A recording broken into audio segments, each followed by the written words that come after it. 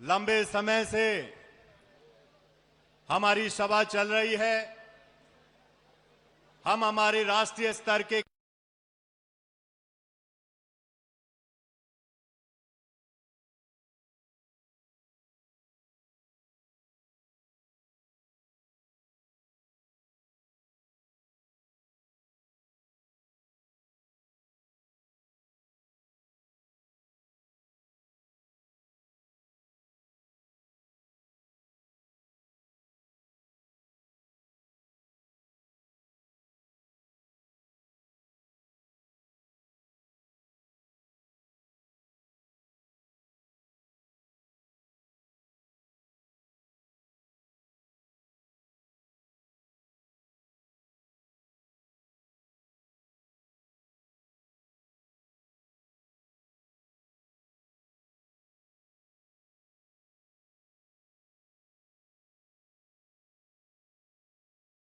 आज हम इस संकल्प को दोहराने के लिए गंगानगर आए हैं।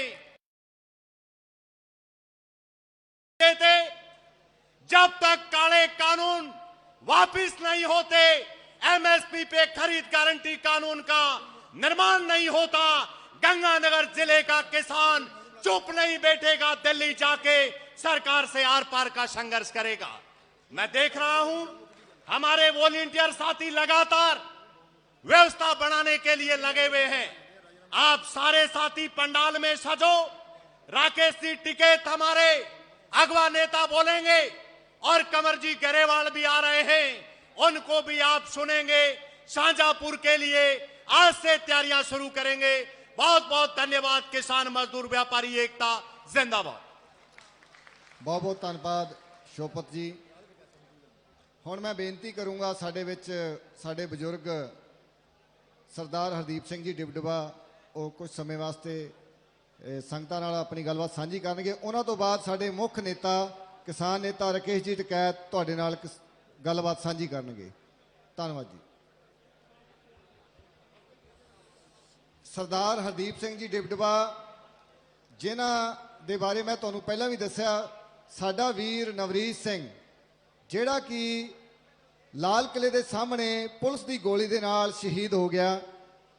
साडा नौजवान साथी सानू छड्ड के चलिया गया, पर असी उहदे खून नू हमेशा सलाम करते हैं। असी उहदे खून नू कदे भी ठंडा नहीं होण देवांगे। इहदा वादा करना आपां सारिआं ने बापू हरदीप सिंह जी दे नाल खड़ के नवरीत बन के इन्हां दा हमेशा कंधे नाल कंधा ला के खड़े रहना है। किसान मजदूर एकता, शहीद नवरीत सिंह, शहीद नवरीत सिंह, शहीद नवरीत सिंह। परम सत्कारयोग मेरे किसान वीरों, नौजवान बच्चों, मेरी माताओं भैनों, सारिਆਂ ਨੂੰ वाहिगुरु जी का खालसा वाहिगुरु जी की फतेह। सब तो पहला मैं तुहाडा सारिਆਂ ਦਾ तहे दिलों धन्नवाद करदा हाँ कि तुसी जिस तरह नाल नवरीत की शहादत नूं प्यार दिता, मान दिता, सत्कार दिता, अपने दिल विच थां दिती और साडे नाल पिछे परिवार दे नाल खड़े रहे, सानू हौसला दिता, तुहाडा सारिਆਂ दा बहुत बहुत धन्नवाद। तुसी सारे ही जानदे हो 26 जनवरी की घटना नवरीत की शहादत तो बाद जिहड़ा साडा किसान मोर्चा सी उस दिन दीयां घटनावां तो बाद एक तरह मूँह मूँह डिग गया सी। साडा राजस्थान रवाड़ी वाला बार्डर तो 26 शाम नूं ही उजाड़ दिता गया सी और 27 तरीक नूं गाजीपुर बार्डर ते जिथे नवरीत की शहादत हुई उस बार्डर नूं भी उजाड़न की तैयारी हो गई सी पूरी तरह नाल। बीजेपी का एक MLA गुज्जर अपने बहुत सारे समर्थकों के नाल गाजीपुर बार्डर के बाहर खड़ा सी और 26 की घटना तो निराश होए, उदास होए, बेदिल होए लोग बहुत वड्डी गिनती में वापस जा चुके सन। उस दिन की घटना जिहड़ी है बेशक साडे लई बहुत असी दुख तकलीफ विच सी, पर साडी उस तो भी वड्डी चिंता सी जिस तरह मोर्चे उजाड़े जा रहे थे। टिकैत साहब के हंझुआं ने हालांकि मोर्चे नूं वड्डी हाइट दिती है, उन्होंने उस डिगे हुए मोर्चे नूं फिर संभालिया है, ਮੈਂ ਇਹਨਾਂ ਦਾ ਵੀ ਧੰਨਵਾਦ ਕਰਦਾ ਹਾਂ।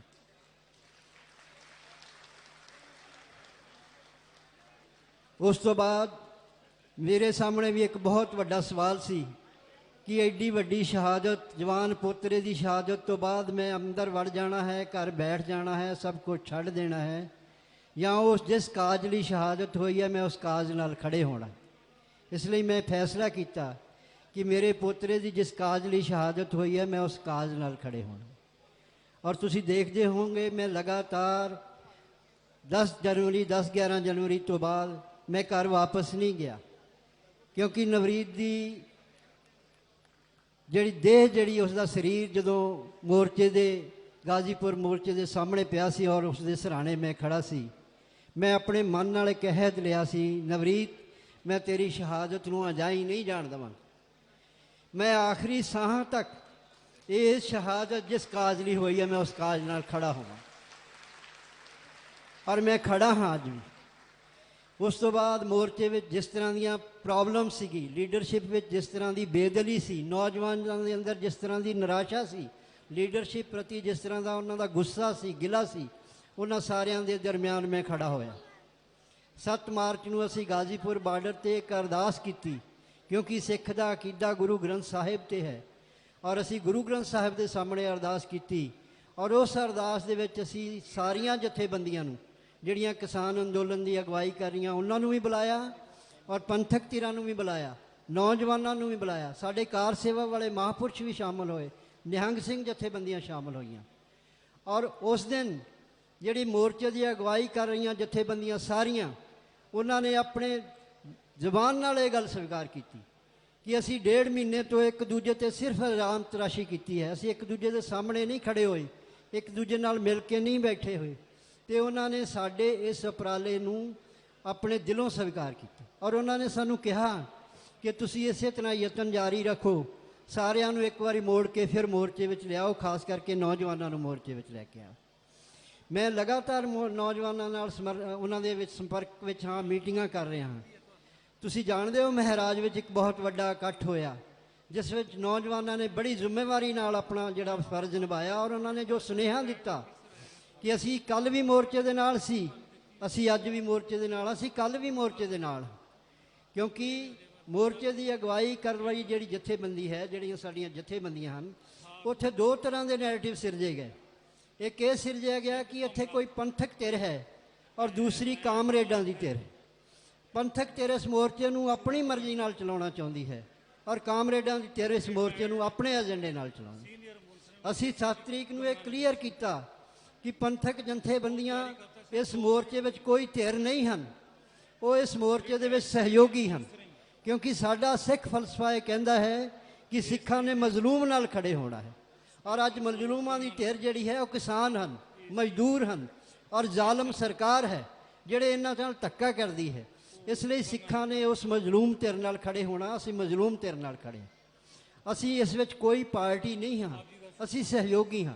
ਜਦੋਂ ਸਾਡੇ ਵੱਲੋਂ ਇਹ ਸਪਸ਼ਟੀਕਰਨ ਆਇਆ, ਔਰ ਕਾਮਰੇਡ ਧਿਰਾਂ ਨੇ ਵੀ ਅੱਗੇ ਵੱਧ ਕੇ 2 ਕਦਮ ਅੱਗੇ ਵੱਧ ਕੇ ਸਾਡੇ ਨਾਲੋਂ ਆਪਣੇ ਵੱਲੋਂ ਆਪਣੇ ਵਿਚਾਰ ਪ੍ਰਗਟ ਕੀਤੇ। ਕਾਮਰੇਡਾਂ ਧਿਰਾਂ ਦੀ ਅਗਵਾਈ ਕਰ ਰਿਹਾ ਦਰਸ਼ਨਪਾਲ, ਜੋ ਡਾਕਟਰ ਦਰਸ਼ਨਪਾਲ ਹੈ, ਤੁਸੀਂ ਸਾਰੇ ਜਾਣਦੇ ਹੋ। ਉਸ ਦਿਨ ਦਾ ਜਿਹੜਾ ਭਾਸ਼ਣ ਹੈ, ਉਸਨੇ ਕਿਹਾ ਕਿ ਇਸ ਅੰਦੋਲਨ ਦੀ ਰੀੜ ਜਿਹੜਾ ਹੈ ਕਿਸਾਨਾਂ ਦੀ ਇਸ ਅੰਦੋਲਨ ਦੀ ਰੀੜ ਸਿੱਖ ਕਿਸਾਨ ਹੈ। ਉਹ ਸਿਰਫ ਰੀੜ ਨਹੀਂ ਹੈ, ਇਸ ਰੀੜ ਦੀ ਹੱਡੀ 'ਤੇ ਟਿਕਿਆ ਹੋਇਆ ਉਹ ਸਿਰ ਵੀ ਹੈ ਜਿਹੜਾ ਇਸ ਅੰਦੋਲਨ ਦੀ ਅਗਵਾਈ ਕਰ ਰਿਹਾ ਹੈ। ਇਹ ਬਹੁਤ ਵੱਡੀ ਗੱਲ ਸੀ ਜਿਹੜੀ ਕਾਮਰੇਡ ਧਿਰਾਂ ਵੱਲੋਂ ਕਹੀ ਗਈ। ਸੋ ਉਸ ਦਿਨ ਤੋਂ ਬਹੁਤ ਵੱਡੀ ਪੋਜ਼ੀਟਿਵਿਟੀ ਹੈ ਅੰਦੋਲਨ ਦੇ ਵਿੱਚ। ਹੁਣ ਦੂਸਰੀ ਗੱਲ ਜਿਹੜੀ ਨੌਜਵਾਨਾਂ ਦੀ ਜਿਹੜਾ ਨਾਰਾਜ਼ਗੀ ਸੀ, ਅਸੀਂ ਉਸ ਨੂੰ ਦੂਰ ਕਰਨ ਵਾਸਤੇ ਇੱਕ ਬਹੁਤ ਵੱਡਾ ਉਪਰਾਲਾ ਕੀਤਾ ਹੈ। 25 ਮਾਰਚ ਨੂੰ ਅਸੀਂ ਮੋਗੇ ਤੋਂ ਇੱਕ ਬਹੁਤ ਵੱਡਾ ਨੌਜਵਾਨਾਂ ਦਾ ਕਾਫਲਾ ਲੈ ਕੇ ਸਿੰਘੂ ਬਾਰਡਰ ਵੱਲ ਜਾ ਰਹੇ ਹਾਂ। ਮੈਂ ਤੁਹਾਨੂੰ ਸਾਰਿਆਂ ਨੂੰ ਅਪੀਲ ਕਰਨ ਆਇਆ ਹਾਂ ਕਿ ਤੁਸੀਂ ਸਾਰਿਆਂ ਨੇ ਵੀ ਉਸ 25 ਮਾਰਚ ਵਾਲੇ ਕਾਫਲੇ ਵਿੱਚ ਸ਼ਾਮਲ ਹੋਣਾ ਹੈ। ਉਸ ਮਾਰਚ ਦਾ ਅਸੀਂ ਨਾਂ ਰੱਖਿਆ ਹੈ ਨੌਜਵਾਨ ਕਿਸਾਨ ਮੋਰਚਾ ਇਕਜੁੱਟਤਾ ਮਾਰਚ। ਉਸ ਦਿਨ ਅਸੀਂ 2 ਸੁਨੇਹੇ ਦੇਣੇ ਹਨ। ਇੱਕ ਆਪਣੀ ਲੀਡਰਸ਼ਿਪ ਨੂੰ ਸੁਨੇਹਾ ਦੇਣਾ ਹੈ ਕਿ ਨੌਜਵਾਨ ਕੱਲ੍ਹ ਵੀ ਤੁਹਾਡੇ ਨਾਲ ਸੀ, ਅੱਜ ਵੀ ਤੁਹਾਡੇ ਨਾਲ ਹੈ, ਔਰ ਅਸੀਂ ਤੁਹਾਡੇ ਕੰਡ 'ਤੇ ਮਜ਼ਬੂਤੀ ਨਾਲ ਖੜੇ ਹਾਂ। ਔਰ ਦੂਸਰਾ ਸੁਨੇਹਾ ਅਸੀਂ ਉਸ ਸਰਕਾਰ ਨੂੰ ਦੇਣਾ ਹੈ ਜਿਹੜੀ ਇਹ ਸਮਝ ਬੈਠੀ ਹੈ ਕਿ ਕਿਸਾਨਾਂ ਦੀ ਅਗਵਾਈ ਕਰਨ ਵਾਲੀਆਂ ਜਥੇਬੰਦੀਆਂ ਨਾਲ ਲੋਕ ਨਾਰਾਜ਼ ਹੋ ਕੇ ਵਾਪਸ ਚਲੇ ਗਏ ਹਨ। ਨੌਜਵਾਨ ਹੁਣ ਇਹਨਾਂ ਦੇ ਨਾਲ ਨਹੀਂ ਹੈ, ਕਿਸਾਨ ਵੀ ਨਿਰਾਸ਼ ਹੋ ਕੇ ਚਲਾ ਗਿਆ ਹੈ। ਅਸੀਂ ਉਹਨਾਂ ਨੂੰ ਵੀ ਸੁਨੇਹਾ ਦੇਣਾ ਹੈ ਕਿ ਨੌਜਵਾਨ ਅੱਜ ਵੀ ਅੰਦੋਲਨ ਦੀ ਅਗਵਾਈ ਕਰ ਰਹੀਆਂ ਧਿਰਾਂ ਦੀ ਪਿੱਠ ਤੇ ਚਟਾਨ ਦੀ ਤਰ੍ਹਾਂ ਖੜਾ ਹੈ। ਸੋ ਮੈਂ ਤੁਹਾਨੂੰ ਇਹ ਬੇਨਤੀ ਕਰਾਂਗਾ ਕਿ ਤੁਸੀਂ 25 ਮਾਰਚ ਨੂੰ ਮੋਗੇ ਤੋਂ ਸਵੇਰੇ 10 ਵਜੇ ਅਸੀਂ ਇਹ ਮਾਰਚ ਲੈ ਕੇ ਵੱਡੀ ਗਿਣਤੀ ਵਿੱਚ ਚੱਲਣਾ ਹੈ। ਤੁਸੀਂ ਆਪਣੇ ਆਪਣੇ ਸਾਧਨਾਂ ਨਾਲ ਨੌਜਵਾਨਾਂ ਨੇ, ਕਿਸਾਨਾਂ ਨੇ ਉਸ ਮਾਰਚ ਵਿੱਚ ਸ਼ਮੂਲੀਅਤ ਕਰਨੀ ਹੈ। ਟਕੈਤ ਸਾਹਿਬ ਨੂੰ ਮੈਂ ਆਖਿਰ ਵਿੱਚ ਕਹਿਣਾ ਚਾਹਾਂਗਾ, ਟਕੈਤ ਸਾਹਿਬ ਇਹ ਮੇਰੀ ਜਨਮ ਭੂਮੀ ਹੈ ਔਰ यूपी ਮੇਰੀ ਕਰਮ ਭੂਮੀ ਹੈ, ਜਿਸ ਭੂਮੀ ਦੇ ਤੁਸੀਂ ਵਾਰਸ। ਔਰ ਟਕੈਤ ਸਾਹਿਬ ਇਸ ਅੰਦੋਲਨ ਵਿੱਚ ਜਿਸ ਤਰ੍ਹਾਂ ਦੀ ਭੂਮਿਕਾ ਤੁਹਾਡੀ ਤੈਅ ਹੋਈ ਹੈ ਉਹ ਜੈ ਪ੍ਰਕਾਸ਼ ਅੰਦੋਲਨ ਦੇ ਵਿੱਚ ਜੈ ਪ੍ਰਕਾਸ਼ ਦੀ ਭੂਮਿਕਾ ਵਰਗੀ ਬਣਦੀ ਜਾ ਰਹੀ। ਲੋਕ ਤੁਹਾਨੂੰ ਜੈ ਪ੍ਰਕਾਸ਼ ਦੀ ਭੂਮਿਕਾ ਵਿੱਚ ਦੇਖ ਰਹੇ ਹਨ। ਦੇਸ਼ ਵੱਡੇ ਬਦਲਾਅ ਵੱਲ ਵਧ ਰਿਹਾ ਹੈ। ਪਿਛਲੀ ਐਲਾਨੀ ਹੋਈ ਐਮਰਜੈਂਸੀ ਤੋਂ ਬਾਅਦ ਇਹ ਅਣਐਲਾਨੀ ਐਮਰਜੈਂਸੀ ਉਸ ਤੋਂ ਵੀ ਖਤਰਨਾਕ ਹੈ। ਲੋਕਾਂ ਦੇ ਸਾਰੇ ਅਧਿਕਾਰ ਖੋਹ ਲਏ ਗਏ ਹਨ। ਲੋਕਾਂ ਦੀ ਜ਼ਬਾਨਬੰਦੀ ਕਰ ਦਿੱਤੀ ਗਈ ਹੈ। ਸਾਡੀਆਂ ਸੰਸਥਾਵਾਂ ਕੈਪਚਰ ਕਰ ਲਈਆਂ, ਮਾਰ ਦਿੱਤੀਆਂ ਗਈਆਂ ਹਨ। ਸੁਪਰੀਮ ਕੋਰਟ ਤੱਕ ਸਾਡਾ ਜਿਹੜਾ ਇਹਨਾਂ ਨੇ ਆਪਣੀ ਜੇਬ ਵਿੱਚ ਪਾ ਲਿਆ ਹੈ।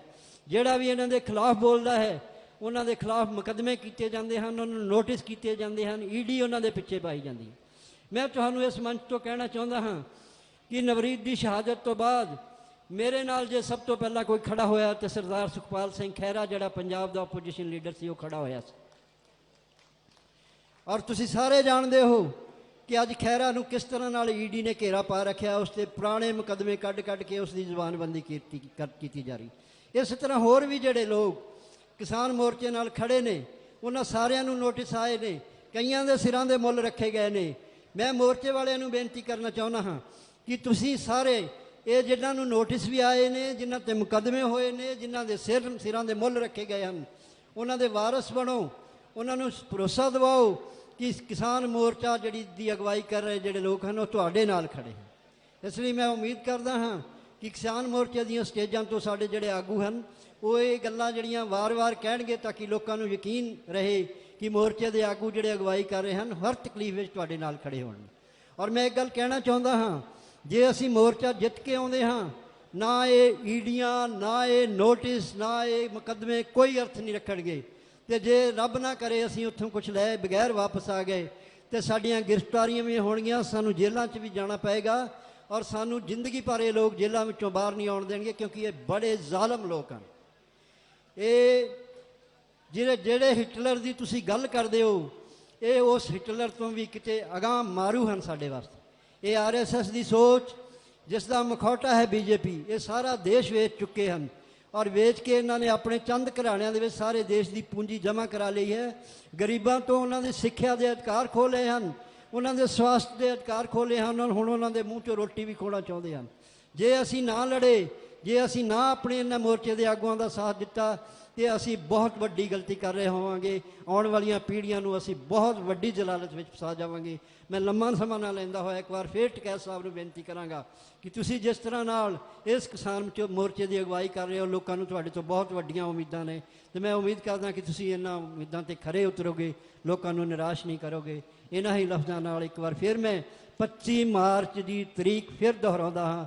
25 ਮਾਰਚ ਨੂੰ ਇੱਕ ਆਪਾਂ ਵੱਡੇ ਕਾਫਲੇ ਨਾਲ ਕਿਸਾਨ ਮੋਰਚੇ ਦੇ ਵਿੱਚ ਸ਼ਾਮਲ ਹੋਣਾ ਹੈ ਔਰ ਆਪਣੇ ਆਗੂਆਂ ਨੂੰ ਯਕੀਨ ਦਿਵਾਉਣਾ ਕਿ ਅਸੀਂ ਤੁਹਾਡੇ ਪਿੱਛੇ ਕੰਧ ਵਾਂਗ ਖੜੇ ਹਾਂ। ਵਾਹਿਗੁਰੂ ਜੀ ਕਾ ਖਾਲਸਾ, ਵਾਹਿਗੁਰੂ ਜੀ ਕੀ ਫਤਿਹ। ਬੋਲੇ ਸੋ ਨਿਹਾਲ।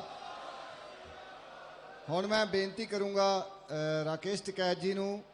ਰਾਕੇਸ਼ ਟਕੈਤ ਜੀ, ਸਰਦਾਰ ਪ੍ਰਿਥੀਪਾਲ ਸੰਧੂ ਜੀ ਤੇ ਮਨਿੰਦਰ ਮਾਨ ਸਾਹਿਬ ਜੀ ਬਾਪੂ ਹਰਦੀਪ ਸਿੰਘ ਜੀ ਨੂੰ ਸਨਮਾਨਿਤ ਕਰਨਗੇ। ਇੱਕ ਸ਼ੀਲਡ ਦੇ ਕੇ, ਇੱਕ ਭੇਂਟ ਦੇ ਕੇ ਸਨਮਾਨਿਤ ਕਰਨਗੇ।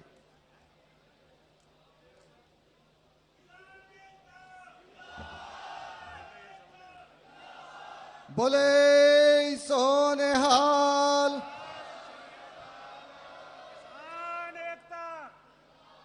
ਕਿਸਾਨ ਏਕਤਾ, ਕਿਸਾਨ ਏਕਤਾ। ਹੁਣ ਸਾਰਿਆਂ ਨੂੰ ਹੱਥ ਜੋੜ ਕੇ ਬੇਨਤੀ ਆ ਵੀ ਆਪਾਂ ਸ਼ਹੀਦ ਨਵਰੀਤ ਸਿੰਘ ਅਤੇ ਜਿੰਨੇ ਵੀ ਸ਼ਹੀਦ ਕਿਸਾਨ ਜਿਹੜੇ ਉੱਥੇ ਸਾਰੇ ਮੋਰਚਿਆਂ ਤੇ ਹੋਏ ਆ ਉਹਨਾਂ ਨੂੰ ਸਮਰਪਿਤ 1 ਮਿੰਟ ਦਾ ਖੜੇ ਹੋ ਕੇ ਮੌਨ ਰੱਖਣਾ। ਉਸ ਤੋਂ ਬਾਅਦ ਰਕੇਸ਼ ਟਿਕੈਤ ਜੀ ਬੋਲਣਗੇ। 1 ਮਿੰਟ ਦਾ ਖੜੇ ਹੋ ਕੇ ਮੌਨ ਰੱਖਣਾ ਆਪਾਂ ਸਾਰਿਆਂ ਨੇ।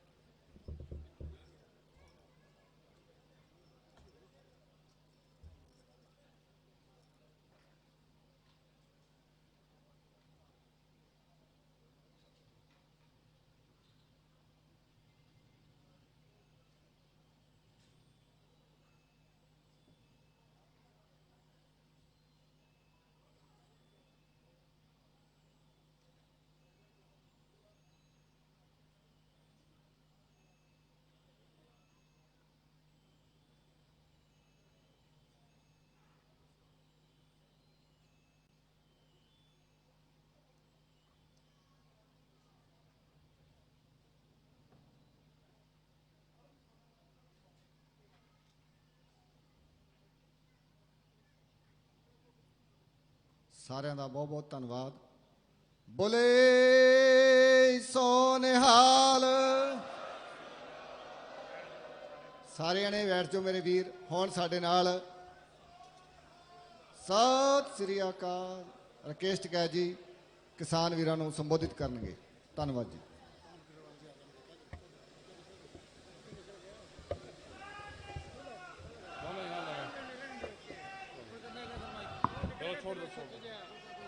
छोड़ दे, बैठो बैठो जी बैठो। ਸਾਰੇ ਜਿੰਨੇ ਵੀ ਸਟੇਜ ਤੇ ਖੜੇ ਆ ਪਹਿਲਾਂ ਤਰ੍ਹਾਂ ਸਾਰਿਆਂ ਨੇ ਚੁੱਪ ਦਾ ਦਾਨ ਬਖਸ਼ੋ। ਸਾਰੇ ਜਣੇ ਬਹਿ ਜਾਓ। ਜਿੰਨੇ ਵੀ ਸਟੇਜ ਤੇ ਮੇਰੇ ਵੀਰ ਖੜੇ ਆ ਸਾਰਿਆਂ ਨੂੰ ਬੇਨਤੀ ਹੈ, ਚਾਹੇ ਉਹ ਵਲੰਟੀਅਰ ਆ, ਸਾਰੇ ਬਹਿ ਜਾਓ। ਆਪਾਂ ਆਰਾਮ ਨਾਲ ਟਿਕੈਤ ਸਾਹਿਬ ਨੂੰ ਸੁਣਨਾ ਆ। ਸਾਰੇ ਜਣੇ ਸ਼ਾਂਤੀ ਬਣਾਈ ਰੱਖਣ। ਸਾਰੇ ਚੁੱਪ ਦਾ ਦਾਨ ਬਖਸ਼ਣ। ਸਾਰੇ ਜਣੇ ਸਟੇਜ ਤੇ ਬੈਠ ਜਾਓ। राकेश टिकैत, राकेश टिकैत, किसान एकता, किसान एकता। आदरणीय सम्मानित मंच, सभी किसानों, नौजवान साथियों, पत्रकार बंधु, मेरी माताएं बहनें और पुलिस प्रशासन के लोग, यहाँ पे आज कई प्रोग्राम ये गंगानगर जिले में हुए। आज का भी जो डिस्ट्रिक्ट हेडक्वार्टर पे जो प्रोग्राम ये हैं, ये एक ऐतिहासिक प्रोग्राम है और इससे ये आती है कि देश की जनता जहां जहां पे भी जा रहे हैं, वहां का किसान हो, वहां का मजदूर हो, वे रेलवे के कर्मचारी हो, वे स्टूडेंट हो, वे टेलीफोन विभाग के लोग हों, तो जनता क्या किसान की इंतजार कर रहा था कि कोई अगवानी करे देश में और हम सब लोग साथ में हो जाएं। यही पूरे देश से एक व्यू निकल के आए। क्या देश के हालात इतने खराब हो गए कि कोई विभाग वाले बोलने वाले नहीं रहे? बैंकों का आंदोलन चल रहा, उनसे बात हुई, उन्होंने कहा जी डर लगता है, हमारी पोस्टिंग यहां से और लद्दाख में कर देंगे। हमारी पोस्टिंग, जिसकी पोस्टिंग दिल्ली में है उसकी तमिलनाडु में पोस्टिंग कर देंगे। अकेला आदमी क्या आंदोलन कर लगा? उन्होंने कहा कि जब भी किसानों इस आंदोलन की अगवानी किसान करेगा तो ये देश आबाद होगा। इसमें बहुत सर्वे हुए, हर सिस्टम पर सर्वे हुए। भाई ये क्या बीमारी है, इन्हें हटाइए इनसे। आप या तो इनको ऊपर आ जान दो भाई, या चुप हो जाओ बिल्कुल। इनको ऊपर आ जान दो, एक आधा फोटो खींचना होगा खींच लेंगे, आप चुप होगा सुन लो। देखो सर्वे क्या हुए कंपनियों के, आप ध्यान से सुन लेना कि क्या होने वाला है। सर्वे ये हुए कि महिलाएं सोने का इस्तेमाल 1 साल में 17 बार सोना पहनती है। उन्होंने कहा कि इस पे व्यापार करने की जरूरत नहीं है। अब व्यापार करो अनाज पे, भूख पे, और उसका उदाहरण आपको सीधा इससे मिलेगा। जो बड़ी बड़ी कंपनी आई, जो फूड चेन में आई, जो खाने के भोजन के उसमें आई, ये मैकडोनाल्ड्स या दूसरे भी जो बर्गर पेक बनाती है कंपनी KFC, उनका जब काउंटर बंद होता है शाम को, बचा हुआ भोजन अगर उनका पैकिंग खुल गया तो हमने उनके जो काउंटर वाले थे उनसे पूछा, भाई अगर खुल गया है तो उसका आप क्या करते हो? उन्होंने कहा कि कैमरे के सामने वो डस्टबिन में जाएगा। अगर गुलाब जामुन का एक पैकेट 6 डब्बू का खुल गया, जिसमें 6 गुलाब जामुन है, और ग्राहक ने 2 ले ली और 4 उसमें बच गई, तो वो अगले दिन यूज नहीं होगा। वो तो चलो ठीक है कि अगले दिन उसको यूज नहीं करना, लेकिन आप किसी को दे दो, अपने कर्मचारी को दे दो, किसी को बांट दो, वो भी नहीं होगा। वो उसका क्या करते हैं कि उसको डस्टबिन में डालते हैं। हमने कहा कि जो कर्मचारी वहां पे काम करता है उसको दे दो, अब उसको नहीं देना। तो इसका मतलब है कि भूखे आदमी को भी ये लोग रोटी देने वाले नहीं हैं। ये तो हालात अब है। जो बड़ी बड़ी जो इनके शोरूम और वो देखते हो ना आप, कि इस कंपनी का वो है, ये फूड चेन है, इस कंपनी का भोजन बढ़िया हम करेंगे, ये हालात उनके हैं। शाम को पूरा तेल बर्तन सब उनके साफ होंगे, डस्टबिन में सारे चीज जाएंगे, और अगले दिन नई पैकिंग से ही शुरुआत होगी। बचा हुआ भोजन भी भूखे आदमी को नहीं देंगे। यही हाल बड़े उसका होगा जो गोदाम बने हैं, जो अडानी और अंबानी के जो गोदाम बने। क्या उनको पता था कि देश के पार्लियामेंट में हमारे क्या कानून बनने हैं? आम किसान को नहीं पता था। जो किसान खेत में काम करता है, जो अन्न उपजाता है, उसको नहीं पता था। लेकिन अडानी को पता था कि मैं गोदाम बनाऊंगा। उनसे एग्रीमेंट था भारत सरकार का कि मैं गोदाम बनाऊंगा और इस तरह के कानून देश में आएंगे। गोदाम बनने में कई साल लगे। उसको पता था कि कई साल में गोदाम बनकर तैयार हो जाएंगे। अनाज तो मेरा ही, पूरे देश का अनाज तो मेरा ही। MSP है नहीं, सस्ते में माल लूटा जाता है किसान का, वो बिकता नहीं, वो लूटती है, ये कंपनियां लूटती है, उसको लूट होती है किस्म से। किसान को तो पता अभी चला जब ये 3 कानून आए, जिनके साथ में बिजली अमेंडमेंट बिल और कई कानून आए। उससे पहले NGT का कानून आया, उसमें तो हालात और भी ज्यादा खराब है। उसके तो हालात ये हैं कि आप 10 साल पुराना ट्रैक्टर नहीं चला सकते, आप डीजल इंजन नहीं चला सकते। तो ये जो घेरने का, पूरा किसान को घेरने का एक जो प्लान बनाया है, ये आज पता चला कि ये तो बहुत दिन से देश को बेचने की प्रक्रिया चल रही थी। ये तो जब 3 कानून आए, MSP पे कानून बनाने को ये तैयार नहीं है। जब हमारी वहां पे बातचीत हुई, कमेटी के लोगों की बातचीत हुई, तो उन्होंने कहा कि देश के जो खरीदार हैं, ये इनको बहुत नुकसान होगा अगर हमने MSP देश में दे दी। उनको उस पर खरीदना पड़ेगा। कमेटी के लोगों ने कहा कि भाई वो घाटा सरकार वहन कर ले। सरकार भी नहीं देगी, भाव अंतर भी आप नहीं दोगे, और देश के किसान का माल आप आधे में लूटोगे। ये तो अब नहीं होगा। प्रधानमंत्री ने कहा है, ध्यान से सुन लेना आप बात, कि मंडी के बाहर आप कहीं पे भी अपना माल बेच सकते हो। ये कानून वापसी नहीं होते, MSP पे कानून नहीं बनता। जब जब भी पत्रकारों ने पूछा, उन्होंने कहा कि MSP है, थी और रहेगी। हमने भी कहा MSP थी, है और रहेगी। अपने अनाज को बेचेंगे, मंडी के बाहर बेचेंगे, SDM के वहां बेचेंगे, DM के वहां बेचेंगे।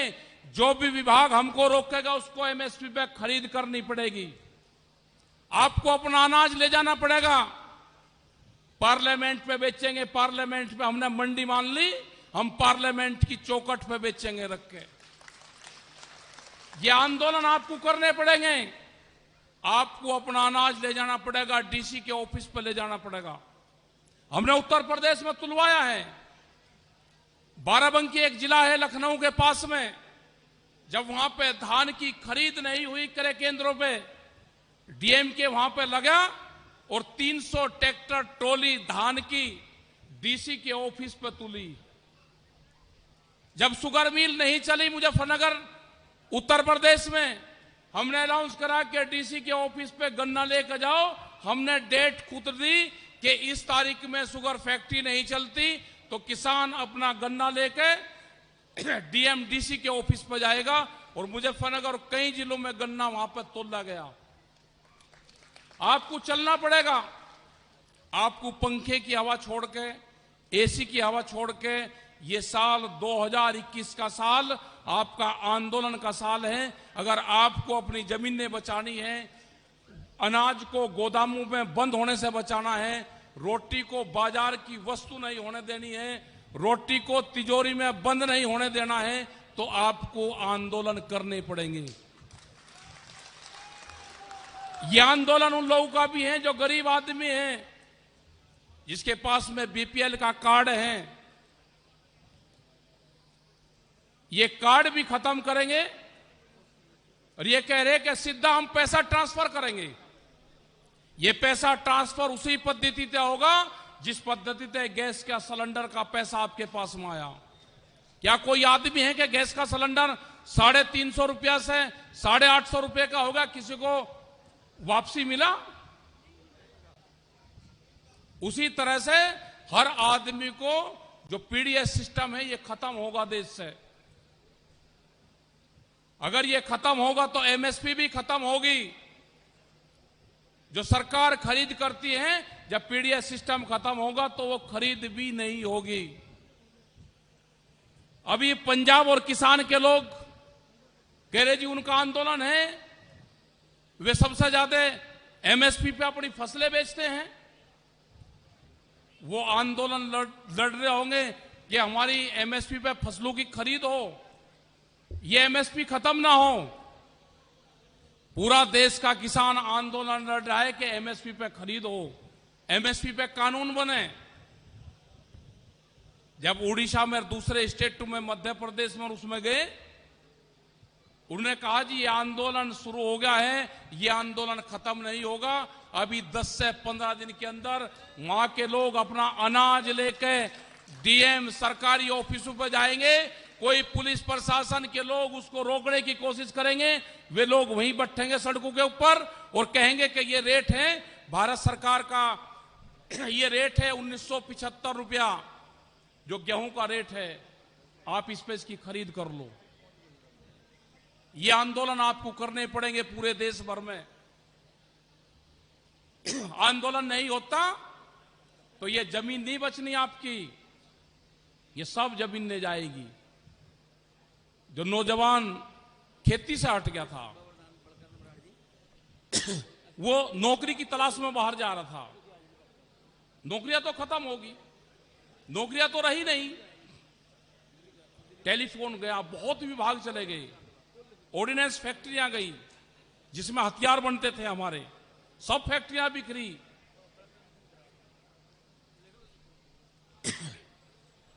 तो ये आंदोलन जो नौजवान है उसको आंदोलन करना पड़ेगा, उसको अपने खेत में जाना पड़ेगा, अपने खेत की मिट्टी से उसको टच करना पड़ेगा अपनी बॉडी को।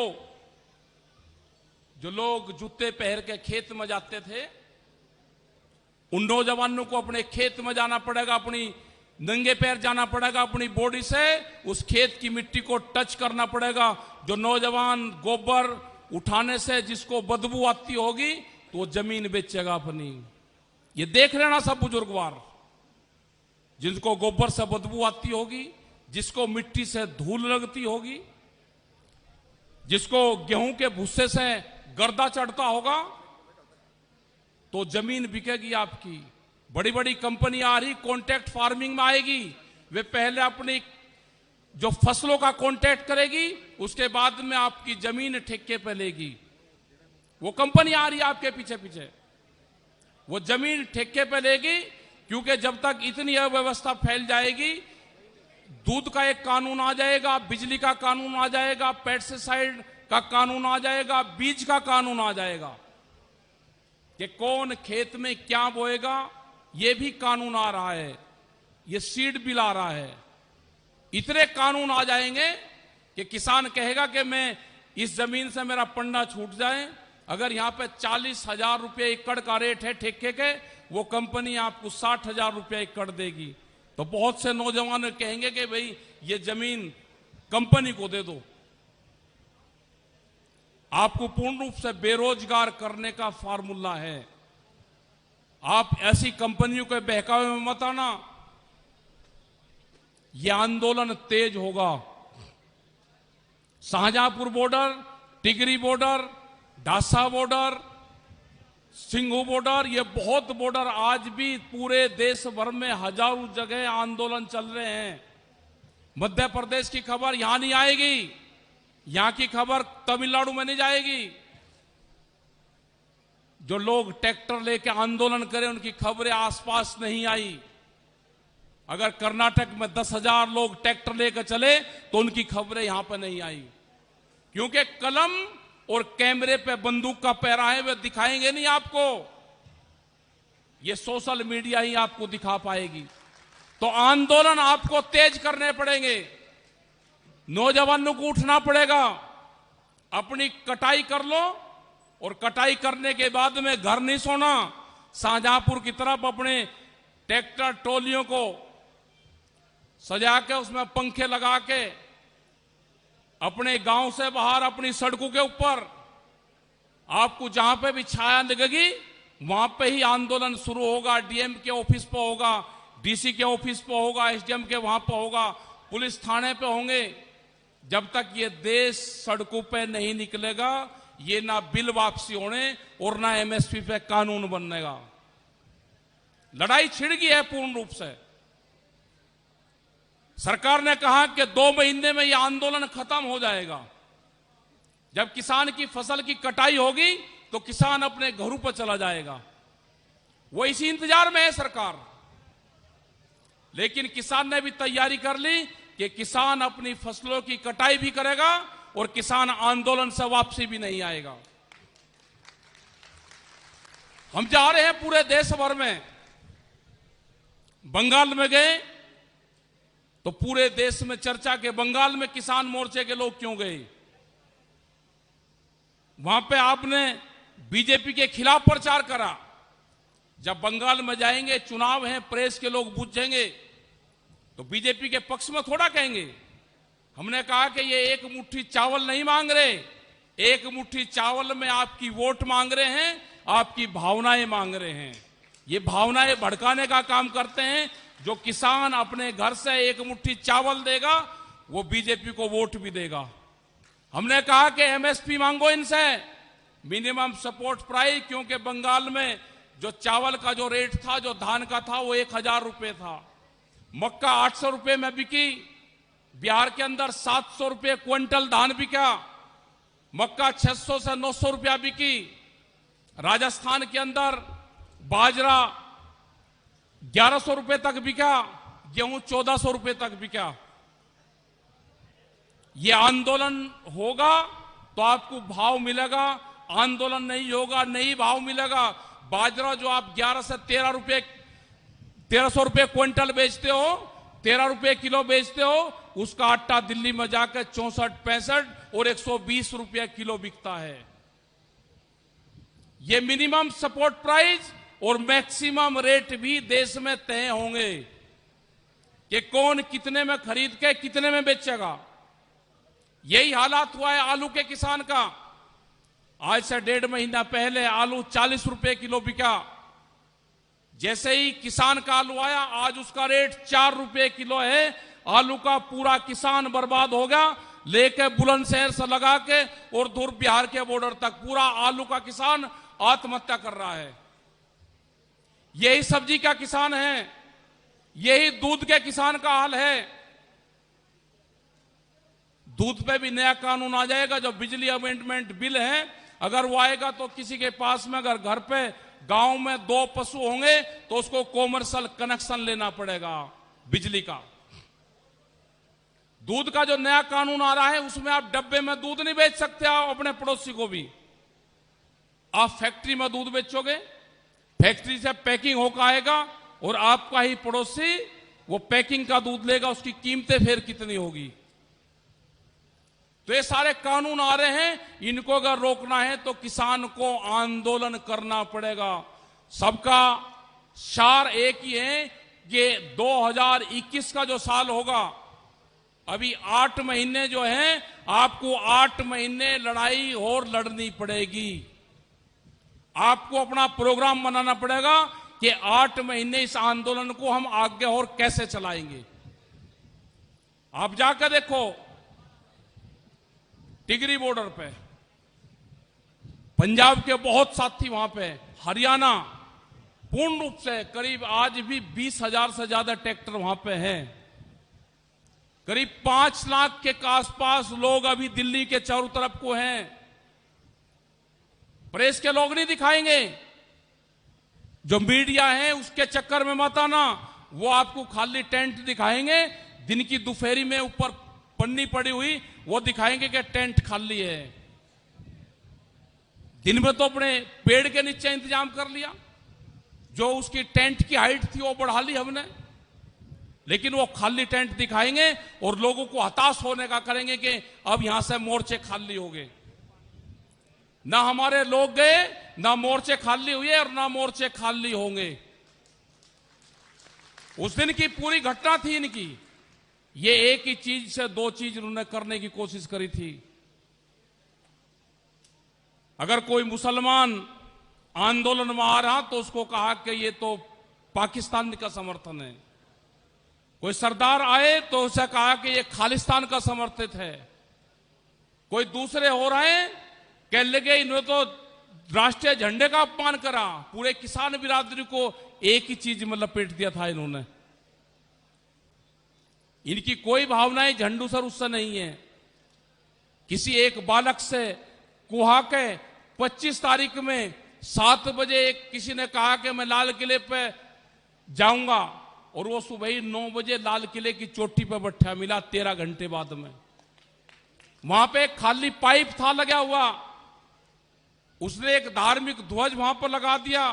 उसकी क्या सजा होती होगी, उस पर कानून क्या कहता होगा?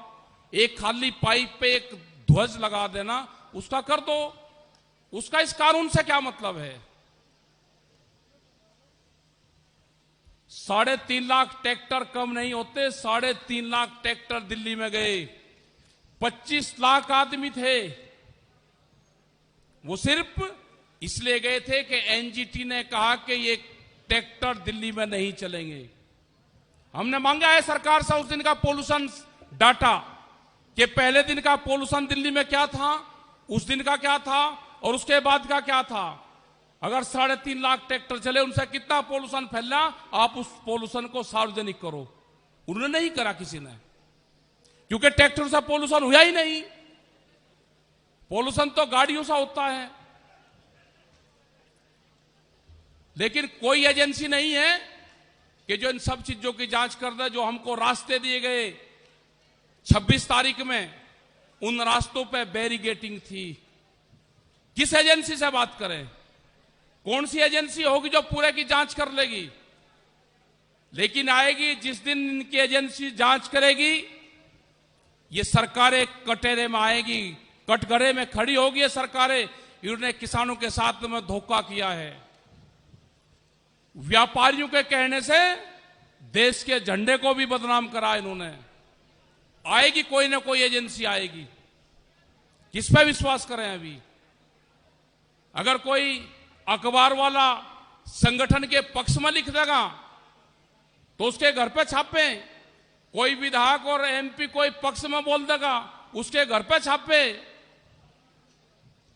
ये बताया अभी हमारे दादा पे जो बैठे हुए हैं। अगर कोई शहीद हमारा जवान हो गया उसकी अगर मदद कर दी पीएम करवाने में, तो जिसने करी तो उसके घर पे ईडी के छापे। तो ये अत्याचार है, इसके खिलाफ आपको लड़ना होगा। हमारा बार बार यही कहना है कि आप अपनी फसलों की कटाई कर लें और कटाई करने के उपरांत आप उसकी तैयारी करें। फिर अभी जो लोग यहां पे कटाई करते रहेंगे वे यहां पर रहें, दूसरे लोग वहां पर जाते रहें।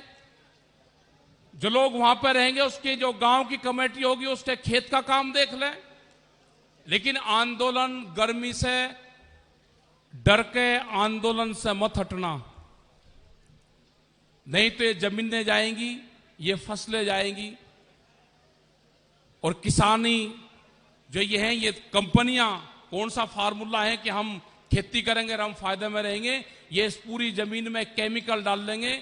इनका फार्मूला है कि बड़ी बड़ी फैक्ट्रियां लगेगी, उसके लिए सस्ता मजदूर चाहिए, मजदूर गांव से आएगा, उसके लिए खेत को बर्बाद करना पड़ेगा, बाहर से आपका खाने का सामान आएगा, उनको यहां पे बहुत बड़ी संख्या में कंज्यूमर मिलेगा। एक बड़ी कहानी है ये जब टाइम आएगा तो सारी चीज आपको बताएंगे। ये देश बेचने का ठेका इस सरकार ने ले लिया है। इसके कुछ चुनिंदा व्यापारी हैं, उसको देश को बेचना चाहते हैं। हमको देश नहीं बिकने देना। और सरकार फिर कान खोल कर सुन ले, ये ट्रैक्टर भी वही है, ये किसान भी वही है। अगला टारगेट या तो सुधर जाए सरकार, नहीं तो ये गोदाम भी किसानों को तोड़ने पड़ेंगे एक दिन। अगला टारगेट गोदाम भी होंगे, ये गोदाम भी तोड़ने पड़ेंगे एक दिन किसानों को। ये कहां कहां गोदाम बन रहे, एक बार गोदाम टूटे तो सारा चीज ध्वस्त। या तो ये कानून को वापसी ले ले, एमएसपी पे कानून बना दे, नहीं तो अगला टारगेट किसान का वो भी होगा। तो आपने बात को सुना, पूर्ण रूप से समझा और नौजवानों को अपने खेत से ही आपको रोजगार तलाश करने होंगे। बाहर नौकरी आपके लिए कहीं नहीं है। अपने खेत को ही अपनी इंडस्ट्रीज बनानी होगी, आपको उसी में ही अपनी ताकत लगानी होगी। जो लोग यहां पे आए उनका बहुत बहुत धन्यवाद। जय हिंद, जय भारत। जो मेरे किसान शहीद हुए, 200 से ज्यादा 250 से ज्यादा आजकल किसान हमारे आज भी शहीद हो लिए वहां पे, तो उन सब शहीद परिवार से हम जब आंदोलन खत्म हो जाएगा जाते रहेंगे, उनके परिवार से मिलेंगे। उन किसानों के लिए भी, सबके लिए धन्यवाद जो लोग यहाँ पाए। जय हिंद, जय भारत। वाहेगुरु जी का खालसा, वाहेगुरु जी की फतेह। ਵੀਰੋ ਥੋੜੀ ਦੇਰ ਵਿੱਚ 10 ਮਿੰਟਾਂ 'ਚ ਕਮਰ ਗਰੇਵਾਲ ਸਾਹਿਬ ਪਹੁੰਚ ਰਹੇ ਆ। ਉਹਨਾਂ ਦੀ ਗੱਡੀ ਦਾ ਟਾਇਰ ਫਟ ਗਿਆ ਸੀ। अभी प्रोग्राम चलाते रहो, प्रोग्राम पूरा चल रहा। कमर हमें गरेवाल अगले प्रोग्राम में जाना है, आप रुको और उनके भी प्रोग्राम सुन लेना। हमें अगला एक प्रोग्राम है उसमें हमको जाना है, आप यहीं रुको, उनकी बात सुनो। वो भी क्रांतिकारी गायक है हमारे, उनकी भी बात सुनो। कंवर गरेवाल 10 मिनटां ਦੇ ਵਿੱਚ ਆਪਣੇ ਕੋਲ ਪਹੁੰਚ ਰਹੇ ਆ। ਸਾਰਿਆਂ ਨੂੰ ਬੇਨਤੀ ਆ ਬੈਠ ਜਾਓ। ਸਾਧੂ ਵਾਲੀ ਕੋਲ ਪਹੁੰਚ ਚੁੱਕੇ ਆ। ਉਹ ਉਹਨਾਂ ਦੀ ਗੱਡੀ ਦਾ ਟਾਇਰ ਫਟ ਚੁੱਕਿਆ ਸੀ, ਇਸ ਕਰਕੇ ਉਹ ਲੇਟ ਹੋ ਗਏ ਆ। 10 ਮਿੰਟਾਂ ਤੱਕ ਕੰਵਰ गरेवाल ਜੀ ਇੱਥੇ ਆਪਣੇ ਵਿੱਚ ਪਹੁੰਚ ਰਹੇ ਆ। ਸਾਰਿਆਂ ਨੂੰ ਬੇਨਤੀ ਆ ਉਹਨਾਂ ਚੱਕਰ ਬੈਠੋ। ਮੈਂ ਹੁਣ ਬੇਨਤੀ ਕਰਦਾ ਬਲਕਰਨ ਸਿੰਘ ਜੀ ਬਰਾੜ, ਕੁੱਲ ਹਿੰਦ ਕਿਸਾਨ ਸਭਾ, ਕੁੱਲ ਹਿੰਦ ਕਿਸਾਨ ਸਭਾ ਦੇ ਸੂਬਾ ਪ੍ਰਧਾਨ, ਉਹ ਸੰਗਤ ਨੂੰ ਮੁਖਾਤਿਬ ਹੋਣਗੇ।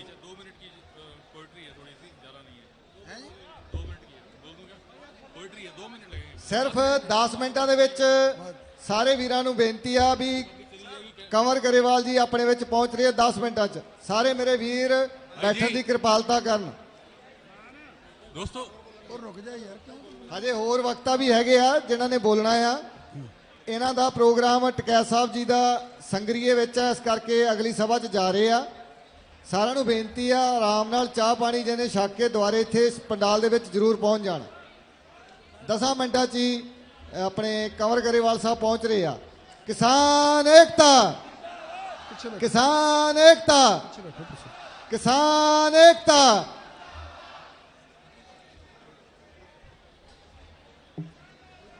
ਪਿੰਡ ਦੀ ਸੱਤ ਤੋਂ ਲੈ ਕੇ ਦੁਨੀਆ ਦੀ ਸਭ ਤੋਂ ਵੱਡੀ ਪੰਚਾਇਤ ਯੂਐਨਓ ਤੱਕ ਆਪਣੇ ਅੰਦੋਲਨ ਦੀ ਗੂੰਜ ਪਹਿਚਾਉਣ ਵਾਲੇ मेरे देश दे बहादुर लोगो, मैं सब तो पहला विनम्र बेनती करदा तुहानू कि मैं कोई ज़्यादा समा नहीं लेना ते सिर्फ 10 मिनट की गल है। उस तो बाद तुहाडे बहुत ही हरमन प्यारे कलाकार कंवर गरेवाल जी वो मंच के नेड़े आ, उन्होंने आना है। आपां 5-10 मिनट गलबात करनी है, इस तरह प्यार दे नाल बैठे रहना है। सब तो पहला मैं फतेह अर्ज करदा, वाहिगुरू जी का खालसा वाहिगुरू जी की फतेह। अज आपां दुनिया का सब तो वड्डा इतिहासक किसान अंदोलन लड़ रहे हाँ। इस दी गूंज पिंड दियां सत्थां तो लैके दुनिया के कोने कोने तक पहुंच चुकी है। जदों 5 जून नूं ये कानूनां दे बारे सब तो पहला आर्डीनेंस जारी होए तां असीं पंजाब दे विच जिहड़ा 6 जून नूं आपां मंदसौर दे किसानां ਉਹ शहीद किसानां दी याद दे विच दिन मनाउणे आ, ਜਿਹੜੇ मध्य प्रदेश की बीजेपी सरकार द्वारा MSP की मांग करते हुए गोलियां दे नाल भुन दिते गए। तो उस दिन असी 6 जून नूं वड्डी पद्धर ते इन्हां कानूनां दा उस दिन तो विरोध किया ते उस दिन तो साथियों पंजाब दा किसान मजदूर आड़ती व्यापारी दुकानदार सारे लोग रल मिल के इस लड़ाई नूं तेज किया। सब तो पहला पंजाब दे विच असीं ट्रैक्टर मार्च किते, मोटरसाइकिल मार्च किते, वड्डियां वड्डियां रैलियां कीतियां ते 25 सितंबर नूं जिहड़ा कि पंजाब बंद दा सद्दा दिता गया सी उस नूं वड्डी पद्धर ते देश दे विच सारे किसानां मजदूरां ते होर वर्गां दे लोकां ने अपना के उस अंदोलन दे विच पैर धरिया। भावें ये अंदोलन पंजाब दियां किसान जथेबंदियां ने पंजाब दे किसानां ने शुरू कीता सी, पर अज अंदोलन पंजाब दे विच चाहे देश दे जिन्ने भी सूबे ने कश्मीर तो लैके केरला तक ये लोक अंदोलन बन चुका है।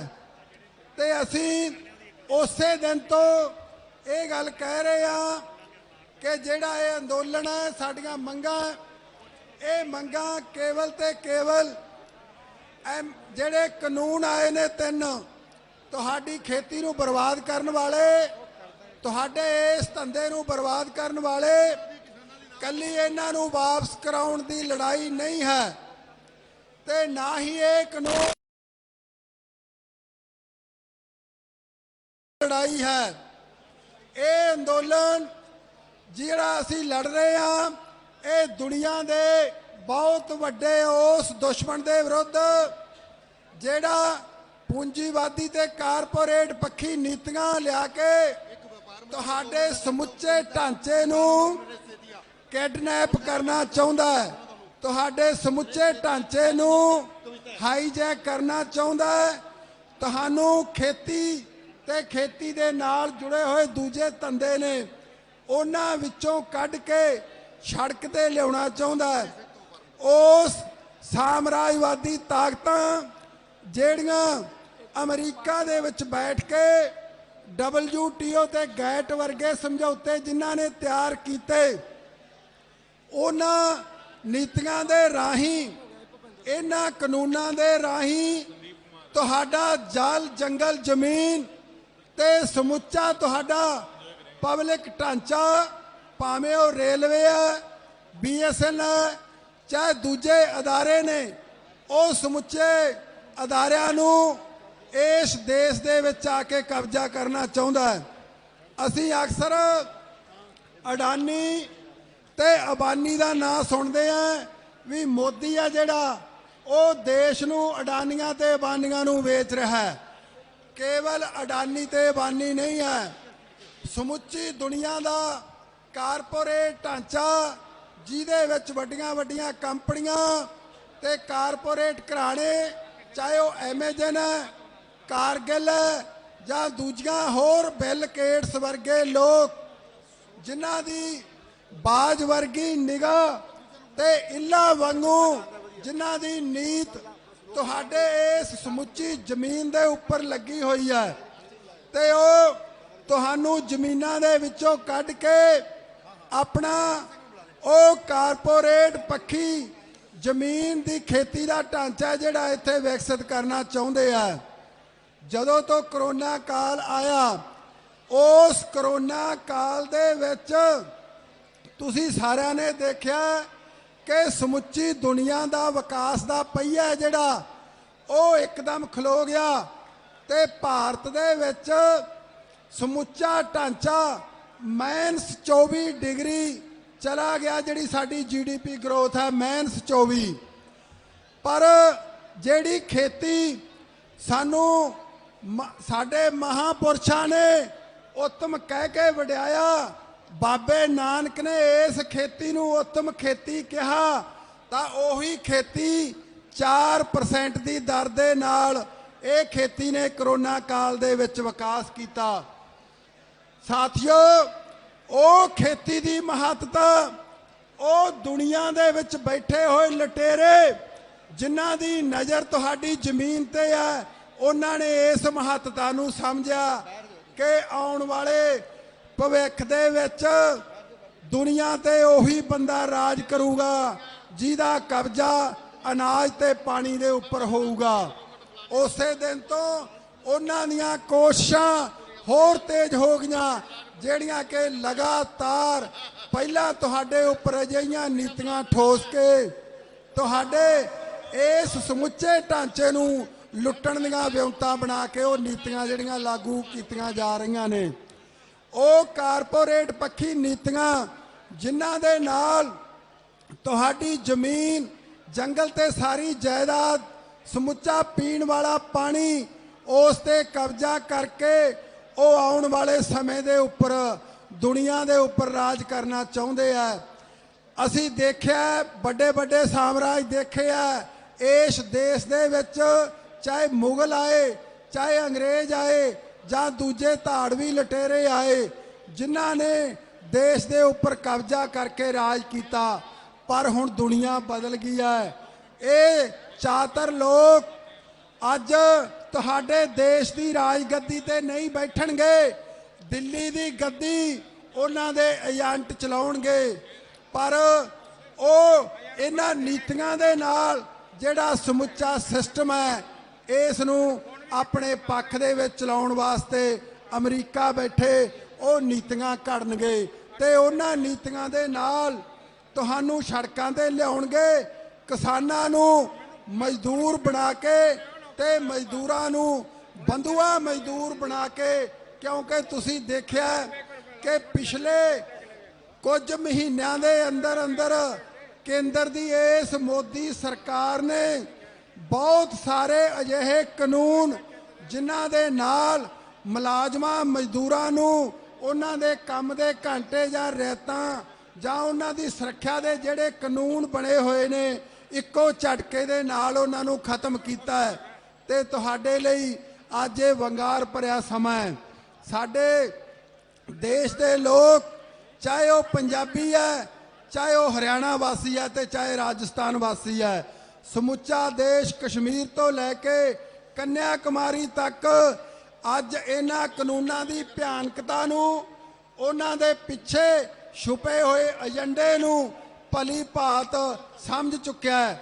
ਪਿਛਲੇ ਦਿਨਾਂ ਦੇ ਵਿੱਚ ਸਾਡੀਆਂ ਜਥੇਬੰਦੀਆਂ ਦੇ ਆਗੂ ਬੰਗਾਲ ਜਾ ਕੇ ਆਏ ਨੇ, ਉੱਥੇ ਉਹਨਾਂ ਦਾ ਕਿੰਨਾ ਸ਼ਾਨਦਾਰ ਸਵਾਗਤ ਹੋਇਆ ਤੇ ਇਹਦੇ ਨਾਲ ਨਾਲ ਉਹਨਾਂ ਲੋਕਾਂ ਨੇ ਇਹ ਬੀਜੇਪੀ ਜਿਹੜੀ ਕਾਰਪੋਰੇਟ ਪੱਕੀ ਨੀਤੀਆਂ ਲਿਆ ਕੇ ਦੇਸ਼ ਦੇ ਉੱਪਰ ਉਸ ਸਿਸਟਮ ਦੇ ਕਬਜ਼ੇ ਦਾ ਰਾਹ ਪੱਧਰਾ ਕਰ ਰਹੀ ਹੈ, ਉਹਨਾਂ ਨੂੰ ਇਸ ਚੋਣ ਮੈਦਾਨ ਦੇ ਵਿੱਚੋਂ ਭਾਜ ਦੇਣ ਦੀ ਤਿਆਰੀ ਬੰਗਾਲ ਦੇ ਲੋਕਾਂ ਨੇ ਕਰ ਲਈ ਹੈ।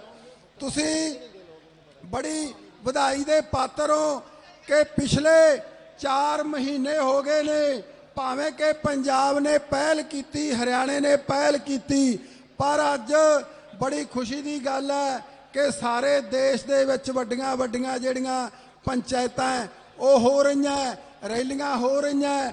ਸਮੁੱਚੇ ਦੇਸ਼ ਦਾ ਕਿਸਾਨ, ਮਜ਼ਦੂਰ, ਵਪਾਰੀ ਤੇ ਆਮ ਸਾਡਾ ਖਪਤਕਾਰ ਭਰਾ ਹੈ ਜਿਹੜਾ ਉਹ ਇਹਨਾਂ ਕਾਨੂੰਨਾਂ ਦੀ ਭਿਆਨਕਤਾ ਨੂੰ ਸਮਝ ਚੁੱਕਿਆ ਹੈ। ਜਿਵੇਂ ਕਿ ਮੈਥੋਂ ਬੋਲਣ ਤੋਂ ਪਹਿਲਾਂ ਸਾਡੇ ਦੇਸ਼ ਦੇ ਵੱਡੇ ਕਿਸਾਨ ਨੇਤਾ ਟਕੈਤ ਸਾਹਿਬ ਬਹੁਤ ਸਾਰੀ ਬਰੀਕੀ ਦੇ ਵਿੱਚ ਗੱਲਾਂ ਕਰਕੇ ਗਏ ਨੇ ਕਿ ਅੱਜ ਤੁਸੀਂ ਪੰਜਾਬ, ਹਰਿਆਣਾ ਜਾਂ ਕੁਝ ਰਾਜਸਥਾਨ ਦਾ ਕੁਝ ਹਿੱਸਾ ਜਿਹੜੇ MSP ਦੇ ਉੱਪਰ ਫਸਲ ਵੇਚਦੇ ਨੇ ਉਹਨਾਂ ਨੂੰ ਉਸ ਫਸਲ ਦੇ ਮੁੱਲ ਦਾ ਪਤਾ ਹੈ, ਪਰ ਬਿਹਾਰ ਜਾਂ ਦੇਸ਼ ਦੇ ਦੂਜੇ ਹਿੱਸੇ ਜਿੱਥੇ ਇਹਨਾਂ ਨੇ ਪਹਿਲਾਂ ਇਹ ਪਾਲਿਸੀਆਂ ਲਾਗੂ ਕਰ ਦਿੱਤੀਆਂ ਨੇ ਉਹਨਾਂ ਦਾ ਹਾਲ ਕੀ ਹੈ ਕਿ ਅੱਜ ਮੱਕੀ ਦੀ MSP ਜਿਹੜੀ 1850 ਰੁਪਈਆ ਹੈ, ਪਰ ਉਸ ਨੂੰ ਬਿਹਾਰ ਤੇ ਮੱਧ ਪ੍ਰਦੇਸ਼ ਦੇ ਬਹੁਤ ਸਾਰੇ ਹਿੱਸਿਆਂ ਦੇ ਵਿੱਚ ਪਿਛਲੇ ਦਿਨਾਂ ਦੇ ਵਿੱਚ ਪੰਜਾਬ ਦੇ ਵਿੱਚ ਵੀ 1000, 1100, 800 ਤੋਂ ਲੈ ਕੇ ਇਸ ਭਾਅ ਵਿਕੀ ਹੈ।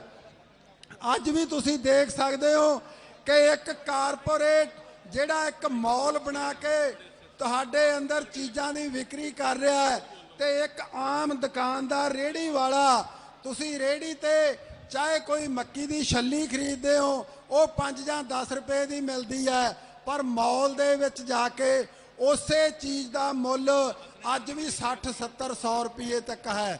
ਤੇ ਤੁਸੀਂ ਕਲਪਨਾ ਕਰੋ ਕਿ ਸਮੁੱਚੀ ਜਿਹੜੀ ਖੇਤੀ ਹੈ, ਇਹ ਸਮੁੱਚਾ ਢਾਂਚਾ ਹੈ, ਚਾਹੇ ਉਹ ਖੇਤੀ ਹੋਵੇ, ਚਾਹੇ ਸਕੂਲ ਹੋਣ, ਚਾਹੇ ਸਾਡੇ ਹਸਪਤਾਲ ਹੋਣ, ਜਦੋਂ ਇਹ ਸਮੁੱਚੇ ਉਹਨਾਂ ਵਪਾਰੀਆਂ ਦੇ ਹੱਥਾਂ ਦੇ ਵਿੱਚ ਆ ਜਾਣਗੇ ਜਿਨ੍ਹਾਂ ਦਾ ਕੰਮ ਕੇਵਲ ਤੇ ਕੇਵਲ ਤੁਹਾਨੂੰ ਲੁੱਟਣਾ ਹੈ, ਇਸ ਪੂੰਜੀਵਾਦੀ ਢਾਂਚੇ ਦੇ ਅੰਦਰ ਉਹਨਾਂ ਨੇ ਆਪਣਾ ਮੁਨਾਫਾ ਵਧਾਉਣਾ ਹੈ। ਉਹਨਾਂ ਨੂੰ ਇਸ ਗੱਲ ਦੀ ਕੋਈ ਪਰਵਾਹ ਨਹੀਂ ਕਿ ਦੇਸ਼ ਦੇ ਅੰਦਰ ਸਾਡੀਆਂ ਸਰਕਾਰਾਂ ਨੂੰ ਕਿ ਦੇਸ਼ ਦੇ ਲੋਕਾਂ ਨੂੰ ਖਾਣ ਦੇ ਲਈ ਭੋਜਨ ਮਿਲ ਰਿਹਾ ਕਿ ਨਹੀਂ ਮਿਲ ਰਿਹਾ। ਉਹਨਾਂ ਨੂੰ ਉਹਨਾਂ ਦੀਆਂ ਜ਼ਰੂਰੀ ਜ਼ਿੰਦਗੀ ਦੀਆਂ ਚੀਜ਼ਾਂ ਦੇ ਵਿੱਚੋਂ ਜਿਹੜੀ ਕਿ ਐਜੂਕੇਸ਼ਨ, ਸਿਹਤ ਦੇ ਵਾਸਤੇ ਉਹਨਾਂ ਦਾ ਮੈਡੀਕਲ ਪ੍ਰਬੰਧ ਕੀ ਉਹ ਮਿਲ ਰਿਹਾ ਜਾਂ ਨਹੀਂ ਮਿਲ ਰਿਹਾ, ਉਹਨਾਂ ਨੂੰ ਇਸ ਗੱਲ ਦੀ ਕੋਈ ਪਰਵਾਹ ਨਹੀਂ। ਸਾਡੇ ਦੇਸ਼ ਦੇ ਹਾਕਮ ਅੱਜ ਦੇਸ਼ ਨੂੰ ਵੇਚਣ ਦੇ ਵਾਸਤੇ, ਗਹਿਣੇ ਕਰਨ ਦੇ ਵਾਸਤੇ ਪੂਰੀ ਤਰ੍ਹਾਂ ਤਿਆਰ ਨੇ, ਪੱਬਾਂ ਭਾਰ ਹੋਏ ਬੈਠੇ ਨੇ। ਤੇ ਸਾਥੀਓ, ਤੁਹਾਡੀ ਇਹ ਇਤਿਹਾਸਕ ਜ਼ਿੰਮੇਵਾਰੀ ਬਣਦੀ ਹੈ ਕਿ ਅੱਜ ਸਾਡਾ ਵੇਲਾ ਹੱਥ ਤੇ ਹੱਥ ਧਰ ਕੇ ਬੈਠਣ ਦਾ ਨਹੀਂ ਹੈ। ਤੇ ਇਹ ਕੋਈ ਵੀ ਇਨਸਾਨ ਅੱਜ ਚਾਹੇ ਉਹ ਦੇਸ਼ ਦੇ ਕਿਸੇ ਵੀ ਹਿੱਸੇ ਦਾ ਵਿੱਚ ਰਹਿ ਰਿਹਾ ਹੈ, ਕੋਈ ਵੀ ਭਾਸ਼ਾ ਬੋਲਦਾ ਹੈ ਤੇ ਕੋਈ ਵੀ ਕਿੱਤੇ ਦੇ ਨਾਲ ਸੰਬੰਧਿਤ ਹੈ, ਉਸ ਦਾ ਉਸ ਚਿੜੀ ਦੇ ਵਾਂਗੂ ਫਰਜ਼ ਬਣਦਾ ਹੈ ਕਿ ਜਿਸ ਨੂੰ ਜਦੋਂ ਜੰਗਲ ਦੇ ਵਿੱਚ ਅੱਗ ਲੱਗੀ ਹੋਈ ਸੀ ਤਾਂ ਇੱਕ ਚਿੜੀ ਜਿਹੜੀ ਪਾਣੀ ਦੀ ਬੂੰਦ ਭਰ ਕੇ ਉਸ ਅੱਗ ਤੇ ਪਾ ਰਹੀ ਸੀ, ਤਾਂ ਜਦੋਂ ਉਸ ਨੂੰ ਸਵਾਲ ਕੀਤਾ ਗਿਆ ਉਸ ਚਿੜੀ ਨੂੰ ਕਿ ਤੇਰੀ ਇਸ ਬੂੰਦ ਦਾ ਕੀ ਫਾਇਦਾ, ਇਸ ਦੇ ਨਾਲ ਅੱਗ ਤਾਂ ਬੁਝਣੀ ਨਹੀਂ, ਤਾਂ ਉਸ ਚਿੜੀ ਦਾ ਇਹ ਜਵਾਬ ਸੀ ਕਿ ਜਦੋਂ ਜੰਗਲ ਦੇ ਵਿੱਚ ਅੱਗ ਬੁਝਾਉਣ ਵਾਲਿਆਂ ਦਾ ਇਤਿਹਾਸ ਲਿਖਿਆ ਜਾਊਗਾ ਤਾਂ ਉਸ ਦਿਨ ਮੇਰਾ ਨਾਂ ਉਹਨਾਂ ਲੋਕਾਂ ਦੇ ਵਿੱਚ ਹੋਊਗਾ ਜਿਹੜੇ ਜੰਗਲ ਦੇ ਵਿੱਚ ਅੱਗ ਬੁਝਾ ਰਹੇ ਸੀ, ਤੇ ਨਾ ਕਿ ਉਹਨਾਂ ਲੋਕਾਂ ਦੇ ਵਿੱਚ ਜਿਹੜੇ ਦਿੱਲੀ ਦੀ ਗੱਦੀ ਤੇ ਬੈਠ ਕੇ ਅੱਜ ਦੇਸ਼ ਨੂੰ ਵੇਚ ਰਹੇ ਆ ਤੇ ਉਹਨਾਂ ਦੇ ਪੱਖੀ ਲੋਕ ਜਾਂ ਸਾਜ਼ਿਸ਼ਾਂ ਘੜ ਕੇ ਉਹਨਾਂ ਦੇ ਕਰਿੰਦੇ ਬਣ ਕੇ ਇਸ ਅੰਦੋਲਨ ਨੂੰ ਧਰਮ ਦਾ ਅੰਦੋਲਨ, ਕਿਸੇ ਸਟੇਟ ਦਾ ਅੰਦੋਲਨ ਬਣਾਉਣ ਦੀ ਕੋਸ਼ਿਸ਼ ਕਰ ਰਹੇ ਆ। ਅਖੀਰ ਦੇ ਵਿੱਚ ਮੇਰਾ ਸਮਾਂ ਸਮਾਪਤ ਹੋ ਗਿਆ, ਮੈਂ ਇੱਕੋ ਗੱਲ ਕਹਿਣੀ ਚਾਹੁੰਦਾ ਕਿ ਇਹ ਜਿਹੜਾ ਅੰਦੋਲਨ ਹੈ ਇਹ ਆਪਣੀਆਂ ਹੱਦਾਂ ਪਾਰ ਕਰ ਚੁੱਕਿਆ ਹੈ। ਨਾ ਇਹ ਕਿਸੇ ਧਰਮ ਦਾ ਅੰਦੋਲਨ ਹੈ, ਨਾ ਕਿਸੇ ਜਾਤ ਦਾ ਅੰਦੋਲਨ ਹੈ, ਨਾ ਕਿਸੇ ਸਟੇਟ ਦਾ ਅੰਦੋਲਨ ਹੈ। ਇਹ ਸਮੁੱਚੇ ਸਮਾਜ ਦਾ ਅੰਦੋਲਨ ਹੈ। ਇਹ ਰੋਟੀ ਖਾਣ ਵਾਲੇ ਲੋਕਾਂ ਦਾ ਅੰਦੋਲਨ ਹੈ। ਜਿਹਦੇ ਢਿੱਡ ਲੱਗਿਆ ਉਸ ਹਰ ਇੱਕ ਇਨਸਾਨ ਦਾ ਅੰਦੋਲਨ ਹੈ। ਇਸ ਗੱਲ ਕਰਕੇ ਮੈਂ ਅਪੀਲ ਕਰੂੰਗਾ ਤੁਹਾਨੂੰ ਕਿ ਤੁਸੀਂ ਉਸ ਚਿੜੀ ਦੇ ਵਾਂਗੂ ਕੱਲਾ ਕੱਲਾ ਸਾਥੀ ਅੱਜ ਸੰਘਰਸ਼ ਦੇ ਮੈਦਾਨ ਦੇ ਵਿੱਚ ਦਿੱਲੀ ਦੇ ਵਿੱਚ ਸਾਨੂੰ 4 ਮਹੀਨੇ ਹੋ ਗਏ ਬੈਠਿਆ ਹੋਇਆਂ ਨੂੰ, ਤੇ ਸਾਰਿਆਂ ਦਾ ਫਰਜ਼ ਬਣਦਾ ਹੈ ਕਿ ਜਿਹੜੇ ਮੋਰਚੇ ਖਾਲੀ ਪਏ ਨੇ, ਜਿਵੇਂ ਕਿ ਟਿੱਕਰੀ ਤੇ ਸਿੰਘੂ ਦਾ ਦੋਨੇ ਬੰਦ ਪਏ ਨੇ, ਸ਼ਾਹਜਹਾਂਪੁਰ ਦੇ ਵਿੱਚ ਅੱਧ ਬਚੱਦਾ ਇੱਕ ਸਾਈਡ ਚੱਲ ਰਹੀ ਹੈ, ਤਾਂ ਅਸੀਂ ਸ਼ਾਹਜਹਾਂਪੁਰ ਛੱਡ ਕੇ ਗੜਗਾਉਂ ਵੱਲ ਵਧ ਗਏ, ਦਿੱਲੀ ਵੱਲ ਵਧ ਗਏ। ਤੇ ਇਸ ਹੰਗਾਰੇ ਦੇ ਨਾਲ ਜਦੋਂ ਤੱਕ ਤੁਸੀਂ ਕੱਲੇ ਕੱਲੇ ਘਰਾਂ ਚੋਂ ਨਹੀਂ ਨਿਕਲੋਗੇ, ਸਾਡਾ ਨੌਜਵਾਨ, ਸਾਡਾ ਕਿਸਾਨ ਮਜ਼ਦੂਰ ਜਿੰਨਾ ਚਿਰ ਇਸ ਆਪਣੇ ਕੰਮਾਂ ਨੂੰ ਛੱਡ ਕੇ ਉਹ ਦਿੱਲੀ ਵੱਲ, ਦਿੱਲੀ ਦੀ ਗੱਦੀ ਤੇ ਬੈਠੀ ਹੋਈ ਹਕੂਮਤ ਨੂੰ ਨਹੀਂ ਘੇਰੂਗਾ, ਉਹਨਾਂ ਚਿਰ ਇਹ ਫੈਸਲੇ ਸਾਡੇ ਨਹੀਂ ਹੋਣਗੇ। ਇਸ ਗੱਲ ਕਰਕੇ ਸਾਥੀਓ ਅਖੀਰ ਦੇ ਵਿੱਚ ਅਪੀਲ ਕਰਦਾ ਕਿ ਆਪਾਂ ਧਰਮਾਂ ਦੀਆਂ ਵਲਗਣਾ, ਜਾਤਾਂ ਦੀਆਂ ਵਲਗਣਾ ਤੋਂ ਬਾਹਰ ਆ ਕੇ, ਸਰਕਾਰ ਹੈ ਜਿਹੜੀ ਉਹਨੇ ਬੜੀਆਂ ਸਾਜ਼ਿਸ਼ਾਂ ਰਚ ਲਈਆਂ, ਬੜੇ ਉਸਨੇ ਹੱਥ ਕੰਡੇ ਬਣਾ ਲਏ। ਕਦੇ ਖਾਲਿਸਤਾਨ ਦਾ ਅੰਦੋਲਨ ਕਿਹਾ, ਕਦੇ ਪਾਕਿਸਤਾਨ ਦੇ ਚੱਕੇ ਹੋਏ ਲੋਕਾਂ ਦਾ ਅੰਦੋਲਨ ਕਿਹਾ, ਪਰ ਮੈਂ ਧੰਨਵਾਦ ਕਰਦਾ ਉਹਨਾਂ ਸਾਡੇ ਦੇਸ਼ ਦੇ ਸਾਰੇ ਵਰਗਾਂ ਦੇ ਲੋਕਾਂ ਦਾ ਜਿਨ੍ਹਾਂ ਨੇ ਮੁੜ 26 ਤੋਂ ਬਾਅਦ ਇਸ ਅੰਦੋਲਨ ਦੇ ਹੱਕ ਦੇ ਵਿੱਚ ਹਾਂ ਦਾ ਨਾਰਾ ਮਾਰਿਆ ਤੇ ਇਸ ਅੰਦੋਲਨ ਨੂੰ ਮੁੜ ਉਸੇ ਥਾਂ ਲੈ ਕੇ ਆਂਦਾ। ਬੜੀ ਖੁਸ਼ੀ ਦੀ ਗੱਲ ਹੈ, ਮੈਂ ਹਬੋਰ ਵਾਲੀ ਇੱਕ ਰੈਲੀ 'ਚੋਂ ਹੁਣੇ ਬੋਲ ਕੇ ਆਇਆ ਕਿ ਨੌਜਵਾਨਾਂ ਦੀਆਂ ਭੀੜਾਂ ਲੱਗੀਆਂ ਹੋਈਆਂ, ਜਿਹੜੇ ਲੋਕ ਇਹ ਕਹਿ ਰਹੇ ਨੇ ਕਿ 26 ਤੋਂ ਬਾਅਦ ਨੌਜਵਾਨ ਘਰੇ ਚਲੇ ਗਏ ਨੇ। ਆ ਸਾਹਮਣੇ ਬੈਠੇ ਹੋਏ ਮੇਰੇ ਭਰਾ ਤੇ ਮੇਰੀਆਂ ਭੈਣਾਂ ਇਸ ਗੱਲ ਦੇ ਗਵਾਹ ਨੇ ਕਿ ਇਸ ਮੋਰਚੇ ਨੂੰ ਚਲਾ ਰਹੀ ਲੀਡਰਸ਼ਿਪ ਦੇ ਵਿੱਚ ਸਾਰੇ ਲੋਕਾਂ ਦਾ ਵਿਸ਼ਵਾਸ ਬੱਝਾ ਹੋਇਆ ਹੈ। ਤੇ ਮੈਂ ਸੰਯੁਕਤ ਮੋਰਚੇ ਵੱਲੋਂ ਇਹ ਤੁਹਾਨੂੰ ਵਿਸ਼ਵਾਸ ਦਿਵਾਉਣਾ, ਬੇਸ਼ੱਕ ਸਾਨੂੰ ਕਿੱਡੀਆਂ ਵੱਡੀਆਂ ਕੁਰਬਾਨੀਆਂ ਦੇਣੀਆਂ ਪੈਣ, ਅਸੀਂ ਸ਼ਾਂਤੀ ਦੇ ਨਾਲ ਅੰਦੋਲਨ ਲੜਨਾ ਹੈ। ਅਸੀਂ ਉਹਨਾਂ ਬਹਿਕਾਵਿਆਂ ਦੇ ਵਿੱਚ ਨਹੀਂ ਆਉਣਾ ਕਿ ਅਸੀਂ ਕੋਈ ਝੰਡਾ ਚੜਾਉਣਾ ਹੈ ਜਾਂ ਇਹ ਇਸ ਤਰ੍ਹਾਂ ਕਰਨਾ ਹੈ। ਅਸੀਂ ਸ਼ਾਂਤੀ ਦੇ ਨਾਲ ਅੰਦੋਲਨ ਲੜਨਾ ਹੈ ਤੇ ਸਾਡੀ ਭਾਵੇਂ ਜਾਨ ਕਿਉਂ ਨਾ ਚਲੀ ਜਾਵੇ, ਅਸੀਂ ਅੰਦੋਲਨ ਦੇ ਮੂਹਰੇ ਕਤਰਾ ਕਤਰਾ ਖੂਨ ਦਾ ਵਹਾ ਦੇਵਾਂਗੇ। ਸਮੁੱਚੀ ਲੀਡਰਸ਼ਿਪ ਵੱਲੋਂ ਤੁਹਾਨੂੰ ਵਿਸ਼ਵਾਸ ਦਿਵਾਉਂਦਾ ਹੋਇਆ ਆਪਣਾ ਥਾਂ ਲਵਾਂਗਾ। ਵਾਹਿਗੁਰੂ ਜੀ ਕਾ ਖਾਲਸਾ, ਵਾਹਿਗੁਰੂ ਜੀ ਕੀ ਫਤਿਹ। ਬਹੁਤ ਬਹੁਤ ਧੰਨਵਾਦ ਬਲਕਰਨ ਸਿੰਘ ਜੀ ਦਾ। ਕੰਵਰ ਗਰੇਵਾਲ ਜੀ ਗੰਗਾਨਗਰ ਐਂਟਰ ਹੋ ਚੁੱਕੇ ਆ। ਜਿੰਨੇ ਮੇਰੇ ਵੀਰ ਸਾਈਡਾਂ ਤੇ ਚਾਹ ਪਾਣੀ ਜਾਂ ਲੰਗਰ ਛਕ ਰਹੇ ਆ, ਉਹ ਲੰਗਰ ਛਕ ਕੇ ਪੰਡਾਲ 'ਚ ਆਉਣ ਦੀ ਕਿਰਪਾਲਤਾ ਕਰਨ। ਤੇ ਹੁਣ ਮੈਂ ਬੇਨਤੀ ਕਰੂੰਗਾ ਚੜ੍ਹ ਸਿੰਘ ਜੀ ਨੂੰ ਕਿ ਉਹ ਕੁਝ ਸਮੇਂ ਵਾਸਤੇ ਕਿਸਾਨ ਵੀਰਾਂ ਨਾਲ ਆਪਣੀਆਂ ਗੱਲਾਂ ਸਾਂਝੀਆਂ ਕਰਨ। ਨੇੜਿਓਂ ਦੂਰੋਂ ਚੱਲ ਕੇ ਆਏ ਸਾਰੇ ਕਿਸਾਨ ਵੀਰੋ ਅਤੇ ਭੈਣੋ, ਮੇਰੇ ਵੱਲੋਂ ਸਾਰਿਆਂ ਨੂੰ ਸਤਿ ਸ੍ਰੀ ਅਕਾਲ ਜੀ, ਰਾਮ ਰਾਮ, ਵਾਹਿਗੁਰੂ ਜੀ ਕਾ ਖਾਲਸਾ, ਵਾਹਿਗੁਰੂ ਜੀ ਕੀ ਫਤਿਹ। ਮੈਂ ਕਈ ਵਾਰੀ ਦੱਸਦਾ, ਅਸੀਂ ਸੋਚਦੇ ਹਾਂ ਕਿ ਸਾਡੀਆਂ ਸਰਕਾਰਾਂ ਕਿਹੋ ਜਿਹੀਆਂ, ਸਾਡੀ ਸੋਚ ਹੈ ਨਾ, ਸਾਡੀਆਂ ਸਰਕਾਰਾਂ ਗਊ ਵਰਗੀਆਂ ਸਰਕਾਰਾਂ ਮਿਲੀਆਂ ਅੱਜ ਤੱਕ ਸਾਨੂੰ ਜਿੰਨੀਆਂ ਸਰਕਾਰਾਂ ਮਿਲੀਆਂ ਗਊ ਵਰਗੀਆਂ ਸਰਕਾਰਾਂ ਮਿਲੀਆਂ। ਪਰ ਪਿਆਰੇ ਦੋਸਤੋ, ਗਊਆਂ ਉਹ ਮਿਲ ਗਈਆਂ ਜਿਹੜੀਆਂ ਆਪ ਨੂੰ ਆਪ ਚੁੰਘ ਜਾਂਦੀਆਂ, ਮਾਲਕ ਨੂੰ ਕੁਝ ਦਿੰਦੀਆਂ ਹੀ ਨਹੀਂ ਗੀਆਂ। ਪਹਿਲਾਂ ਤਾਂ ਅਮਰੀਕਨ ਗਾਂ ਸੀ ਤੇ ਦੁੱਧ ਜ਼ਿਆਦੇ ਸੀ, ਕੋਈ ਚਾਹ ਜੋਗਾ ਗੜਵੀ ਮਿਲ ਜਾਂਦਾ ਸੀ। ਆ ਹੁਣ ਵਾਲੀ ਖੱਟਰ ਢਾਂਡੀ ਦਾ ਥਾਣੀ ਖਾ ਗਈ।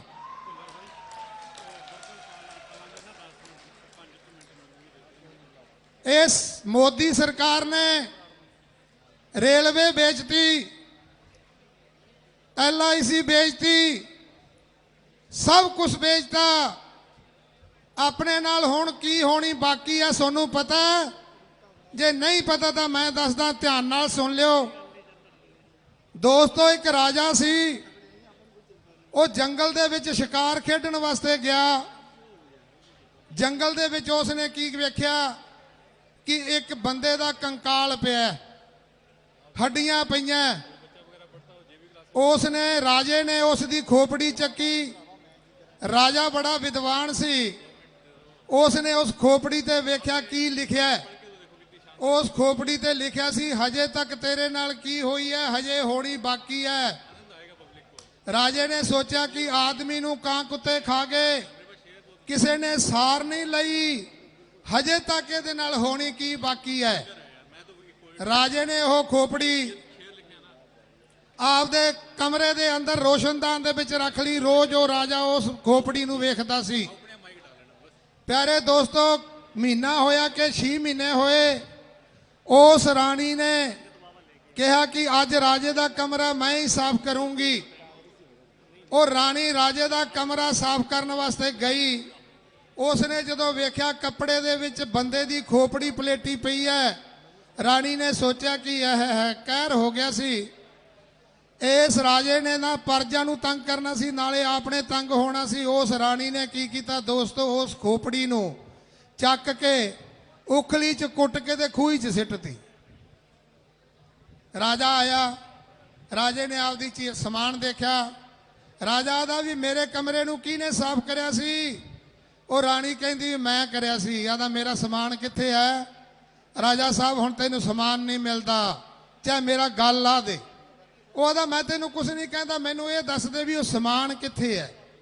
ਉਹ ਰਾਣੀ ਕਹਿੰਦੀ ਕਿ ਮੈਂ ਉਸ ਨੂੰ ਉਖਲੀ 'ਚ ਕੁੱਟ ਕੇ ਤੇ ਖੂਹੀ 'ਚ ਸਿੱਟਤਾ। ਰਾਜਾ ਦਾ ਆਹਾ ਹੋਣੀ ਬਾਕੀ ਸੀ, ਆਹਾ ਹੋਣੀ ਬਾਕੀ। ਆਪਣੇ ਨਾਲ ਦੋਸਤੋ ਹੁਣ ਸੁਧਰ ਜਾਓ, ਸੰਭਲ ਜਾਓ। ਜਿਹੜੇ ਆਪਾਂ ਘਰਾਂ ਦੇ ਵਿੱਚ ਬੈਠੇ ਆ, ਪਾਰ ਨਹੀਂ ਪੈਣੀ ਜਿੰਨਾ ਚਿਰ ਅਸੀਂ ਆਪਦੇ ਬਾਰਡਰਾਂ ਨੂੰ ਜਾ ਕੇ ਨਹੀਂ ਸੰਭਾਲਦੇ। ਸਾਡਾ ਹੱਕ ਬਣਦਾ ਕਿ ਅਸੀਂ ਸ਼ਾਹਜਹਾਂਪੁਰ ਬਾਰਡਰ ਤੇ ਜਾਈਏ ਤੇ ਅਸੀਂ, ਮੈਂ ਇੱਕ ਥੋੜੀ ਜਿਹੀ ਕਹਾਣੀ ਹੋਰ ਸੁਣਾਉਣਾ, ਲਘੂ ਕਥਾ ਮੇਰੇ ਕੋਲੇ ਥੋੜੀਆਂ ਜ਼ਿਆਦਾ ਰਹਿੰਦੀਆਂ। ਆਪਾਂ ਮੋਦੀ ਨੂੰ ਜਾ ਕੇ ਕੀ ਕਹਿਣਾ? ਮੈਂ ਤੁਹਾਨੂੰ ਇੱਕ ਕਹਾਣੀ ਲਘੂ ਕਥਾ ਦੇ ਪ੍ਰਤੀ ਸਮਝਾਉਣਾ ਕਿ ਆਪਾਂ ਮੋਦੀ ਨੂੰ ਜਾ ਕੇ ਕੀ ਕਹਿਣਾ। ਕੋਈ ਮਰਾਸੀ ਸੀਗਾ ਤੇ ਪਿੰਡਾਂ ਦੇ ਵਿੱਚ ਮੰਗਣ ਜਾਂਦਾ ਸੀ। ਉਹ ਆਪਦੇ ਘਰ ਵਾਲੀ ਨੂੰ ਆਦਾ ਪ੍ਰਵਾਨੀਏ, ਇੱਥੇ 15-20 ਸਾਲ ਹੋ ਗਏ ਮੰਗਦਿਆਂ ਨੂੰ। ਲੋਕ ਜਾਣਨ ਲੱਗ ਗਏ, ਜੇ ਮੈਂ ਜਾ ਕੇ ਬੋਲ ਮਾਰਦਾ ਨਾ ਤਾਂ ਲੋਕ ਆਂਦੇ ਫਲਾਨਾ ਮਰਾਸੀ ਹੈ, ਮੈਨੂੰ ਦਾਣੇ ਨਹੀਂ ਪਾਉਂਦੇ, ਆਪਾਂ ਕਿਤੇ ਪਾਸੇ ਚੱਲੀਏ ਕਮਾਈ ਕਰਨ। ਉਹ ਮਰਾਸੀ ਦੇ ਮਰਾਸਣ ਦੇ ਇੱਕ ਉਹਨਾਂ ਨਾਲ 11 ਸਾਲ ਦਾ ਬੱਚਾ ਸੀ। ਉਹ ਦੂਜੇ ਪਿੰਡ 'ਚ ਜਾ ਰਹੇ ਆ ਕਮਾਈ ਕਰਨ ਵਾਸਤੇ। ਰਾਹ ਦੇ ਵਿੱਚ ਕੀ ਵੇਖਿਆ ਕਿ ਇੱਕ ਸਾਧ ਬੈਠਾ ਹੈ, ਤਪੱਸਿਆ ਕਰੀ ਜਾਂਦਾ ਹੈ। ਉਸ ਕੋਲੇ ਲੱਡੂਆਂ ਦਾ ਮੱਥਾ ਵੀ ਟੇਕਿਆ ਪਿਆ ਤੇ ਹੋਰ ਵੀ ਚੜਾਵਾ ਚੜਿਆ ਪਿਆ। ਉਹ ਆਪਦੇ ਘਰ ਵਾਲੀ ਨੂੰ, ਮਰਾਸੀ ਦਿਮਾਗ ਬਹੁਤ ਹੁੰਦਾ ਮਰਾਸੀ ਦਾ, ਉਹਦਾ ਪ੍ਰਵਾਨੀ ਹੈ, ਮੰਗ ਕੀ ਕਰਾਂਗੇ, ਇੱਥੇ ਬਹਿ ਜਾਂਦੇ, ਇੱਥੇ ਖਾਈ ਜਾਵਾਂਗੇ, ਪੀ ਜਾਵਾਂਗੇ, ਸਫਾਈ ਕਰ ਲਾ। ਉਹਨਾਂ ਨੇ ਉਹਦੀ ਸਫਾਈ ਕਰੀ। ਉੱਥੇ ਜਿਹੜਾ ਚੜਾਵਾ ਚੜਦਾ ਸੀ ਉਹ ਖਾ ਲੈਂਦੇ ਸੀ, ਮਸਤ ਹੋਏ ਬੈਠੇ ਸੀ। ਕੋਈ ਮਹੀਨਾ ਗੁਜ਼ਰਿਆ, 6 ਮਹੀਨੇ ਗੁਜ਼ਰੇ। ਉਸ ਸਾਧ ਦੀ ਪਲਕ ਖੁੱਲੀ ਤਾਂ ਉਹ ਸਾਧ ਨੇ ਕਿਹਾ ਵੀ ਇੱਥੇ ਸਫਾਈ ਕਿਹਨੇ ਕਰੀ ਹੈ? ਉਹ ਮਰਾਸੀ ਆਦਾ ਜੀ ਅਸੀਂ ਕਰੀ ਹੈ। ਆਦਾ ਵਾਹ ਵੀ ਵਾਹ, ਮੈਂ ਬੜਾ ਖੁਸ਼ ਹਾਂ। ਮੰਗੋ ਕੀ ਮੰਗਦੇ ਹੋ? ਕੱਲਾ ਕੱਲਾ ਮੰਗ ਲਓ, ਕੀ ਮੰਗਦੇ ਆ? ਮਰਾਸਣ ਮਰਾਸੀ ਨੂੰ ਆਦੀ ਤੂੰ ਮੰਗ ਲਾ। ਮਰਾਸੀ ਮਰਾਸੀ ਨੂੰ ਆਦਾ ਪਹਿਲਾਂ ਤੂੰ ਮੰਗ, ਅਸੀਂ ਗੁਰੂ ਨਾਨਕ ਦੇਵ ਜੀ ਨਾਲ ਰਹੇ ਆ, ਪਹਿਲਾਂ ਬੁੜੀਆਂ ਦਾ ਅੱਗ ਹੈ, ਤੂੰ ਮੰਗ। ਹੁਣ ਮਰਾਸਣ ਵਿਚਾਰੀ ਰੋਜ਼ ਸ਼ਾਹੂਕਾਰਾਂ ਦੇ ਘਰਾਂ 'ਚ ਜਾਂਦੀ ਸੀ, ਵੱਡੇ ਵੱਡੇ ਸੇਠਾਂ ਦੇ ਘਰਾਂ 'ਚ ਜਾਂਦੀ ਸੀ। ਕੀ ਵੇਂਦੀ ਸੀ? ਬੁੜੀਆਂ ਦੇ ਸੋਹਣੇ ਲੀੜੇ ਪਾਏ, ਸੋਹਣੇ ਕੱਪੜੇ ਪਾਏ, ਗਹਿਣੇ ਗੱਟੇ ਪਾਏ, ਚੰਗਾ ਹਾਰ ਸ਼ਿੰਗਾਰ ਕਰਿਆ ਵੇਂਦੀ ਸੀ। ਉਹਨੇ ਸੋਚਿਆ ਵੀ ਅੱਜ ਮੌਕਾ ਹੈ। ਉਹਨੇ ਬਾਬੇ ਤੋਂ ਮੰਗ ਲਿਆ, ਬਾਬਾ ਜੀ ਮੈਨੂੰ ਪਰੀਆਂ ਵਰਗੀ ਬਣਾ ਦਿਓ, ਮੇਰੇ ਸਿਉਣਾ ਪਾਇਆ ਹੋਇਆ ਹੋਵੇ, ਸੋਹਣੇ ਵਸਤਰ ਹੋਣ। ਆਦਾ ਮੀਚੋ ਅੱਖਾਂ, ਅੱਖਾਂ ਮੀਚੀਆਂ, ਉਹ ਪਰੀਆਂ ਵਰਗੀ ਬਣ ਗਈ। ਉਹਨੇ ਆਪਦੇ ਆਪ ਨੂੰ ਵੇਖਿਆ। ਉਹਨੇ ਸੋਚਿਆ ਵੀ ਆਪਾਂ ਬਾਹਰ ਘੁੰਮ ਫਿਰ ਲਈਏ, ਕਿਉਂਕਿ ਜਦੋਂ ਬੰਦੇ ਦੇ ਸ਼ਿੰਗਾਰ ਹੁੰਦਾ, ਸੋਹਣਾ ਹੁੰਦਾ, ਉਹਦਾ ਘੁੰਮਣ ਨੂੰ ਵੀ ਜੀ ਕਰਦਾ ਹੈ। ਉਹ ਜਦੋਂ ਬਾਹਰ ਘੁੰਮਣ ਗਈ ਦੋਸਤੋ, ਉਧਰੋਂ ਇੱਕ ਰਾਜਾ ਆਉਂਦਾ ਹੀ ਘੋੜਾ ਤੇ ਚੜਿਆ। ਉਹ ਆਦਾ ਤੂੰ ਉਹਦੇ ਆਕਾਸ਼ ਦੀ ਪਟਕੀਆਂ ਤੇ ਧਰਤੀ ਦੀ ਚੱਲੀ ਆ। ਉਹਨੇ ਆਖਿਆ ਹੁਣ ਮਰਾਸੀ ਦੇ ਰਹਿ ਕੇ ਕੀ ਕਰਨਾ ਹੈ? ਤੂੰ ਆਖੇ ਮੈਂ ਰਾਜਾ। ਉਹਦੇ ਮਗਰ ਛਾਲ ਮਾਰ ਕੇ ਚੜ ਗਈ। ਮਰਾਸੀ ਅਜੇ ਸੋਚੀ ਜਾਂਦਾ ਸੀ ਕਿ ਮੈਂ ਕੀ ਮੰਗਾ। ਉਦੋਂ ਨੂੰ ਉਹ ਜਦੋਂ ਘੋੜੇ ਤੇ ਚੜ ਗਈ, ਮਰਾਸੀ ਨੇ ਸੋਚਿਆ ਵੀ ਜਮਾ ਹੀ ਰਹਿ ਗਏ, ਘਰ ਹੀ ਪੱਟਿਆ ਗਿਆ। ਉਹ ਤਾਂ ਭੱਜ ਗਈ, ਜਿਹਦੇ ਵਾਸਤੇ ਮੰਗਣਾ ਸੀ। ਬਾਬਾ ਦਾ ਮੰਗ ਬੱਚਾ ਕੀ ਮੰਗਦਾ ਹੈ? ਆਦਾ ਜੀ ਜੋ ਕੁਛ ਮੰਗਾ ਉਹੀ ਦੇ ਦੋਗੇ। ਆਦਾ ਬਿਲਕੁਲ ਉਹੀ ਦੇ ਦਿਆਂਗੇ। ਆਦਾ ਜੀ ਮੇਰੇ ਘਰ ਵਾਲੀ ਦੇ ਸੂਰੀ ਦਾ ਮੂੰਹ ਲੱਗ ਜੇ। ਉਹਦੇ ਸੂਰੀ ਦਾ ਮੂੰਹ ਲੱਗ ਗਿਆ। ਉਹ ਜਣ ਖੁਰ ਖੁਰ ਕਰੀ ਰਾਜੇ ਨੇ ਮਾਰੀ ਚਲਾ ਕੇ। ਉਹ ਮੁੰਡਾ ਵੇਖੀ ਜਾਂਦਾ ਸੀ। ਮੁੰਡੇ ਨੇ ਸੋਚਿਆ ਵੀ ਜਮਾ ਹੀ ਘਰ ਪਟਿਆ ਗਿਆ, ਹੁਣ ਕੀ ਬਣੂਗਾ। ਉਹ ਸਾਧ ਆਦਾ ਮੰਗ ਬੱਚਾ ਕੀ ਮੰਗਦਾ ਹੈ? ਮੁੰਡਾ ਆਦਾ ਬਾਬਾ ਜੀ ਜੋ ਕੁਛ ਮੰਗੀਏ ਉਹੀ ਕੁਛ ਮਿਲ ਜੂ। ਆਦਾ ਜਮਾ ਹੀ ਉਹ ਮਿਲ ਜੂਗਾ। ਮੰਗ ਕੀ ਮੰਗਦਾ ਹੈ? ਆਦਾ ਬਾਬਾ ਜੀ ਜੇ ਸੀਗੇ ਉਹ ਜੇ ਕਰ ਦਿਓ। ਅਸੀਂ ਮੋਦੀ ਨੂੰ ਬਸ ਇਹੀ ਆਖਣਾ ਹੈ ਕਿ ਜੇ ਸੀਗੇ ਉਹ ਜੇ ਕਰ ਦਿਓ।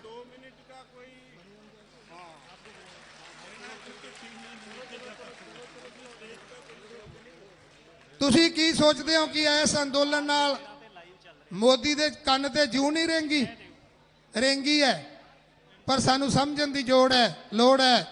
ਸਨ 2018-17 ਦੇ ਵਿੱਚ ਮੋਦੀ ਬੰਬਈ ਦੇ ਕੋਲੇ ਇੱਕ ਬਹੁਤ ਵੱਡੀ ਗਊਸ਼ਾਲਾ ਹੈ, ਉੱਥੇ ਬਹੁਤ ਜ਼ਿਆਦਾ ਪਸ਼ੂ ਗੁਜ਼ਰ ਕੇ ਮਰ ਗਏ ਤੇ ਮੋਦੀ ਦਾ ਉੱਥੇ ਜਾਣਾ ਹੋ ਗਿਆ। ਮੋਦੀ ਨੇ ਜਾ ਕੇ ਪੁੱਛਿਆ ਵੀ ਇਹ ਕਿਵੇਂ ਮਰੇ। ਹੁਣ ਹਿੰਦੀ ਦੇ ਵਿੱਚ ਚਿਚੜਾਂ ਨੂੰ ਪਰਜੀਵੀ ਆਦੇ ਆ, ਚਿਚੜ ਨਹੀਂ ਆਦੇ। ਚਿਚੜ ਆਖਿਆ ਤਾਂ ਮੋਦੀ ਨੂੰ ਸਮਝ ਨਹੀਂ ਆਉਂਦੀ ਸੀ। ਉਹ ਆਦੇ ਜੀ परजीवियों के कारण मर गए। आधा इतने इतने बड़े गोदे भी मर गए। हाँ जी, आधा परजीवी बहुत गंदे होते हैं जी। वो आदे भी इन्हें दवाई नहीं छिड़की। ये आदे किसी दवाई ना मरते ही नहीं गए। जे मारते हो तो दुगने पैदा हो जाते हैं, साल भारे भुखे रह सकते हैं। जो मोदी नूं इन्ना दसे तो मोदी दे जो किसान अंदोलन होया ना, वो वाक़ा सामने आ गया। गऊशाला वाला मित्रो उन्हें जो आख्या सी ने परजीवी है, वो दसदा सी आपदे सांसदां नूं भी चिचड़ लग गए, मैनू बचा लो जे बचाई दे तां। ਇਹ ਦੋਸਤੋ ਮੋਦੀ ਡਰਿਆ ਪਿਆ ਹੈ। ਜਿਹੜਾ ਹੱਸਦਾ ਸੀ ਨਾ ਉਹ ਅਰੜਾਉਂਦਾ ਸੀ, ਮੋਦੀ ਅਰੜਾਉਂਦਾ। ਤੇ ਵਾਕਈ ਇਹ ਚਿੱਚੜ ਹੈ। ਮੋਦੀ ਨੂੰ ਮੈਂ ਦੱਸ ਦਿੰਨਾ ਕਿ ਤੈਨੂੰ ਚਿੱਚੜ ਲਾ ਕੇ ਛੱਡ ਕੇ ਨਹੀਂ ਜਾਂਦੇ, ਸਾਲ ਭਰ ਤਾਂ ਅਸੀਂ ਭੁੱਖੇ ਵੀ ਸਾਰ ਲਾਂਗੇ। ਜਿੰਨਾ ਚਿਰ ਅਸੀਂ ਆਪਣੇ ਅੰਦਰ ਜਜ਼ਬਾ ਨਹੀਂ ਪੈਦਾ ਕਰਦੇ, ਇਸ਼ਕ ਨਹੀਂ ਜਗਾਉਂਦੇ, ਉਸ ਦੇ ਪਰਵਾਨੇ ਨਹੀਂ ਬਣ ਜਾਂਦੇ ਅੰਦੋਲਨ ਦੇ, ਉਹਨਾਂ ਚਿਰ ਸਾਡੀ ਪਾਰ ਪੈਣੀ ਮੁਸ਼ਕਲ ਹੈ ਦੋਸਤੋ, ਪਾਰ ਨਹੀਂ ਪੈਂਦੀ। ਅਸੀਂ ਗੰਗਾ ਨਗਰ ਵਾਲੇ, ਮੈਂ ਸਹੀ ਦੱਸਦਾ ਕਿ ਮੈਂ ਵੀ ਗੰਗਾ ਨਗਰ ਹਨੂਮਾਨਗੜ੍ਹ ਦੇ ਵਿੱਚ ਅਸੀਂ ਬਹੁਤ ਹੀ ਢਿੱਲੇ ਆ। ਹੁੱਜਾ ਮਾਰ ਕੇ ਜਗਾਉਣੇ ਪੈਂਦੇ ਆ, ਹੁੱਜਾ ਮਾਰ ਕੇ ਵੀ ਯਾਰ ਚੱਲੋ ਯਾਰ ਅੰਦੋਲਨ ਬਾਰੇ ਕੁਝ ਵੇਖੀਏ। ਉਹ ਨਹੀਂ ਯਾਰ ਦੇਖਾਂਗੇ ਨਹੀਂ, ਜਿੰਨਾ ਚਿਰ ਅਸੀਂ ਇੱਥੋਂ ਲੈ ਕੇ ਦਿੱਲੀ ਤੱਕ ਸਾਡੀ ਲਾਈਨ ਨਹੀਂ ਲੱਗ ਜਾਂਦੀ ਨਾ ਸਾਧਨਾ ਦੀ, ਉਹਨਾਂ ਚਿਰ ਮੋਦੀ ਦੇ ਅਰਡਾਟ ਨਹੀਂ ਨਿਕਲਦੇ। ਮੋਦੀ ਦੇ ਅਰਡਾਟ ਕਢਾ ਕੇ ਛੱਡਾਂਗੇ। ਦਿਲ ਰੱਖਿਓ, ਦਿਨ ਦੂਰ ਨਹੀਂ ਗਏ। ਕਈ ਵਾਰੀ ਮੇਰੇ ਵੀਰ ਕਹਿ ਦਿੰਦੇ ਆ ਕਿ ਯਾਰ ਕੀ ਬਣੂਗਾ। ਓਏ ਹਜੇ ਸੋਚਣ ਦੀ ਗੱਲ ਹੈ, ਬਣਨਾ ਕੀ ਹੈ। ਮੋਦੀ ਦੇ ਅਰਡਾਟ ਨਿਕਲਣਗੇ, ਮੈਂ ਦਾਵਾ ਕਰਦਾ ਇਹ, ਕਿਉਂਕਿ ਇਹ ਜਿਹੜੇ ਅੰਦੋਲਨ ਹੁੰਦੇ ਆ ਜਨ ਅੰਦੋਲਨ ਬਣ ਗਿਆ, ਆਪਣਾ ਅੰਦੋਲਨ ਨਹੀਂ ਰਿਹਾ। ਆ ਜਿਹੜੇ ਵਪਾਰੀ ਵੀਰ ਹੈ, ਦੁਕਾਨਾਂ ਵਾਲੇ, ਇਹਨਾਂ ਨੂੰ ਮੈਂ ਫਿੱਟੇ ਮੂੰਹ ਦਿੰਨਾ ਵੀ ਮੈਨੂੰ ਨਹੀਂ ਲੱਗਦੇ ਕਿ ਆਪਣੇ ਨਾਲ ਹੈ। ਪਤਾ ਨਹੀਂ ਇਹਨਾਂ ਨੂੰ ਕੀ ਡਰ ਹੈ। ਸਭ ਤੋਂ ਵੱਡੀ ਮਾਰ ਵਪਾਰੀ ਤੇ ਪਊਗੀ, ਆੜਤੀਏ ਤੇ। ਜੇ ਮੋਦੀ ਦੇ ਕਾਨੂੰਨ ਲਾਗੂ ਹੋ ਗਏ, ਸਭ ਤੋਂ ਪਹਿਲਾਂ ਆੜਤ ਦੀਆਂ ਦੁਕਾਨਾਂ ਬੰਦ ਹੋਣਗੀਆਂ। ਇਸ ਕਰਕੇ ਮੈਂ ਸਾਰੇ ਮੇਰੇ ਕਿਸਾਨ ਵੀਰਾਂ ਨੂੰ ਕਹਿਣਾ, ਮੈਂ ਮੇਰੇ ਸਾਰੇ ਵੀਰਾਂ ਨੂੰ ਇਹ ਕਹਿਣਾ ਕਿ ਦੋਸਤੋ ਆ ਜਿਹੜੇ ਟਕੈਤ ਜੀ ਹੋਰੀ ਆਉਂਦੇ ਆ ਨਾ ਇੱਥੇ, ਇਹ ਕੀ ਕਹਿਣ ਵਾਸਤੇ ਆਉਂਦੇ ਆ ਤੁਹਾਨੂੰ ਪਤਾ ਹੈ? ਇੱਕ ਬੱਕਰੀਆਂ ਵਾਲੇ ਗਵਾਲੀਏ ਨੇ ਇੱਕ ਸ਼ੇਰ ਦਾ ਬੱਚਾ ਫੜ ਲਿਆ, ਸ਼ੇਰ ਦਾ ਬੱਚਾ ਪਾਲ ਲਿਓ, ਬੱਕਰੀਆਂ 'ਚ ਸ਼ੇਰ ਰਹਿਣ ਲੱਗ ਗਿਆ। ਉਹਨੂੰ ਬੱਕਰੀਆਂ ਢੁੱਡਾਂ ਮਾਰਿਆ ਕਰਨ, ਉਹ ਦੂਰ ਹੋ ਜਾ ਕਰੇ, ਘਾਹ ਹੀ ਖਾਣ ਲੱਗ ਗਿਆ, ਵੱਡਾ ਹੋ ਗਿਆ, ਜਵਾਨ ਹੋ ਗਿਆ। ਜਦੋਂ ਜੰਗਲ ਦੇ ਵਿੱਚ ਬੱਕਰੀਆਂ ਚਰਨ ਵਾਸਤੇ ਗਈਆਂ ਨਾ, ਤੇ ਉਹ ਇੱਕ ਦੂਰ ਸ਼ੇਰ ਬੈਠਾ ਸੀ, ਉਸਨੇ ਦੇਖਿਆ ਯਾਰ ਸ਼ੇਰ ਬੱਕਰੀਆਂ ਚਰੀ ਜਾਂਦਾ, ਕਮਾਲ ਹੋ ਗਈ ਯਾਰ। ਉਹ ਉਹਦੇ ਕੋਲੇ ਆ ਕੇ ਆਦਾ ਤੂੰ ਸ਼ੇਰ ਹੈ, ਜਾਗ। ਆਹੋ ਜਾਈਆਂ ਮਾਰਨ ਲੱਗ ਗਏ ਬਾਈ, ਨਹੀਂ ਤਾਂ ਹੋਰ ਵੀ ਸੀ। ਇਹ ਦੱਸਣ ਆਉਂਦੇ ਕਿਸਾਨ ਸ਼ੇਰ ਹੈ, ਜਾਗੋ ਆਪਾਂ ਸ਼ੇਰ ਆ। ਇਹ ਭੇਡਾਂ ਤੋਂ ਨਾ ਡਰੋ, ਜਮਾਂ ਡਰਨ ਦੀ ਜ਼ਰੂਰਤ ਨਹੀਂ ਗੀ, ਸਾਹਮਣੇ ਹੋ ਜਾ ਕਰੋ। ਜਿਹੜੇ ਆ ਗਦਾਮ ਤੋੜਨ ਦੀ ਗੱਲ ਹੈ ਨਾ, ਇਹ ਆਪਾਂ ਬਸ ਸ਼ੁਰੂ ਕਰਨ ਵਾਲੇ, ਕਣਕ ਜਦੋਂ ਭਰਤੀ ਉਦੋਂ ਕਰਾਂਗੇ, ਸਾਰੇ ਜਣ ਰੱਜ ਕੇ ਖਾਵਾਂਗੇ। ਵਾਹਿਗੁਰੂ ਜੀ ਕਾ ਖਾਲਸਾ, ਵਾਹਿਗੁਰੂ ਜੀ ਕੀ ਫਤਿਹ। ਧੰਨਵਾਦ ਚੜ ਸਿੰਘ ਜੀ। ਹੁਣ ਮੈਂ ਬੇਨਤੀ ਕਰੂੰਗਾ ਮਨੀਰਾਮ ਜੀ ਪੂਨੀਆ।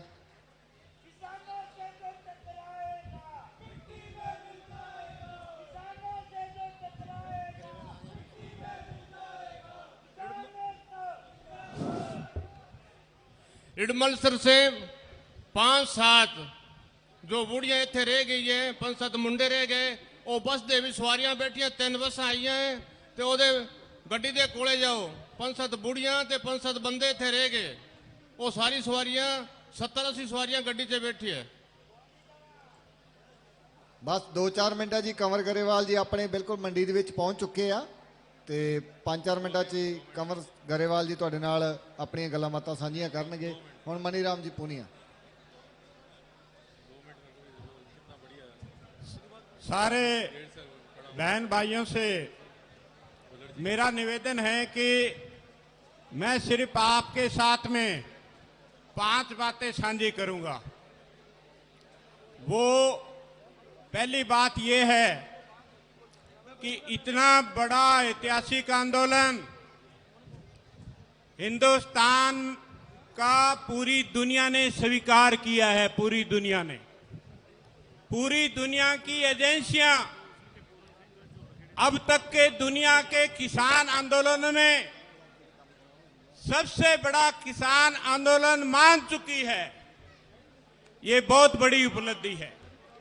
दूसरी उपलब्धि कि इतना शांतिपूर्वक आंदोलन जो पीसफुल है, वो इसकी खासियत होने की वजह से, जैसा टिकैत जी कह गए कि पूरे 2021 तक ये चलेगा। मैंने देखा शुरू किया है, पता नहीं पीछे से उंगली लग गई क्या, वो अपना तार ठीक कर रहे हैं। मैं ये कह रहा था कि भारत कृषि प्रधान देश है, बार बार प्रचार किया गया। धरती पुत्र अन्नदाता, इसमें कोई हकीकत नहीं, ये सब बातें ठीक है। लेकिन एक सवाल सबको विचार करने की जरूरत है कि हर साल बजट पेश होता है, हम लोग पूछते हैं, रेडियो टेलीविजन अखबार वाले पूछते हैं कि खेती की प्रधानता बजट में है, नहीं है। कुल जो बजट पेश होता है, कृषि को कितना बजट जाता है मालूम? पिछली गवर्नमेंट का 1.25 रुपए, 1.85 ये कुल बजट का खेती के ऊपर मोदी सरकार ने रखा था। अब तक जो किसानों के राज्य रहे, जैसे पंजाब है या आंध्र प्रदेश के कोई प्रांत हैं, आंध्र और साउथ के प्रांत, 7% से ऊपर किसी ने भी खेती में बजट नहीं दिया। तभी खेती लगातार डाउन गई। उत्तम खेती मध्यम वाण, निकृष्ट चाकरी भीख निदान, दुनिया का गे बीते से गे बीता धंधा नौकरी, माना हमारे बुजुर्गों ने और पूरी दुनिया ने। उत्तम माना हमारे शास्त्रों में लिखा है, बाबा नानक ने माना है कि ये उत्तम है। ये उत्तम इसलिए है कि ये इसमें लाइफ है, जीवन है। और नौकरी जो है वो बिल्कुल हे दृष्टि से देखा जाता था, गुलामी कौन करेगा। हमारे जो बाप दादे थे, 5 पढ़े हुए पटवारी लगते थे, 10 पढ़े हुए तहसीलदार, बहुत इस समय जिंदा है। वो कह रहे हैं हमें तहसीलदार लगा रहे थे, पटवारी लगा रहे थे, परंतु हमारे बाप ने लगने नहीं दिया। क्यों? कि गुलामी करेगा, अधीनता करेगा, स्वतंत्र अपनी खेती करेगा। आदमी को सबसे प्रिय कोई चीज है वो आजादी है, स्वतंत्रता है। गुलामी उसने कभी स्वीकार नहीं की। आप गाजर खिलाओ कि ये सेहत के लिए जरूरी है, और हाथ में डंडा रखो कि खा गाजर, गाजर नहीं खाई जाती है। इज्जत और मान और सम्मान के साथ गाजर खाई जाती है। इसलिए हम जो है इज्जत मान और सम्मान की खेती थी उसको बहाल करना है। नौजवानों से टिकैत जी कह गए, बिल्कुल सही बात। नौजवानों कहीं नौकरी नहीं है, पर आजकल समाज हमारा ऐसा भी हो गया, नौकरी है तो छोकरी, नहीं तो छोकरी नहीं। अरे नाते रिश्ते हम करते थे, 2 शब्द थे, सुन लो, खान दूसरा दान, खानदान देखे जाते थे। अब बाढ़ में जाए खानदान, होगा कभी? चाटे क्या खानदान को? नौकरी एक ਸਾਡੇ नहीं ਵਿੱਚ कि खेती करता है। ਕੰਵਰ ਗਰੇਵਾਲ ਜੀ ਪਹੁੰਚ अब ਚੁੱਕੇ ਆ। ग्रेवाल जी आ रहे हैं तो मैं हट रहा ਗਰੇਵਾਲ हूँ। ਸਾਹਿਬ ਪਹੁੰਚ ਚੁੱਕੇ ਆ। आप ਜਿੰਨੇ सुनो, ਵੀ ਮੇਰੇ ਵੀਰ ਸਾਹਿਬਾਨ धन्यवाद। ਬੈਠੇ ਇੱਥੇ ਪਹੁੰਚ ਜਾਓ। ਜਿੰਨੇ ਵੀ ਮੇਰੇ ਵੀਰ ਚਾਹ ਦੇ ਲੰਗਰ 'ਚ ਬੈਠੇ ਆ ਜਾਂ ਲੰਗਰਾਂ 'ਚ ਬੈਠੇ ਇੱਥੇ ਆ ਜਾਓ। ਕੰਵਰ ਗਰੇਵਾਲ ਸਾਹਿਬ ਪਹੁੰਚ ਚੁੱਕੇ ਆ। ਸਾਰੇ ਕਿਸਾਨ ਵੀਰਾਂ ਨੂੰ ਬੇਨਤੀ ਆ। ਹੁਣ ਮੈਂ ਬਾਈ ਜੀਤ ਸਿੰਘ ਲੱਖੀਆਂ ਜੀ ਨੂੰ ਬੇਨਤੀ ਕਰੂੰਗਾ 2 ਮਿੰਟ ਵਾਸਤੇ ਉਹ ਕਿਸਾਨ ਵੀਰਾਂ ਨੂੰ ਸੰਬੋਧਿਤ ਕਰਨ। ਬਾਈ ਜੀਤ ਸਿੰਘ ਲੱਖੀਆਂ।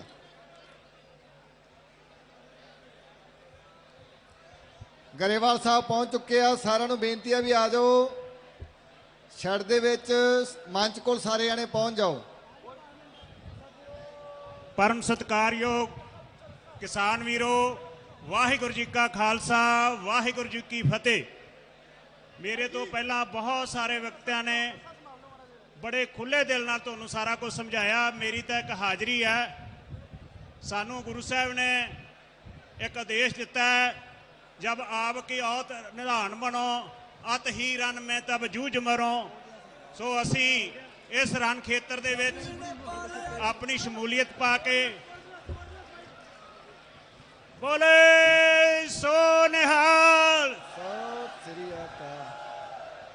सो सानू अपनी भागीदारी जिहड़ी इस अंदोलन विच हर बंदे नूं पाउणी चाहीदी है और साडा ये फर्ज बनदा है। देखो पुराने सिंह एक मन्नू प्रति गाया करते सी कि मन्नू साडी दातरी, असी मन्नू दे सोए, मन्नू ज्यों ज्यों सानू वढदा असी दून सवाए होए। वो गल अज इत्थे लागू होंदी है कि मोदी जिस तरह सानू कुटदा, जिन्ना सानू मोदी कुटदा, उस तरह असी वध रहे हैं। सो सारे पतवंते सज्जना का बहुत बहुत धन्यवाद।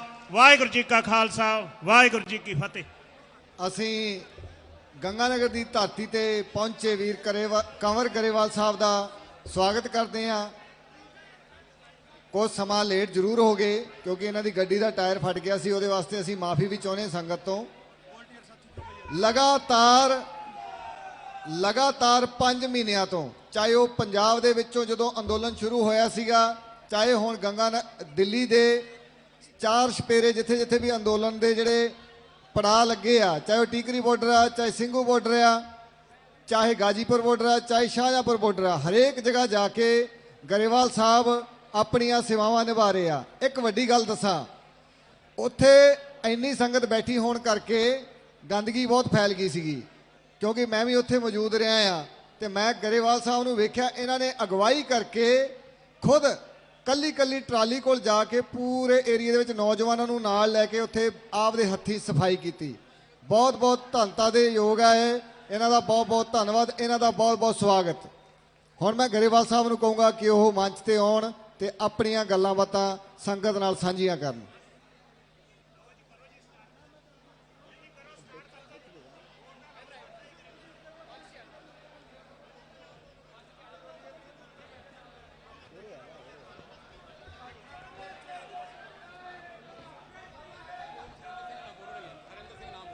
ਹਰਿੰਦਰ ਸਿੰਘ ਜੀ ਨੂੰ ਬੇਨਤੀ ਆ ਵੀ ਪਹਿਲਾਂ ਹਰਿੰਦਰ ਸਿੰਘ ਜੀ 2 ਮਿੰਟ ਵਾਸਤੇ ਕੁਝ ਸਮੇਂ ਵਾਸਤੇ ਸੰਗਤਾਂ ਨਾਲ ਆਪਣੀ ਗੱਲਬਾਤ ਸਾਂਝੀ ਕਰਨਗੇ। ਹਰਿੰਦਰ ਸਿੰਘ ਜੀ।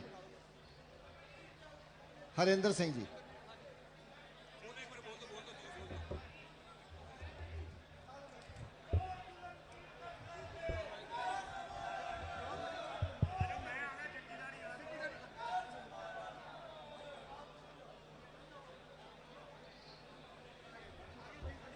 किसानी दा दर्द रख के चल बोल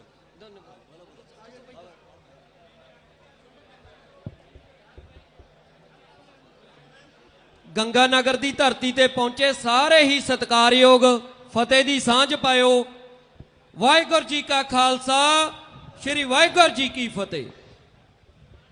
अज आपां इकट्ठे होए हैं, किस मसले पिछे होए हैं, वो बहुत गल्लां जड़ियां हो चुकियां होणगियां। बाकी हुण बाई कंवर गरेवाल जी ने भी बोलना ते उस तो पहला 2 गल्लां जड़ियां आपां सिफत वालियां गल्लां बहुत कर लैने आ, पर मैं तुहाडे नाल थोड़ियां जिहियां कौड़ियां गल्लां करनियां ने।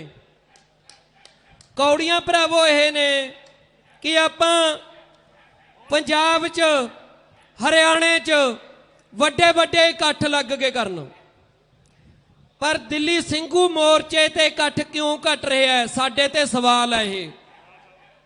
ਅਸੀਂ ਇੱਥੇ ਇਕੱਠ ਕਰ ਰਹੇ ਹਾਂ, ਦਿੱਲੀ ਮੋਰਚੇ ਤੇ ਇਕੱਠ ਕਿਉਂ ਨਹੀਂ ਜਾ ਰਿਹਾ? ਜੇਕਰ ਅਸੀਂ ਇੱਥੇ ਬੈਠੇ ਹਾਂ, ਕਿਸਾਨ ਸਾਡਾ ਦਿੱਲੀ ਬੈਠਾ ਹੈ, ਆ ਜਿਹੜੀਆਂ ਅਕਾਲੀ ਦਲ ਦੀਆਂ ਰੈਲੀਆਂ ਹੋ ਰਹੀਆਂ ਨੇ ਉਹਨਾਂ 'ਚ ਕੌਣ ਜਾ ਰਿਹਾ ਹੈ? ਸਾਨੂੰ ਜਿਸ ਦਿਨ ਇਹ ਅੰਦੋਲਨ ਸ਼ੁਰੂ ਹੋਇਆ ਸੀ ਬੜਾ ਬਦਲਾਅ ਲੱਗਿਆ ਸੀ ਕਿ ਬਈ ਹੁਣ ਤਾਂ ਪੰਜਾਬ, ਹਰਿਆਣਾ, ਰਾਜਸਥਾਨ ਰਾਜਨੀਤੀ ਬਦਲ ਗਈ, ਲੋਕਾਂ ਦੀ ਸੋਚ ਬਦਲ ਗਈ। ਪਰ ਕਿੱਥੇ ਖੜੇ ਆ? ਉਹ ਲੋਕ ਕੌਣ ਨੇ? ਕੀ ਅਸੀਂ ਉਹਨਾਂ ਨੂੰ ਸਮਝਾ ਨਹੀਂ ਸਕਦੇ? ਜੇਕਰ ਸਾਨੂੰ ਸਮਝ ਆ ਗਈ ਕਿ ਅਸੀਂ ਆਪਣੇ ਰਿਸ਼ਤੇਦਾਰਾਂ ਨੂੰ, ਆਪਣੇ ਸਕੇ ਸੰਬੰਧੀਆਂ ਨੂੰ, ਆਪਣੇ ਗਵਾਂਢੀਆਂ ਨੂੰ ਸਮਝਾ ਨਹੀਂ ਸਕਦੇ, ਜਦੋਂ ਰਾਜਨੀਤਿਕ ਪਾਰਟੀਆਂ ਵਾਲੇ ਲੋਕ ਇਹ ਕਹਿ ਗਏ ਕਿ ਮੇਰਾ ਫੁੱਫੜ ਖੜਾ, ਮੇਰਾ ਮਾਸੜ ਖੜਾ, ਸਾਤੋਂ ਵੋਟ ਪਵਾ ਲੈਂਦੇ ਨੇ, ਕੀ ਅਸੀਂ ਉਹਨਾਂ ਨੂੰ ਸਮਝਾ ਨਹੀਂ ਸਕਦੇ ਵੀ ਜੇ ਮੇਰਾ ਫੁੱਫੜ ਆ ਜਾਂ ਮਾਸੜ ਹੈ, ਖਬਰਦਾਰ ਜੇ ਕਿਸੇ ਰਾਜਨੀਤਿਕ ਪਾਰਟੀ ਦੀ ਰੈਲੀ 'ਚ ਗਿਆ, ਮੇਰਾ ਤੇਰੇ ਨਾਲ ਕੋਈ ਰਿਸ਼ਤਾ ਨਹੀਂ? ਕੀ ਅਸੀਂ ਉਹਨਾਂ ਨੂੰ ਸਮਝਾ ਨਹੀਂ ਸਕਦੇ? ਫਰਕ ਕਿੱਥੇ ਹੈ? ਕਲਾਕਾਰ, ਮੈਂ ਚਲੋ ਬਾਈ ਨਾਲ ਆਇਆ, ਇਹਦੇ 'ਚ ਗੱਲ ਕੀ ਹੈ? ਇੱਕ ਕਲਾਕਾਰਾਂ ਤੇ ਵੀ ਸਵਾਲ ਉੱਠਦਾ। ਕਲਾਕਾਰ ਇੱਕ ਪਾਸੇ ਤਾਂ ਕਿਸਾਨੀ ਦਾ ਗੀਤ ਗਾਉਂਦੇ ਨੇ, ਦੂਜੇ ਪਾਸੇ ਜਿਹੜਾ ਕਿਸਾਨਾਂ ਨੂੰ ਅੱਜ ਤੱਕ ਜਿਸ ਮੀਡੀਆ ਨੇ ਸਭ ਤੋਂ ਵੱਧ ਭੰਡਿਆ, ਜਿਹੜਾ ਮੀਡੀਆ ਸਾਨੂੰ ਅੱਤਵਾਦੀ ਕਹਿੰਦਾ, ਜਿਹੜਾ ਸਾਨੂੰ ਨੈਕਸਲਾਈਟ ਕਹਿੰਦਾ, ਉਹ ਮੀਡੀਆ ਜੀ ਨਿਊਜ਼ ਹੈ। ਸਾਡੇ ਹੀ ਕੁਝ ਨਾਮਵਰ ਕਲਾਕਾਰਾਂ 'ਚ ਹੋੜ ਕੀ ਲੱਗੀ ਵੀ ਹੈ, ਦਿਲ ਦੀਆਂ ਗੱਲਾਂ ਪ੍ਰੋਗਰਾਮ 'ਚ ਬੈਠ ਕੇ ਦਿਲ ਦੀਆਂ ਗੱਲਾਂ ਕਰਨੀਆਂ ਨੇ। ਇੱਥੇ ਬੈਠ ਕੇ ਕਰ ਨਹੀਂ ਸਕਦੇ, ਆਹ ਸਟੇਜ ਨਹੀਂ ਹੈਗੇ, ਹੋਰ ਚੈਨਲ ਨਹੀਂ ਹੈਗੇ। ਐਡੀ ਕਿੱਡੀ ਕਿ ਨੌਬਤ ਆ ਗਈ ਵੀ ਅਸੀਂ ਇੱਕ ਚੈਨਲ ਨਹੀਂ ਛੱਡ ਸਕਦੇ ਯਾਰ। ਫਿਰ ਕਿਸਾਨੀ ਦਾ ਗੀਤ ਗਾਉਣ ਦਾ ਕੀ ਫਾਇਦਾ? ਇੱਕ ਪਾਸੇ ਦਾ ਕਹਿੰਦੇ ਅਸੀਂ ਪੰਜਾਬ ਖੜਾ ਹੋ ਗਿਆ, ਹੁਣ ਕਿਸਾਨੀ ਦੇ ਹੱਕ ਲੈ ਕੇ ਹਟਾਂਗੇ, ਦੂਜੇ ਪਾਸੇ ਅਸੀਂ ਬੈਠੇ ਕਿਹਦੇ ਵਿਹੜੇ 'ਚ ਜਾ ਕੇ ਆ, ਜਿਹੜਾ ਮੋਦੀ ਦਾ ਸਭ ਤੋਂ ਵੱਡਾ ਦਲਾਲ ਹੈ, ਸੁਭਾਸ਼ ਚੰਦਰਾ ਦਾ ਚੈਨਲ ਹੈ। ਕੀ ਇੱਕ ਪ੍ਰੋਗਰਾਮ ਬਾਈਕਾਟ ਨਹੀਂ ਕਰ ਸਕਦੇ?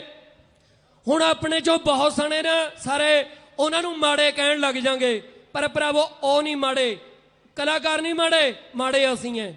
ਸਾਡੇ 'ਚ ਇੰਨੀ ਜ਼ਰੂਰਤ ਨਹੀਂ ਹੈਗੀ ਵੀ ਅਸੀਂ ਉਹਨਾਂ ਦਾ ਗਲ ਫੜ ਕੇ ਕਹਿ ਸਕੀਏ ਵੀ ਤੂੰ ਕਿਵੇਂ ਗਾਉਣਾ ਬਈ ਕਿਸਾਨੀ ਦਾ ਗੀਤ, ਜੇ ਤਾਂ ਜੀ ਨਿਊਜ਼ ਵਾਲਿਆਂ ਦੇ ਜਾਣਾ।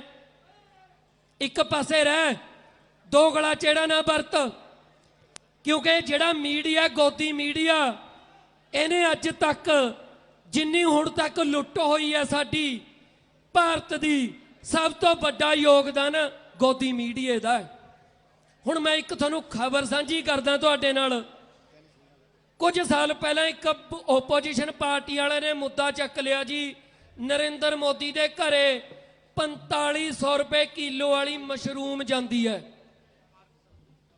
ਦੇਖ ਲਿਓ, ਆਨਲਾਈਨ ਪੜ੍ਹ ਲਿਓ ਇਸ ਖਬਰ ਨੂੰ। ਕੁਝ ਆਰਟੀਆਈ ਕਾਰਕੁਨਾਂ ਨੇ ਮੁੱਦਾ ਚੱਕਤਾ ਕਿ ਜੀ ਉਹ 4500 ਰੁਪਏ ਕਿਲੋ ਦੀ ਮਸ਼ਰੂਮ ਸਰਕਾਰੀ ਖਰਚੇ ਤੇ ਖਾ ਰਿਹਾ ਹੈ। ਐਡਾ ਕੀ ਆ ਉਹਦੇ 'ਚ? ਤਾਂ ਹੁਣ ਹਾਸੋਹੀਣਾ ਤੇ ਸ਼ਰਮਨਾਕ ਗੱਲ ਸਾਡੇ ਗੋਦੀ ਮੀਡੀਆ ਦੀ ਦੇਖ ਲਓ। ਉਹਨਾਂ ਨੇ ਸਟੋਰੀਆਂ ਕੀ ਚਲਾਤੀਆਂ ਉਸ ਗੱਲ ਨੂੰ ਦੱਬਣ ਵਾਸਤੇ, ਮਸ਼ਰੂਮ ਖਾਓ ਮੋਦੀ ਬਣ ਜਾਓ। ਸਾਡੇ ਲੋਕਾਂ ਨੇ ਹੱਸ ਦੇਖੀਆਂ ਵੀ ਮਸ਼ਰੂਮ ਖਾ ਲਓ ਜੀ ਮੋਦੀ ਬਣ ਜਾਓ। ਉਹ ਭਰਾਵੋ ਸਾਡੇ ਦਿਮਾਗ ਨਾਲ ਖੇਡਦੇ ਨੇ ਇਹ, ਦਿਮਾਗ ਨਾਲ। ਅਸੀਂ ਉਹਨਾਂ ਦੇ ਚੁੰਗਲ 'ਚ ਫਸ ਜਾਂਦੇ ਆ। ਨਰਿੰਦਰ ਮੋਦੀ ਇੱਕ ਪਾਸੇ ਦਾ ਕਹਿੰਦਾ ਮੈਂ BA ਪਾਸ ਕੀਤੀ ਵੀ ਹੈ, ਇੱਕ ਪਾਸੇ ਕਹਿੰਦਾ ਮੈਂ ਭੀਖ ਮੰਗੀ ਹੈ। ਹੁਣ ਤੁਸੀਂ ਉਹ ਦੱਸ ਦਿਓ ਜਿਹੜੇ ਉਰੇ ਬਜ਼ੁਰਗ ਬੈਠੇ ਉਹਦੀ ਉਮਰ ਦੇ, ਵੀ ਉਹਨਾਂ ਸਮਿਆਂ 'ਚ ਕੋਈ 12ਵੀਂ ਕਰੀ ਵਾਲਾ ਨੌਕਰੀ ਤੋਂ ਵਾਂਝਾ ਰਹਿੰਦਾ ਤਾਂ? ਦੱਸ ਦਿਓ ਕੋਈ ਰਹਿੰਦਾ ਸੀ ਉਹਨਾਂ ਸਮਿਆਂ 'ਚ? ਉਹ ਬੰਦਾ BA ਕਰਕੇ ਕਦੇ ਕਹਿੰਦਾ ਮੈਂ ਭੀਖ ਮੰਗੀ ਹੈ, ਕਦੇ ਕਹਿੰਦਾ ਮੈਂ BA ਕੀਤੀ ਹੈ। ਅੱਜ ਤੱਕ ਉਹਦੇ ਨਾਲ ਪੜਿਆ ਵਾ ਕੋਈ ਵੀ ਕਲਾਸਮੇਟ ਸਾਹਮਣੇ ਆਇਆ ਕਿ ਮੇਰੇ ਨਾਲ ਨਰਿੰਦਰ ਮੋਦੀ ਪੜਿਆ? ਉਹਦੀਆਂ ਐਡੇ ਵੱਡੇ ਝੂਠਾਂ ਨੂੰ ਵੀ ਇਹ ਗੋਦੀ ਮੀਡੀਆ ਸੱਚ ਬਣਾ ਦਿੰਦਾ ਹੈ। ਅਸੀਂ ਕਦੋਂ ਸਮਝਾਂਗੇ? ਕਦੋਂ ਇਹ ਰਾਜਨੀਤਿਕ ਲੋਕਾਂ ਦੇ ਚੁੰਗਲ 'ਚੋਂ ਨਿਕਲਾਂਗੇ? ਹੁਣ ਮੇਰਾ ਕੋਈ ਪਾਰਟੀ ਨਾਲ ਕਿਸੇ ਨਾਲ ਵਿਰੋਧ ਨਹੀਂ ਹੈਗਾ, ਪਰ ਇੱਕ ਸਵਾਲ, ਜਿੱਦਾਂ ਮੈਂ ਕਿਹਾ ਕਿ ਅਸੀਂ ਕਲਾਕਾਰਾਂ ਨੂੰ ਜਿਸ ਦਿਨ ਸਵਾਲ ਕਰਾਂਗੇ, ਜਿੱਦਾਂ ਆਪਾਂ ਕਹਿੰਦੇ ਸੀ ਨਾ ਬਦਲਾਅ ਆ ਗਿਆ, ਕੋਈ ਬਦਲਾਅ ਨਹੀਂ ਆਇਆ। ਆ ਤਿਆਰ ਪਏ ਨੇ ਸਾਰੇ ਗੀਤ ਉਹੇ ਜਿਹੇ, ਦਿਲ ਦੀਆਂ ਗੱਲਾਂ 'ਚ ਚੱਲਦੇ ਨੇ ਪ੍ਰੋਗਰਾਮ। ਬਦਲਾਅ ਕਿਸ ਦਿਨ ਆਊਗਾ? ਜਿਸ ਦਿਨ ਸਾਡੀ ਸੋਚ ਬਦਲ ਗਈ। ਅਸੀਂ ਰਾਜਨੀਤਿਕ ਆਗੂਆਂ ਦੇ ਗਲ ਲੱਗ ਕੇ ਫੜਨ। ਸੁਖਬੀਰ ਬਾਦਲ, ਮੈਂ ਕਿਸੇ ਇੱਕ ਪਾਰਟੀ ਨੂੰ ਕੋਈ ਟਾਰਗੇਟ ਨਹੀਂ ਕਰਦਾ, ਸਾਰੇ ਇੱਕੋ ਥਾਲੀ ਦੇ ਚੱਟੇ ਬੱਟੇ ਨੇ। ਪਹਿਲਾਂ ਤਾਂ ਐਮਐਲਏ ਸੀ, ਐਮਐਲਏ ਤੋਂ ਅਸਤੀਫਾ ਦੇ ਕੇ ਐਮਪੀਸ਼ਿਪ ਲੜੀ ਉਹਨੇ, ਐਮਪੀਸ਼ਿਪ ਲੜ ਕੇ ਐਮਪੀ ਬਣ ਗਿਆ। ਐਮਐਲਏ ਤੇ ਜਿਮਣੀ ਚੋਣ ਹੋ ਕੇ ਖਰਚਾ ਕਿਹਦਾ ਹੋਇਆ? ਲੋਕਾਂ ਦਾ। ਹੁਣ ਐਮਪੀ ਰਹਿ ਲਿਆ, ਹੁਣ ਇਲੈਕਸ਼ਨ ਆ ਗਈ, ਹੁਣ ਕਹਿੰਦਾ ਜੀ ਮੈਂ ਐਮਪੀ ਤੋਂ ਅਸਤੀਫਾ ਦੇ ਕੇ ਐਮਐਲਏ ਲੜਨਾ। ਮੂਰਖ ਕੌਣ ਬਣਿਆ? ਖਰਚਾ ਕਿਹਦਾ ਹੋਇਆ? ਸਾਡਾ। ਜਾਂ ਤਾਂ ਜੇ ਐਮਐਲਏ ਬਣ ਗਿਆ ਤਾਂ ਐਮਐਲਏ ਰਹਿ, ਐਮਪੀ ਬਣ ਗਿਆ ਤਾਂ ਐਮਪੀ ਰਹਿ। ਕਿਉਂ ਯਾਰ ਸਾਡਾ ਮੂਰਖ ਬਣਾ ਰਹੇ ਹੋ? ਪਰ ਇੱਥੇ ਕਮੀ ਕਿਹਦੀ ਹੈ? ਸਾਡੀ। ਹੁਣ ਮੈਂ ਤੁਹਾਨੂੰ ਇੱਕ ਹੋਰ ਗੱਲ ਆਉਣੇ ਵਾਲੇ ਭਵਿੱਖ ਦੀ ਦੱਸ ਦਿੰਦਾ। ਇੱਕ ਖੇਮ ਕਰਨ ਦਾ ਰੌਲਾ ਚੱਲਦਾ ਸੀਟ ਦਾ, ਬਿਰਸਾ ਸਿੰਘ ਬਲਟੋਹਾ ਦੀ ਸੀਟ। ਹੁਣ ਉੱਥੇ ਚਾਲ ਕੀ ਖੇਡੀ ਜਾ ਰਹੀ ਹੈ? ਪ੍ਰਕਾਸ਼ ਸਿੰਘ ਬਾਦਲ ਦੀ ਬੇਟੀ ਉਹ ਕਹਿੰਦੀ ਮੈਂ ਇਲੈਕਸ਼ਨ ਲੜੂੰਗੀ ਇੱਥੋਂ। ਸੁਖਬੀਰ ਸਿੰਘ ਬਾਦਲ ਨੇ ਅਨਾਉਂਸ ਕਰਤੀ ਬਿਰਸਾ ਸਿੰਘ ਬਲਟੋਹਾ ਦੀ ਸੀਟ। ਹੁਣ ਉੱਥੇ ਕਰਨਗੇ ਕੀ? ਉੱਥੇ ਕਰਨਗੇ ਕੀ? ਉੱਥੇ ਉਹ ਬਿਰਸਾ ਸਿੰਘ ਬਲਟੋਹਾ ਨੂੰ ਲੜਾਉਣਗੇ। ਬਾਦਲ ਦੀ ਬੇਟੀ ਪ੍ਰਕਾਸ਼ ਸਿੰਘ ਬਾਦਲ ਦੀ, ਸੁਖਬੀਰ ਸਿੰਘ ਬਾਦਲ ਦੀ ਭੈਣ ਆਜ਼ਾਦ ਚੋਣ ਲੜੂਗੀ। ਲੋਕਾਂ ਨੂੰ ਕੀ ਦਿਖਾਇਆ ਜਾਊਗਾ? ਅਸੀਂ ਪਰਿਵਾਰਵਾਦ ਮੁੱਖ ਨਹੀਂ ਰੱਖਦੇ, ਸਾਨੂੰ ਪਰਿਵਾਰਵਾਦ ਦੀ ਕੋਈ ਵੈਲਿਊ ਨਹੀਂ ਹੈਗੀ। ਪਰ ਦੂਜੇ ਪਾਸੇ ਆਪਣੇ ਹੀ ਪਰਿਵਾਰ ਦਾ ਸੀਐਮ ਬਣਾਇਆ ਜਾਊਗਾ। ਇਹੀ ਕੰਮ ਕੈਪਟਨ ਸਰਕਾਰ ਆਮ ਆਦਮੀ ਪਾਰਟੀ ਆਈ ਤੇ ਉਹਨਾਂ ਨੇ ਵੀ ਦੇਖ ਲਓ ਕੀ ਰੰਗ ਲਾਤੇ। ਸੋ ਭਰਾਵੋ, ਸਮੇਂ ਦੀ ਕਮੀ ਹੈ। ਮੇਰੀ ਤਾਂ ਇੰਨੀ ਕੁ ਬੇਨਤੀ ਹੈ ਕਿ ਜਿੰਨਾ ਸਮਾਂ ਅਸੀਂ ਨਹੀਂ ਬਦਲਾਂਗੇ ਕੁਝ ਨਹੀਂ ਬਦਲ ਸਕਦਾ। ਆ ਐਫਸੀਆਈ ਦੇ ਨਵੇਂ ਜਿਹੜੇ ਫਰਮਾਨ ਆ ਰਹੇ ਨੇ, ਇਹ ਮੌਤ ਦਾ ਸਮਾਨ ਨੇ। ਇਹ ਜਿਹੜੇ ਠੇਕਿਆਂ ਤੇ ਲੈ ਕੇ ਜ਼ਮੀਨਾਂ ਬਾਉਣੇ ਖਤਮ ਕਰ ਦੇਣਗੇ। ਸਾਡੇ ਕਣਕ ਦੀ ਨਮੀ ਵੀ 14 ਤੋਂ ਘਟਾ ਕੇ 12 ਲੱਗੇ ਨੇ ਕਰਨ। ਗੌਰ ਰੱਖਿਆ ਕਰੋ ਇਹ ਜਿਹੇ ਫਰਮਾਨਾਂ ਦੀ। ਅੱਜ ਇਹ ਅੰਦੋਲਨ ਹੈ ਜਿਹੜਾ, ਇਹਦੇ ਵਿੱਚ ਪੰਜਾਬ, ਹਰਿਆਣਾ, ਕਿਸਾਨੀ ਦੇ ਨਾਲ ਨਾਲ ਪੂਰੇ ਭਾਰਤ ਦਾ ਭਵਿੱਖ ਹੈ। ਇੰਨਾ ਕੁ ਯਾਦ ਰੱਖਿਓ। ਜੇ ਅਸੀਂ ਤਕੜੇ ਹੋ ਕੇ ਏਕਤਾ ਦੇ ਨਾਲ ਇਕੱਠੇ ਹੋ ਕੇ ਲੜ ਲਾਂਗੇ ਤਾਂ ਭਾਰਤ ਦਾ ਭਵਿੱਖ ਹੈ ਜਿਹੜਾ ਬਚਾ ਜਾਾਂਗੇ, ਆਪਣੇ ਬੱਚਿਆਂ ਦਾ ਭਵਿੱਖ ਹੈ ਜਿਹੜਾ ਬਚਾ ਜਾਾਂਗੇ। ਪਰ ਉਹਦੇ ਲਈ ਏਕਤਾ ਤੇ ਤੁਹਾਡਾ ਚੁਕੰਨੇ ਹੋਣਾ ਬਹੁਤ ਜ਼ਰੂਰੀ ਹੈ। ਸੋ ਸਮੇਂ ਦੀ ਕਮੀ ਹੈ। ਇੰਨੀਆਂ ਕੁ ਬੇਨਤੀਆਂ ਪ੍ਰਵਾਨ ਕਰਿਓ। ਵਾਹਿਗੁਰੂ ਜੀ ਕਾ ਖਾਲਸਾ, ਵਾਹਿਗੁਰੂ ਜੀ ਕੀ ਫਤਿਹ। ਧੰਨਵਾਦ ਵੀਰ ਜੀ। ਬੋਲੇ ਸੋ ਨਿਹਾਲ। ਸਤਿ ਸ੍ਰੀ ਅਕਾਲ। ਹੁਣ ਮੈਂ ਬੇਨਤੀ ਕਰੂੰਗਾ ਕਿ ਕੰਵਰ ਗਰੇਵਾਲ ਸਾਹਿਬ ਜੀ ਨੂੰ, ਕੁਝ ਸਾਡੇ ਨੌਜਵਾਨ ਸਾਥੀ, ਕੁਝ ਕਿਸਾਨ ਸਾਥੀ ਜਦੋਂ ਬੈਰੀਗੇਡ ਤੋੜਦੇ ਸੀਗੇ ਤੇ ਉਹਨਾਂ ਦੇ ਕੁਝ ਸੱਟਾਂ ਵੀ ਲੱਗੀਆਂ ਤੇ ਇੱਕ ਦਾ ਤਾਂ ਟਰੈਕਟਰ ਦਾ ਕਾਫੀ ਨੁਕਸਾਨ ਹੋਇਆ। ਤੇ ਅਸੀਂ ਚਾਹੁੰਦੇ ਆ ਇਹੋ ਜਿਹੇ ਜੁਝਾਰੂ ਸਾਥੀਆਂ ਨੂੰ, ਨੌਜਵਾਨ ਸਾਥੀਆਂ ਨੂੰ ਪ੍ਰੇਰਿਤ ਕਰਨ ਵਾਸਤੇ ਉਹਨਾਂ ਨੂੰ ਸਨਮਾਨਿਤ ਕਰਨਾ ਚਾਹੁੰਦੇ ਆ। ਤੇ ਤੁਹਾਨੂੰ ਬੇਨਤੀ ਹੈ ਕਿ ਤੁਸੀਂ ਉਹਨਾਂ ਨੂੰ ਸ਼ੀਲਡਾਂ ਦੇ ਕੇ ਜ਼ਰੂਰ ਸਨਮਾਨਿਤ ਕਰੋ ਜੀ।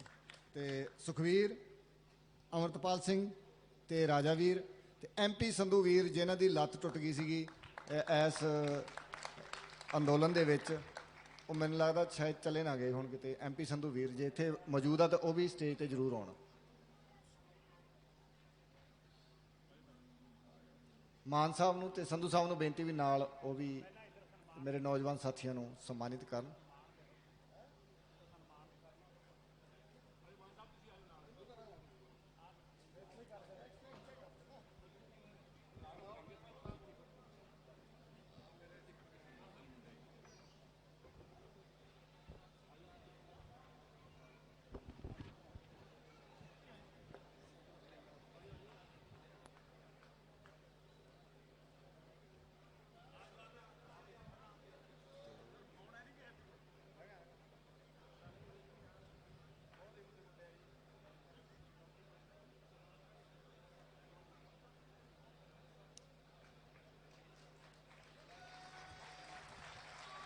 ਸਤਿ ਸ੍ਰੀ ਅਕਾਲ।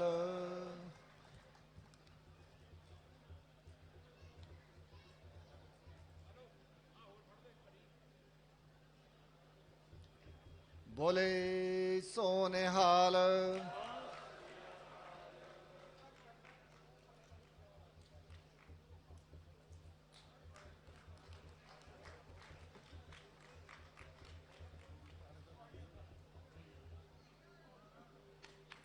ਬੋਲੇ ਸੋ ਨਿਹਾਲ। ਹੁਣ ਮੈਂ ਬੇਨਤੀ ਕਰੂੰਗਾ ਸੰਧੂ ਸਾਹਿਬ ਤੇ ਮਾਨ ਸਾਹਿਬ ਨੂੰ ਕਿ ਤੁਸੀਂ ਕੰਵਰ ਗਰੇਵਾਲ ਸਾਹਿਬ ਨੂੰ ਇੱਥੇ ਪਹੁੰਚਣ ਤੇ ਉਹਨਾਂ ਦਾ ਵੀ ਸਨਮਾਨ ਕੀਤਾ ਜਾਵੇ। ਉਹਨਾਂ ਨੂੰ ਸ਼ੀਲਡ ਦੇ ਕੇ ਬੋਲੇ ਸੋ ਨਿਹਾਲ।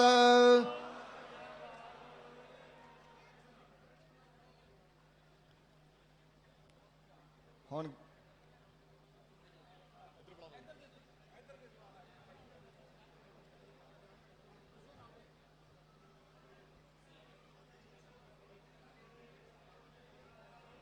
ਬੋਲੇ ਸੋ ਨਿਹਾਲ। ਹੁਣ ਗਰੇਵਾਲ ਸਾਹਿਬ ਨੂੰ ਬੇਨਤੀ ਆ ਵੀ ਉਹ ਸੰਗਤ ਦੇ ਨਾਲ ਆਪਣੇ ਬਲਬਲੇ, ਆਪਣੀਆਂ ਗੱਲਾਂ ਬਾਤਾਂ, ਆਪਣਾ ਐਕਸਪੀਰੀਅੰਸ ਜੋ ਵੀ 5 ਮਹੀਨਿਆਂ 'ਚ ਉਹਨਾਂ ਨੇ ਉੱਥੇ ਵੇਖੇ ਹਾਲਾਤ ਉਹ ਸਾਂਝੇ ਕਰਨ।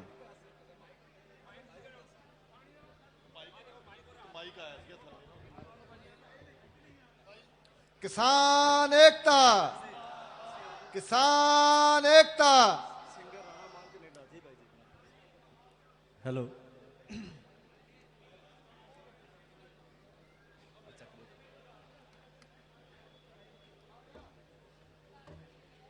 ਕੱਲਾ ਕੱਲਾ ਪੁੱਤ ਖੇਤਾਂ ਦਾ ਐਲਾਨ ਕਰੂਗਾ,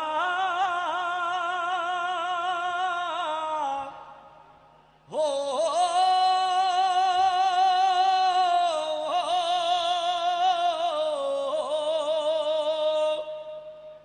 ਕੱਲਾ ਕੱਲਾ ਪੁੱਤ ਖੇਤਾਂ ਦਾ ਐਲਾਨ ਕਰੂਗਾ, ਤੈਨੂੰ ਦਿੱਲੀ ਇਹ ਇਕੱਠ ਪਰੇਸ਼ਾਨ ਕਰੂਗਾ।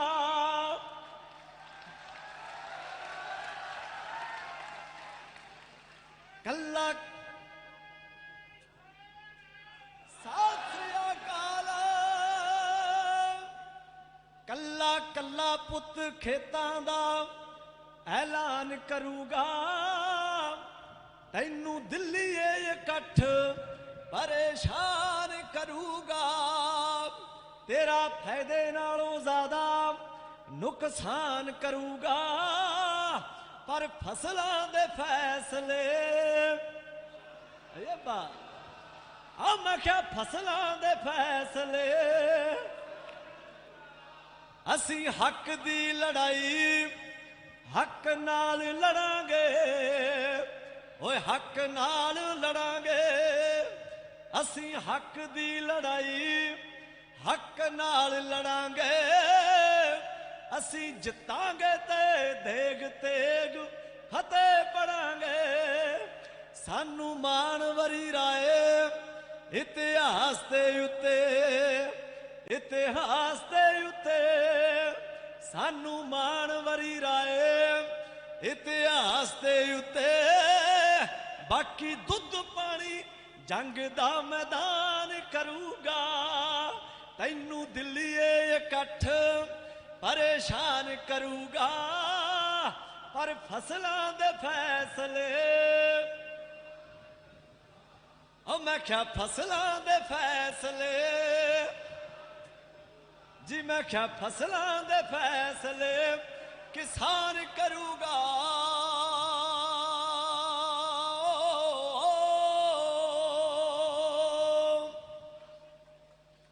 ਸੋ ਅੱਜ ਦੇ ਇਸ ਸਮਾਗਮ 'ਚ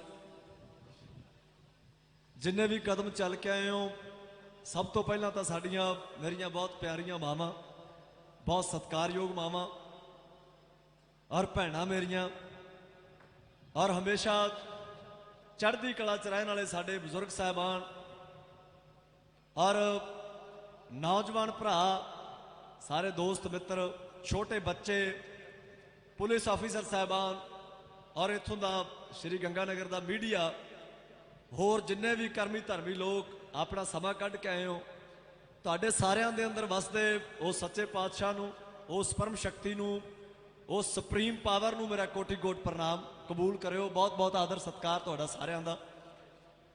ਅਨਾਉਂਸਮੈਂਟਾਂ ਹੋ ਹੀ ਜਾਂਦੀਆਂ, ਲਗਭਗ 6 ਮਹੀਨੇ ਹੀ ਹੋ ਗਏ। ਤੁਹਾਨੂੰ ਕੱਲਿਆਂ ਨੂੰ ਪਤਾ ਹੈ ਕਿ ਬਿੱਲ ਆਏ ਆ ਜਿਹੜੇ ਸਾਡੇ ਹੱਕ 'ਚ ਨਹੀਂ ਹੈਗੇ, ਤੁਸੀਂ ਵਿਰੋਧ ਕਰ ਰਹੇ ਹੋ। ਔਰ ਇਹ ਵੀ ਗੱਲਾਂ ਨਾਲ ਲਾਜ਼ਮੀ ਹੁੰਦੀਆਂ ਕਿ ਚੜ੍ਹਦੀ ਕਲਾ ਢਹਿੰਦੀ ਕਲਾ, ਕੁਝ ਪੱਖ 'ਚ ਹੋ ਗਿਆ, ਕੁਝ ਪੱਖ 'ਚ ਨਹੀਂ ਹੋਇਆ। ਇਹ ਚੀਜ਼ਾਂ ਜਦੋਂ ਕੋਈ ਜੰਗ ਲੱਗਦੀ ਹੈ, ਲੜਾਈ ਹੁੰਦੀ ਹੈ, ਤਾਂ ਉਹ 'ਚ ਚੱਲਦੀਆਂ ਰਹਿੰਦੀਆਂ। ਉਹਦੇ 'ਚ ਅੱਡੋ ਬਾਟੀ ਹੋਣਾ ਜਾਂ ਘਬਰਾ ਜਾਣਾ ਇਹ ਹੱਲ ਨਹੀਂ ਹੈ। ਉਹ ਮੁਸ਼ਕਲ ਦੇ ਵਿੱਚੋਂ ਲੰਘਣਾ ਕਿਵੇਂ ਹੈ, ਹੱਲ ਉਹ ਹੁੰਦਾ ਹੈ। ਉਹ ਹੱਲ ਫਿਰ ਇਹੋ ਜਿਹੀਆਂ ਸੁਭਾਵਾਂ ਦੇ ਵਿੱਚ ਹੋਣੇ ਹੁੰਦੇ ਆ, ਜਦੋਂ ਐਦਾਂ ਸਾਰਾ ਪਰਿਵਾਰ, ਜਦੋਂ ਸਾਡੇ ਲਾਣੇਦਾਰ, ਸਾਡੀਆਂ ਮਾਵਾਂ, ਭੈਣਾਂ, ਬਜ਼ੁਰਗ, ਭਰਾ, ਸਾਡੇ ਛੋਟੇ ਬੱਚੇ ਜਦੋਂ ਰਲ ਮਿਲ ਕੇ ਬਹਿੰਦੇ ਆ ਤਾਂ ਫਿਰ ਪਤਾ ਲੱਗਦਾ ਹੈ ਕਿ ਇਹਨਾਂ ਮਸਲਿਆਂ ਦਾ ਹੱਲ ਇੱਦਾਂ ਹੋ ਸਕਦਾ ਹੈ। ਬਾਕੀ ਖੁਸ਼ੀ ਦੀ ਗੱਲ ਇਹ ਹੈ ਕਿ ਜਦੋਂ ਸਾਰੇ ਭਾਈਚਾਰੇ, ਸਾਰੇ ਧਰਮਾਂ ਦੇ ਲੋਕ ਜ਼ਾਤਾਂ ਪਾਤਾਂ ਤੋਂ ਉੱਪਰ ਉੱਠ ਕੇ ਇੱਕ ਲੜਾਈ 'ਚ ਇਕੱਠੇ ਹੋ ਕੇ ਬਹਿੰਦੇ ਆ, ਉਹ ਮੇਰੇ ਖਿਆਲ 'ਚ ਇਸ ਅੰਦੋਲਨ ਦੀ ਸਭ ਤੋਂ ਵੱਡੀ ਪ੍ਰਾਪਤੀ ਹੈ। ਜਦੋਂ ਦੇਖੀਦਾ ਕਿ ਸਾਡੇ ਸਿੱਖ ਭਰਾ, ਸਾਡੇ ਹਿੰਦੂ ਭਰਾ ਔਰ ਸਾਡੇ ਮੁਸਲਮਾਨ ਭਰਾ ਸਾਰੇ ਰਲ ਮਿਲ ਕੇ ਇਸ ਲੜਾਈ 'ਚ ਹਿੱਸਾ ਲੈ ਕੇ ਅੱਗੇ ਵਧ ਰਹੇ ਆ, ਤਾਂ ਇਹ ਬਹੁਤ ਵੱਡੀ ਪ੍ਰਾਪਤੀ ਹੁੰਦੀ ਹੈ। ਇੱਥੇ ਮਨ ਨੂੰ ਇੱਕ ਚੈਨ ਆਉਂਦਾ ਕਿ ਲੱਗਦਾ ਹੁੰਦਾ ਕਿ ਜੋ ਕਨਸੈਪਟ ਸਾਡੇ ਗੁਰੂ ਸਾਹਿਬਾਨਾਂ ਨੇ ਸਾਨੂੰ ਦਿੱਤਾ ਸੀ, ਤਾਂ ਉਦਾਂ ਹੀ ਲੱਗਦਾ ਕਿ ਜਿਵੇਂ ਗੁਰਦੁਆਰੇ, ਮੰਦਿਰ, ਮਸੀਤਾਂ ਐਦਾਂ ਜੱਫੀਆਂ ਪਾ ਕੇ ਬੈਠੇ ਆ ਔਰ ਅਸੀਂ ਸਾਰੇ ਇੱਕ ਹੋ ਗਏ ਆ। ਇਸ ਮੋਰਚੇ ਦੀ ਪ੍ਰਾਪਤੀ ਹੈ, ਇਹਦੇ ਲਈ ਇੱਕ ਤਾੜੀ ਮਾਰ ਲਓ ਤੁਸੀਂ ਸਾਰੇ। ਲੜਾਈਆਂ ਲੱਗਦੀਆਂ ਰਹਿਣੀਆਂ, ਚੱਲਦੀਆਂ ਰਹਿਣਗੀਆਂ। ਜਿਸ ਹਾਲਾਤਾਂ ਦੇ ਵਿੱਚ ਸਾਡਾ ਮੁਲਕ ਖੜਾ ਹੈ, ਉਹ ਭਾਵੇਂ ਪੰਜਾਬ ਹੈ, ਭਾਵੇਂ ਰਾਜਸਥਾਨ ਹੈ, ਭਾਵੇਂ ਹਰਿਆਣਾ ਹੈ, ਲੜਾਈਆਂ ਲੱਗਦੀਆਂ ਰਹਿਣੀਆਂ। ਸਰਕਾਰਾਂ ਵੱਲੋਂ ਬਹੁਤ ਕੁਝ ਐਦਾਂ ਦਾ ਪਿਛਲੇ ਦਹਾਕਿਆਂ 'ਚ ਹੋਇਆ ਹੈ ਜਿਹੜਾ ਸਾਡੇ ਪੱਖ 'ਚ ਨਹੀਂ ਗਿਆ, ਉਹਦਾ ਵਿਰੋਧ ਕਰਨਾ ਲਾਜ਼ਮੀ ਹੈ। ਪਰ ਉਸ ਵਿਰੋਧ ਦੇ ਵਿੱਚ ਜਿੱਦਾਂ ਇਹ ਸ਼ਾਂਤੀਪੂਰਵਕ ਚੱਲ ਰਿਹਾ, ਪੀਸਫੁਲ ਪ੍ਰੋਟੈਸਟ, ਇੱਕ ਤਹਿਜ਼ੀਬ ਬਹੁਤ ਜ਼ਰੂਰੀ ਹੈ। ਉਸ ਤਹਿਜ਼ੀਬ ਨਾਲ, ਉਸ ਅਦਬ ਨਾਲ ਆਪਾਂ ਵਿਰੋਧ ਕਰਦੇ ਰਵਾਂਗੇ ਔਰ ਹਮੇਸ਼ਾ ਕਰਦੇ ਰਵਾਂਗੇ। ਤੇ ਇੱਥੇ ਵੀ ਜਿਵੇਂ ਹਰਿੰਦਰ ਪਹਿਲਾਂ ਕਹਿ ਕੇ ਗਿਆ ਹੈ ਕਿ ਦਿੱਲੀ ਜਾਣਾ ਬਹੁਤ ਲਾਜ਼ਮੀ ਹੈ। ਉਹਦੇ ਬਹੁਤ ਸਾਰੇ ਕਾਰਨ ਹੈ, ਕਿਉਂਕਿ ਆ ਜਿਹੜੀ ਫ੍ਰੀ ਦੀ ਚਰਚਾ ਹੁੰਦੀ ਹੈ ਨਾ ਕਿ ਰਸ਼ ਘਟਣ ਲੱਗ ਗਿਆ ਜਾਂ ਇੱਦਾਂ ਹੋ ਗਿਆ, ਉੱਦਾਂ ਹੋ ਗਿਆ, ਉਹਦੇ ਲਈ ਇੱਥੇ ਤੁਹਾਨੂੰ ਸ਼ਾਬਾਸ਼ ਹੈ ਸਾਰਿਆਂ ਨੂੰ। ਬਹੁਤ ਖੁਸ਼ੀ ਦੀ ਗੱਲ ਹੈ ਕਿ ਤੁਸੀਂ ਇੱਦਾਂ ਆ ਪੰਚਾਇਤਾਂ ਕਰ ਰਹੇ ਹੋ, ਵੱਖ-ਵੱਖ ਸਟੇਟਸ ਦੇ ਵਿੱਚ ਹੋ ਰਹੀਆਂ, ਸ਼ਹਿਰਾਂ 'ਚ ਹੋ ਰਹੀਆਂ, ਅੱਜ ਹਬੋਰ ਵੀ ਹੋਈ ਹੈ ਇੱਥੇ ਲਾਗੇ। ਪਰ ਰੌਲਾ ਇਹ ਹੈ ਕਿ ਇੱਥੇ ਜਿੰਨਾ ਵੀ, ਚਲੋ ਅਸੀਂ ਤਾਂ ਬਹੁਤ ਛੋਟੇ ਆ, ਜੇ ਨਿਆਣੇ ਆ, ਸਾਨੂੰ ਇੰਨੀ ਸਮਝ ਨਹੀਂ ਹੈ।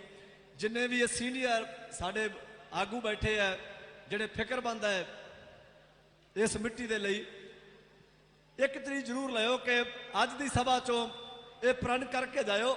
ਮੈਂ ਇਹ ਨਹੀਂ ਕਹਿੰਦਾ ਕਿ ਜਿੰਨੇ ਆਏ ਹੋ ਸਾਰੇ ਦਿੱਲੀ ਨੂੰ ਤੁਰ ਪਓ, ਨਹੀਂ। ਇੱਥੇ ਵੀ ਤੁਹਾਡੀਆਂ ਕਬੀਲਦਾਰੀਆਂ, ਕੰਮਾਂ ਦਾ ਟਾਈਮ ਹੈ, ਹਾੜੀ ਸਿਰ ਤੇ ਹੈ, ਪਰ ਜਿੰਨਾ ਵੀ ਹੋ ਸਕਦਾ ਕਿ ਆਪ ਦਾ ਭਾਵੇਂ ਪਿੰਡ ਲੈਵਲ ਤੇ ਇੱਕ ਦੂਜੇ ਨਾਲ ਮਦਦ ਕਰੋ, ਇੱਕ ਦੂਜੇ ਦੀ, ਕਿ ਅਸੀਂ ਭਾਈ ਤੇਰੀਆਂ ਫਸਲਾਂ ਦੇ ਵਿੱਚ, ਤੇਰੀ ਕਣਕ ਨੂੰ ਵੱਢਣ ਦੇ ਵਿੱਚ, ਕੱਢਣ ਦੇ ਵਿੱਚ ਤੇ ਪਹੁੰਚਾਉਣ ਤੱਕ, ਮੰਡੀ ਤੱਕ ਅਸੀਂ ਹੈਲਪ ਕਰਾਂਗੇ। ਸੋ ਐਦਾਂ ਉਹ ਭਾਈਚਾਰੇ ਦੀ ਬਹੁਤ ਲੋੜ ਹੈ ਇਸ ਵੇਲੇ। ਉੱਥੇ ਇਕੱਠ ਘਟਣਾ ਨਹੀਂ ਚਾਹੀਦਾ, ਇਹ ਬਹੁਤ ਜ਼ਰੂਰੀ ਹੈ। ਲਗਾਤਾਰ ਹਜੇ ਪਤਾ ਕੋਈ ਨਹੀਂ ਹੈ, 6-6 ਮਹੀਨਿਆਂ ਦੀ ਜ਼ੁਬਾਨ ਕਰਕੇ ਗਏ ਸੀ ਆਪਾਂ ਕਿ 6 ਮਹੀਨਿਆਂ ਦਾ ਰਾਸ਼ਨ ਲੈ ਕੇ ਚੱਲੇ ਆ। ਸੋ ਹਜੇ ਉੱਥੇ ਗਿਆਨ ਨੂੰ 4 ਮਹੀਨੇ ਹੋਣੇ ਆ ਐਸ 27 ਤਰੀਕ ਨੂੰ। ਸੋ ਸਹਿਜੇ ਚੱਲਿਓ, ਸਬਰ ਨਾਲ ਚੱਲਿਓ। ਆਸੇ-ਪਾਸੇ ਦੀਆਂ ਜਿਹੜੀਆਂ ਝੂਠੀਆਂ ਖਬਰਾਂ ਜੋ IT ਸੈੱਲ ਸਾਡੇ 'ਚ ਭੇਜਦੇ ਆ, ਉਹਨਾਂ ਤੋਂ ਗਰੇਜ਼ ਕਰਿਓ ਤੇ ਹਮੇਸ਼ਾ ਸੱਚੇ ਪਾਤਸ਼ਾਹ ਅੱਗੇ ਅਰਦਾਸ ਕਰਿਓ ਕਿ ਜਿਹੜੇ ਪਰਿਵਾਰ ਸਾਡੇ ਉੱਥੇ ਬੈਠੇ ਆ, ਸਾਡੇ ਬਜ਼ੁਰਗ ਵੀ ਬੈਠੇ ਆ, ਸਾਡੀਆਂ ਮਾਵਾਂ ਵੀ, ਮਾਂ ਮੇਰੀਆਂ ਉੱਥੇ ਬੈਠੀਆਂ, ਨੌਜਵਾਨ ਵੀ ਬੈਠੇ ਆ, ਛੋਟੇ ਬੱਚੇ ਵੀ ਬੈਠੇ ਆ, ਪਰਮਾਤਮਾ ਉਹਨਾਂ ਦੀ ਸਿਹਤ ਤੰਦਰੁਸਤ ਰੱਖੇ ਔਰ ਇਦਾਂ ਹੀ ਉਹ ਸਾਡੇ ਲਈ ਉੱਥੇ ਬੈਠ ਕੇ ਲੜਾਈ ਲੜਦੇ ਰਹਿਣ, ਅਸੀਂ ਵੀ ਉਹਨਾਂ ਦੇ ਨਾਲ ਜਾ ਕੇ ਪਾਰਟਿਸਿਪੇਟ ਕਰੀਏ। ਤੇ ਬਾਕੀ ਜਿਹੜੇ ਆ ਨੌਜਵਾਨ ਭਰਾਵਾਂ ਨੂੰ ਇੱਥੇ ਸਨਮਾਨਿਤ ਕੀਤਾ ਗਿਆ, ਇਦਾਂ ਦੇ ਯੋਧਿਆਂ ਤੇ ਮਾਣ ਹੋਣਾ ਚਾਹੀਦਾ ਸਾਨੂੰ। ਨੌਜਵਾਨ ਪੀੜ੍ਹੀ ਲਈ ਇਹ ਮੁੰਡੇ ਜਿਹੜੇ ਇੱਥੇ ਆ ਕੇ ਆਪਣਾ ਸਨਮਾਨ ਲੈ ਕੇ ਗਏ ਆ, ਸਨਮਾਨ ਤਾਂ ਚਲੋ ਇਹ ਸ਼ੀਲਡ ਤੋਂ ਉੱਪਰ ਸਾਰਿਆਂ ਦੇ ਅੰਦਰੋਂ ਤੁਹਾਡੇ ਇਹਨਾਂ ਲਈ ਦੁਆਵਾਂ ਨਿਕਲੀਆਂ ਹੋਣਗੀਆਂ। ਇੱਕ ਚੜ੍ਹਦੀ ਕਲਾ ਦੇ ਪ੍ਰਤੀਕ ਨੇ ਇਹ ਯੋਧੇ, ਜਿਹੜੇ ਇਹੋ ਜਿਹੀਆਂ ਲੜਾਈਆਂ ਨੂੰ ਹੋਰ ਅੱਗੇ ਤੱਕ ਲਿਜਾਣ ਦੇ ਲਈ ਸਾਨੂੰ ਬੂਸਟ ਅਪ ਕਰਦੇ ਆ। ਸੋ ਇਹ ਬਹੁਤ ਸੋਹਣੀਆਂ ਗੱਲਾਂ ਹੈ ਕਿ ਨੌਜਵਾਨੀ ਇਸ ਮੋਰਚੇ ਦੇ ਵਿੱਚ ਖੜੀ ਆ, ਪਾਰਟਿਸਿਪੇਟ ਕੀਤਾ ਉਹਨਾਂ ਨੇ। ਸੋ ਐਦਾਂ ਹੀ ਸਹਿਜੇ ਚੱਲਦੇ ਰਹੋ, ਪਰ ਬਸ ਆਪਣੇ ਫਰਜ਼ ਨਾ ਭੁੱਲਿਓ। ਬਾਕੀ ਇੱਕ ਗੱਲ ਹੋਰ, ਇਹ ਮੋਰਚਾ ਜਿੱਦੇ ਫਤਿਹ ਹੋ ਜਾਊਗਾ ਉਹਦੇ ਕੋਈ ਇਹ ਨਹੀਂ ਹੈ ਕਿ ਆਪਾਂ ਕੋਈ ਬਹੁਤ ਵੱਡੀ ਪ੍ਰਾਪਤੀ ਕਰ ਲਾਂਗੇ। ਇਹ ਤਾਂ ਬਸ ਇੰਨਾ ਕੀ ਹੈ ਕਿ ਸਾਡੀਆਂ ਜ਼ਮੀਨਾਂ ਸੀ ਸਾਡੇ ਕੋਲ ਰਹਿ ਜਾਣਗੀਆਂ, ਕੋਈ ਹੋਰ ਕੋਈ ਇਦਾਂ ਨਹੀਂ ਹੈ ਕਿ ਹਾਲਾਤ ਫਿਰ ਵੀ ਉਹੀ ਰਹਿਣੇ ਆ, ਉਹੀ ਭੁੱਖ ਨੰਗ, ਉਹੀ ਗੰਦੀ ਰਾਜਨੀਤੀ, ਉਹੀ ਧਰਮ ਨੂੰ ਲੈ ਕੇ ਸਾਡੇ ਜੋ ਦਫਾੜਾ ਪਾਉਣੇ ਕਿ ਆ ਸਿੱਖ ਹੈ ਆ ਹਿੰਦੂ ਹੈ, ਸਾਨੂੰ ਫਿਰ ਵੰਡਣਗੇ। ਤਾਂ ਆ ਕੇ ਲੜਾਈਆਂ ਨਿਰੰਤਰ ਜਾਰੀ ਰਹਿਣੀਆਂ ਚਾਹੀਦੀਆਂ, ਫੇਰ ਹੀ ਬਚਾਂਗੇ, ਤੇ ਨਹੀਂ ਤਾਂ ਕੋਈ ਸੁਧਾਰ ਦੀ ਗੁੰਜਾਇਸ਼ ਹੈ ਨਹੀਂ। ਉਹਦੇ ਲਈ ਸਭ ਤੋਂ ਵੱਡੀ ਜ਼ਿੰਮੇਵਾਰੀ ਇਸ ਵੇਲੇ ਜਿੰਨੇ ਨੌਜਵਾਨ ਭਰਾ ਸਾਡੇ ਇੱਥੇ ਇਸ ਸਭਾ 'ਚ ਹਾਜ਼ਰ ਹੋ ਜਾਂ ਸਾਡੀਆਂ ਭੈਣਾਂ ਕੁੜੀਆਂ ਬੈਠੀਆਂ, ਸਭ ਤੋਂ ਵੱਧ ਜ਼ਿੰਮੇਵਾਰੀ ਤੁਹਾਡੇ ਮੋਢਿਆਂ ਤੇ ਹੈ। ਅਸੀਂ ਮੁੱਕਰ ਨਹੀਂ ਸਕਦੇ ਇਹਨਾਂ ਗੱਲਾਂ ਤੋਂ। ਇੱਕ ਗਵਈਆ ਹੋਣ ਦੇ ਨਾਂ ਤੇ ਠੀਕ ਆ, ਮੈਨੂੰ ਮਹਾਰਾਜ ਨੇ ਗਾਉਣ ਵਾਲੇ ਪਾਸੇ ਮੇਰੀ ਕਿਰਤ ਲਿਖੀ ਹੈ, ਪਰ ਜੇ ਅਸੀਂ ਤੁਹਾਡੇ ਗਾਇਕ ਹੈ, ਤੁਹਾਡੇ ਬਣਾਏ ਹੋਏ ਗਾਇਕ ਹੈ, ਕਿਉਂਕਿ ਮੇਰੇ ਤੇ ਪ੍ਰਮਾਤਮਾ ਦੇ ਵਿੱਚ ਜੇ ਕੋਈ ਕੜੀ ਆਈ ਹੈ ਜਿਹਦੇ ਕਰਕੇ ਸਾਡੇ ਘਰ-ਬਾਰ ਚੱਲਦੇ ਹੋ, ਤੁਸੀਂ ਬੈਠੇ ਹੋ। ਇੱਕ ਸੱਚ ਵਾਲੀ ਗੱਲ ਇਹ ਕਹਿੰਦੇ ਹੋ ਨਾ ਕਿ ਪ੍ਰਮਾਤਮਾ ਦੇ ਰਿਹਾ, ਪਰ ਪ੍ਰਮਾਤਮਾ ਨੇ ਉਹ ਕਿਰਤ ਦਾ ਇੱਕ ਜ਼ਰੀਆ ਬਣਾਇਆ, ਉਹ ਜ਼ਰੀਆ ਤੁਸੀਂ ਲੋਕ ਬਣੇ ਹੋ। ਜੇ ਮੈਂ ਲੋਕ ਗਾਇਕ ਕੰਵਰ ਗਰੇਵਾਲ ਤਾਂ ਫਿਰ ਮੈਂ ਜੇ ਲੋਕਾਂ ਦਾ ਨਹੀਂ ਆ ਤਾਂ ਫਿਰ ਮੈਂ ਲੋਕ ਗਾਇਕ ਨਹੀਂ ਹੋ ਸਕਦਾ। ਇਸ ਕਰਕੇ ਅਸੀਂ ਵੀ ਜਿੰਨੇ ਜੋਗੇ ਹੈਗੇ ਆ ਦਿਨ ਰਾਤ ਅਰਦਾਸ ਕਰਦੇ ਹਾਂ ਸੱਚੇ ਪਾਤਸ਼ਾਹ ਅੱਗੇ ਕਿ ਜਿੰਨਾ ਅਸੀਂ ਆਪਦੇ ਪਰਿਵਾਰਾਂ ਲਈ ਕਰ ਸਕਦੇ ਹਾਂ, ਜਿੰਨਾ ਖੜ ਸਕਦੇ ਹਾਂ, ਜਿੰਨਾ ਭਾਈਚਾਰੇ ਨੂੰ ਜੋੜਨ ਦੇ ਵਿੱਚ ਆਪਣੇ ਗੀਤਾਂ ਜ਼ਰੀਏ, ਜਾਂ ਜਿੰਨਾ ਇਸ ਮੋਰਚੇ ਲਈ ਤੁਹਾਨੂੰ ਹੋਰ ਬੂਸਟ ਅਪ ਕਰਨ ਦੇ ਲਈ ਆਪਣੇ ਗੀਤਾਂ ਜ਼ਰੀਏ ਕੰਟਰੀਬਿਊਟ ਕਰ ਸਕਦੇ ਹਾਂ, ਉਹ ਅਸੀਂ ਕਰਦੇ ਰਵਾਂਗੇ। ਪਰ ਤੁਸੀਂ ਆਪਦੇ ਫਰਜ਼ ਨਾ ਭੁੱਲਿਓ, ਅਫਵਾਹਾਂ ਤੋਂ ਬਚ ਕੇ ਰਹੋ। ਸਭ ਦੀਆਂ ਜੋ ਸਾਡੇ ਭਰਾ ਜੇਲ੍ਹਾਂ 'ਚ ਨੇ, ਪਰਸੋਂ ਦੀ ਖਬਰ ਹੈ ਜੇ ਸਾਡਾ 151 ਨੌਜਵਾਨ ਸੀ ਜਿਹੜੇ ਜੇਲ੍ਹਾਂ 'ਚ ਸੀ ਜਿਨ੍ਹਾਂ ਤੇ ਪਰਚੇ ਹੋਏ ਆ, ਉਹਨਾਂ 'ਚੋਂ ਮੈਂ ਪਰਸੋਂ ਹੀ ਆਇਆ ਸ਼ਾਮ ਨੂੰ ਦਿੱਲੀੋਂ, ਉਹਦੇ ਉੱਥੇ ਸੀਨੀਅਰ ਵਕੀਲ ਸਾਹਿਬਾਨ ਬੈਠੇ ਸੀ, ਉਹਨਾਂ ਨੇ ਪਰਸੋਂ ਦੀ ਖਬਰ ਦੱਸੀ ਸੀ ਮੈਨੂੰ ਦੁਪਹਿਰ 2 ਵਜੇ ਤੱਕ, ਕਹਿੰਦੇ 142 ਨੌਜਵਾਨ ਕਹਿੰਦੇ ਜਿਹੜੇ ਸਾਡੇ ਬਰੀ ਹੋ ਗਏ ਆ, 142।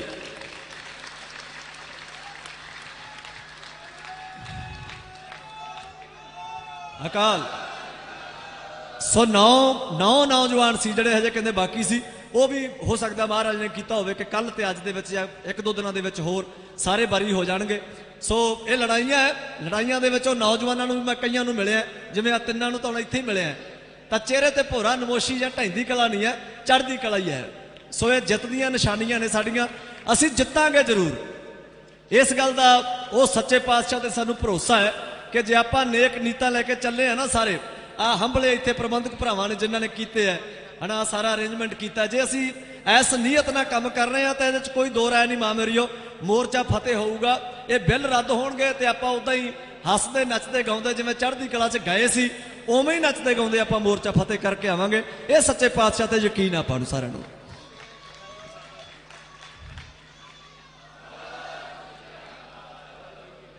ਦੋ ਮਿੰਟ ਹੋਰ ਲੈਣੇ ਆ। ਕੁਝ ਗੱਲਾਂ ਸਾਡੀਆਂ ਜਿਹੜੀਆਂ ਹੈਗੀਆਂ, ਸਾਡੀਆਂ ਆਪਦੀਆਂ ਕਮੀਆਂ ਜ਼ਰੂਰ, ਜਿਵੇਂ ਹਰਿੰਦਰ ਕਹਿੰਦਾ ਸੀ ਨਾ ਕਿ ਆਪਦੀਆਂ ਸਾਡੇ 'ਚ ਬੜੀਆਂ ਕਮੀਆਂ, ਫਰੋਲਣ ਲੱਗ ਜੀਏ ਤਾਂ ਬਹੁਤ ਟਾਈਮ ਲੱਗ ਜਾਣਾ, ਪਰ ਮੋਟੀਆਂ ਗੱਲਾਂ ਮੈਂ ਤੁਹਾਨੂੰ ਜ਼ਰੂਰ ਬੇਨਤੀ ਕਰਕੇ ਜਾਊਂਗਾ।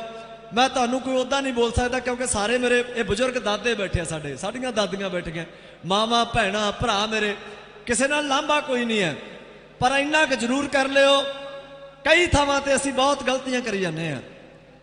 ਹਮੇਸ਼ਾ ਮੈਂ ਹਰ ਇੱਕ ਸਟੇਜ ਤੋਂ ਇਹ ਗੱਲ ਬੋਲਦਾ ਹੁੰਦਾ ਕਿ ਸ਼੍ਰੀ ਗੰਗਾ ਨਗਰ ਦੇ ਵਿੱਚ ਨਾ ਗੁਰਦੁਆਰੇ ਬਾਹਲੇ ਨਾ ਬਣਾਇਓ। ਆਸੇ-ਪਾਸੇ ਦੇ ਪਿੰਡਾਂ ਵਾਲੇ ਜਿਹੜੇ ਭਰਾ ਆਏ ਵੇ ਹੋ, ਇੱਕ ਪਿੰਡ 'ਚ ਇੱਕ ਗੁਰਦੁਆਰਾ ਬਣਾ ਲਓ, 5 ਨਾ ਬਣਾਓ, ਬਰਬਾਦ ਹੋ ਜਾਣਗੇ। ਇੱਕ ਪਿੰਡ ਤੇ ਮੰਦਿਰ ਬਣਾਉਣੇ ਆ। ਸਾਡਾ ਹਿੰਦੂ ਭਾਈਚਾਰਾ ਮੇਰਾ ਆਪਣਾ ਭਾਈਚਾਰਾ ਹੈ, ਮੈਂ ਸਿੱਖ ਦੇ ਘਰੇ ਜੰਮਿਆ, ਉਹ ਵੱਖਰੀ ਗੱਲ ਹੈ, ਪਰ ਮੈਨੂੰ ਹਰੀਓਮ ਨਮੋ ਨਾਰਾਇਣ 'ਚ ਬੋਲਣ 'ਚ ਭੋਰਾ ਹੀ ਤਕਲੀਫ ਨਹੀਂ, ਕਿਉਂਕਿ ਸਾਡੇ ਗੁਰੂ ਨਾਨਕ ਪਾਤਸ਼ਾਹ ਨੇ ਸਾਡੇ ਪਿਓ ਨੇ ਸਿਖਾਈ ਇਹ ਹੈ ਕਿ ਜੇ ਤੂੰ ਸਾਰੇ ਧਰਮਾਂ ਨੂੰ ਪਿਆਰ ਕਰਦਾ ਨਾ, ਰੱਬ ਦੇ ਬੰਦਿਆਂ ਨੂੰ ਪਿਆਰ ਕਰਦਾ ਤਾਂ ਬੰਦਾ ਤੂੰ ਤਾਈਓ ਆ, ਤੂੰ ਬੰਦਾ ਫਿਰੇ, ਤਾਈਓ ਤੂੰ ਸਾਡਾ ਪੋਤਾ, ਨਹੀਂ ਤੂੰ ਮੇਰਾ ਪੁੱਤ ਕਹਾਉਣ ਦੇ ਲਾਇਕ ਨਹੀਂ ਹੈ। ਇਸ ਗੱਲ ਨੂੰ ਕਿਸੇ ਹੋਰ ਪਾਸੇ ਨਾਲ ਲੈ ਜਾਓ ਕਿ ਮੈਂ ਕੋਈ ਗੁਰਦੁਆਰੇ ਮੰਦਿਰ ਬਣਾਉਣ ਦੇ ਵਿਰੋਧ 'ਚ ਨਹੀਂ। ਇੱਕ ਬਣਾ ਲਓ, ਇੱਕੋ ਹੀ ਗੁਰਦੁਆਰੇ ਦੇ ਵਿੱਚ ਜੱਟ ਵੀ ਜਾਵੇ, ਇੱਕੋ ਗੁਰਦੁਆਰੇ ਦੇ ਵਿੱਚ ਮਜ਼੍ਹਬੀ ਸਿੱਖ ਵੀ ਜਾਵੇ, ਇੱਕੋ ਗੁਰਦੁਆਰੇ ਦੇ ਵਿੱਚ ਚਮਿਆਰ ਭਾਈਚਾਰਾ ਵੀ ਜਾਵੇ, ਇੱਕੋ 'ਚ ਹੀ ਜਾਵੇ ਸਾਰਾ। ਏਦਾਂ ਹੀ ਹਿੰਦੂ ਭਰਾਵਾਂ ਨੂੰ ਬੇਨਤੀ ਹੈ, ਥਾਂ ਤੇ ਮੰਦਿਰ ਬਣਾ ਕੇ ਪੈਸੇ ਵੇਸਟ ਨਾ ਕਰੋ, ਇੱਕ ਬਣਾ ਲਓ, ਇੱਕ ਬਣਾ ਲਓ। ਇਹ ਗੱਲਾਂ ਕਹਿਣ ਤੋਂ ਨਾ ਕਈ ਭਰਾ ਡਰ ਜਾਂਦੇ ਆ ਕਿ ਯਾਰ ਲੋਕ ਵਿਰੋਧ, ਇਹ ਵਿਰੋਧ ਵਾਲੀ ਗੱਲ ਹੀ ਨਹੀਂ ਹੈ। ਇੱਕ ਪਿੰਡ 'ਚ 5 ਗੁਰਦੁਆਰੇ ਬਣਨਗੇ ਬਾਬਾ, ਤਾਂ 1 ਤੇ ਕਰੋੜ ਲੱਗਦਾ ਆਰਾਮ ਨਾਲ, ਕਿਉਂਕਿ ਅਸੀਂ ਸ਼ਰਧਾਲੂ ਲੋਕ ਹੈ, ਭਾਵਨਾ ਵਾਲੇ ਲੋਕ ਹੈ। ਅਸੀਂ ਕਹਿੰਦੇ ਹਾਂ ਕਿ ਗੁਰਦੁਆਰਾ ਫਿਰ ਬਈ ਜਿੰਨਾ ਮਰਜ਼ੀ ਵਧੀਆ ਬਣਾਉਣਾ ਹੀ ਬਣਾਉਣਾ ਹੈ। 5 ਕਰੋੜ ਲਾਉਣ ਦੀ ਥਾਂ ਤੇ ਮਿੱਤਰੋ 1 ਲਾ ਲਓ, 1 'ਚ ਬਹਿ ਕੇ ਫਿਰ ਸਾਰੇ ਭਾਈਚਾਰੇ, ਸਾਰੀਆਂ ਜਾਤਾਂ ਪਾਤਾਂ ਆਪਦਾ ਪੰਗਤ 'ਚ ਬਹਿ ਕੇ ਲੰਗਰ ਛਕਣ ਦੀ ਆਦਤ ਪਾ ਲਈਏ। ਉਸ ਤੋਂ ਬਾਅਦ ਦੂਜਾ ਕੰਮ ਹੈਗਾ ਆ ਵੋਟਾਂ, ਰਾਜਨੀਤੀ ਬਹੁਤ ਗੰਦੀ ਕਰਨ 'ਚ ਸਾਡਾ ਵੀ ਯੋਗਦਾਨ ਹੈ।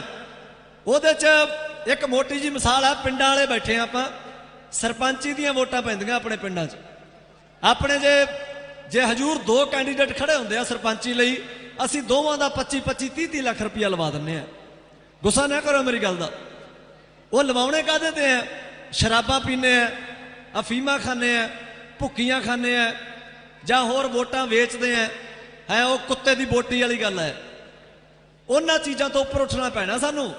ਇੱਥੇ ਭਾਵੇਂ ਕੋਈ ਸਿੱਖ ਭਰਾ ਬੈਠਾ ਹੈ, ਭਾਵੇਂ ਕੋਈ ਹਿੰਦੂ ਭਰਾ ਬੈਠਾ ਹੈ, ਇਹ ਸਾਰਿਆਂ ਲਈ ਆ ਗੱਲ ਕਿ ਜਦੋਂ ਅਸੀਂ ਵੋਟਾਂ ਵੇਲੇ ਹੀ ਯਾਰ ਉਦੋਂ 65-70 ਲੱਖ ਰੁਪਇਆ ਲਾਤਾ ਪਿੰਡ ਦੇ ਵਿੱਚ ਕੱਲੇ ਨਸ਼ਿਆਂ ਤੇ, ਤਾਂ ਤਰੱਕੀਆਂ ਕੀ ਕਰਾਂਗੇ ਬਾਬਾ?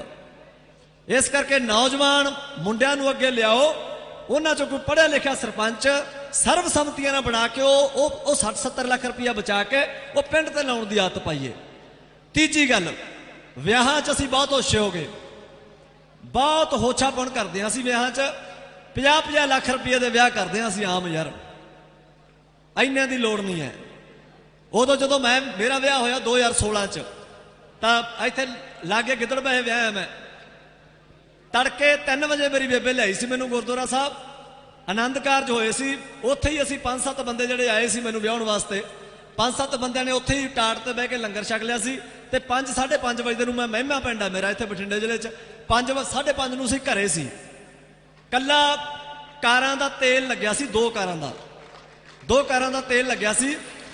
ਅਖਬਾਰਾਂ 'ਚ ਖਬਰਾਂ ਆਈਆਂ ਸੀ, ਟੀਵੀ ਤੇ ਖਬਰਾਂ ਆਈਆਂ ਸੀ। ਜਿੰਨੇ ਲੋਕ ਮੈਨੂੰ ਮਿਲੇ ਸੀ ਮੈਨੂੰ ਸਾਰੇ ਕਹਿੰਦੇ ਸੀ ਪੁੱਤ ਤੂੰ ਬੜਾ ਵਧੀਆ ਕੰਮ ਕੀਤਾ। ਮੈਂ ਕਿਹਾ ਜੀ ਤੁਸੀਂ ਕਰ ਲਓ।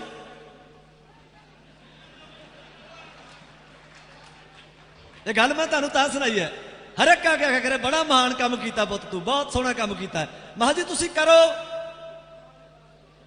ਕੱਲਾ ਜੇ ਮੈਨੂੰ ਆ ਕੇ ਆਖੀ ਜਾਓਗੇ ਵੀ ਤੂੰ ਇੱਕ ਕਮਰੇ 'ਚ ਰਹਿਣਾ ਹੈ, ਤੂੰ ਕੱਚੇ ਮਕਾਨ 'ਚ ਰਹਿਣਾ ਹੈ, ਸ਼ੁਕਰੀਆ ਬਾਪੂ ਜੀ, ਤੂੰ ਕਿਰਾਏ ਦੇ ਮਕਾਨ 'ਚ ਰਹਿਣਾ ਹੈ, ਮੈਂ ਅੱਜ ਵੀ ਕਿਰਾਏ ਦੇ ਮਕਾਨ 'ਚ ਰਹਿਣਾ, ਮਾਲੀ ਰਹਿਣਾ ਹੈ, ਅੱਜ ਵੀ ਮੈਂ ਕਿਰਾਏ ਦਾ ਮਕਾਨ ਹੈ ਮੇਰਾ, ਮੇਰੇ ਕੋਲ ਆਪ ਦਾ ਮਕਾਨ ਨਹੀਂ ਹੈ। ਉਸ ਚੀਜ਼ ਲਈ ਲਾਂਭਾ ਨਹੀਂ ਹੈ ਕਿਸੇ ਨੂੰ। ਹੁਣ ਕਈ ਦਿਮਾਗ ਅੰਦਰ ਬੈਠੇ ਸੋਚਣ ਲੱਗ ਜਾਂਦੇ ਹੋਣਗੇ ਵੀ ਖਾੜੇ ਤਾਂ ਇੰਨੇ ਲਾਉਂਦਾ, ਇਹ ਤਾਂ ਆਪਦਾ ਘਰ ਵੀ ਨਹੀਂ ਬਣਿਆ। ਪਰ ਮੈਂ ਤੁਹਾਨੂੰ ਪਤੇ ਦੀ ਗੱਲ ਦੱਸ ਜਾਂ, ਉਹ ਘਰ ਦੀਆਂ ਜਿਹੜਾ ਪੱਥਰਾਂ ਦਾ ਬਣਦਾ ਹੈ ਉਹਦੀਆਂ ਕਾਹਦੀਆਂ ਦਾਅਵੇਦਾਰੀਆਂ ਹੈ। ਮੇਰੇ ਕੋਲ ਤਾਂ ਵੀ ਕਿਰਾਏ ਦਾ ਹੈ, ਇਹ ਵੀ ਕਿਰਾਏ ਦਾ ਹੈ। ਸੋ ਸਾਡੇ ਘਰਾਂ 'ਚ ਸਾਡੇ ਪਰਿਵਾਰਾਂ 'ਚ ਗੱਲਾਂ ਹੋਰ ਹੋਣੀਆਂ ਚਾਹੀਦੀਆਂ ਸੀ, ਪਰ ਅਸੀਂ ਉਲਝ ਗਏ। ਘਰਾਂ ਤੇ ਪੈਸਾ ਨਾ ਲਾਇਆ ਕਰੋ। ਘਰ 'ਚ 4 ਜੀ ਹੁੰਦੇ ਆ, ਕਮਰੇ ਪਾਉਣੇ ਆ। ਅਸੀਂ ਜਦੋਂ ਨਵਾਂ ਘਰ ਪਾਉਣੇ ਆ 6 ਜਾਂ 7 ਕਮਰੇ ਪਾਉਣੇ ਆ। ਕੀ ਗੱਲ ਬਾਕੀਆਂ 'ਚ ਭੂਤਾਂ ਰਹਿੰਦੀਆਂ?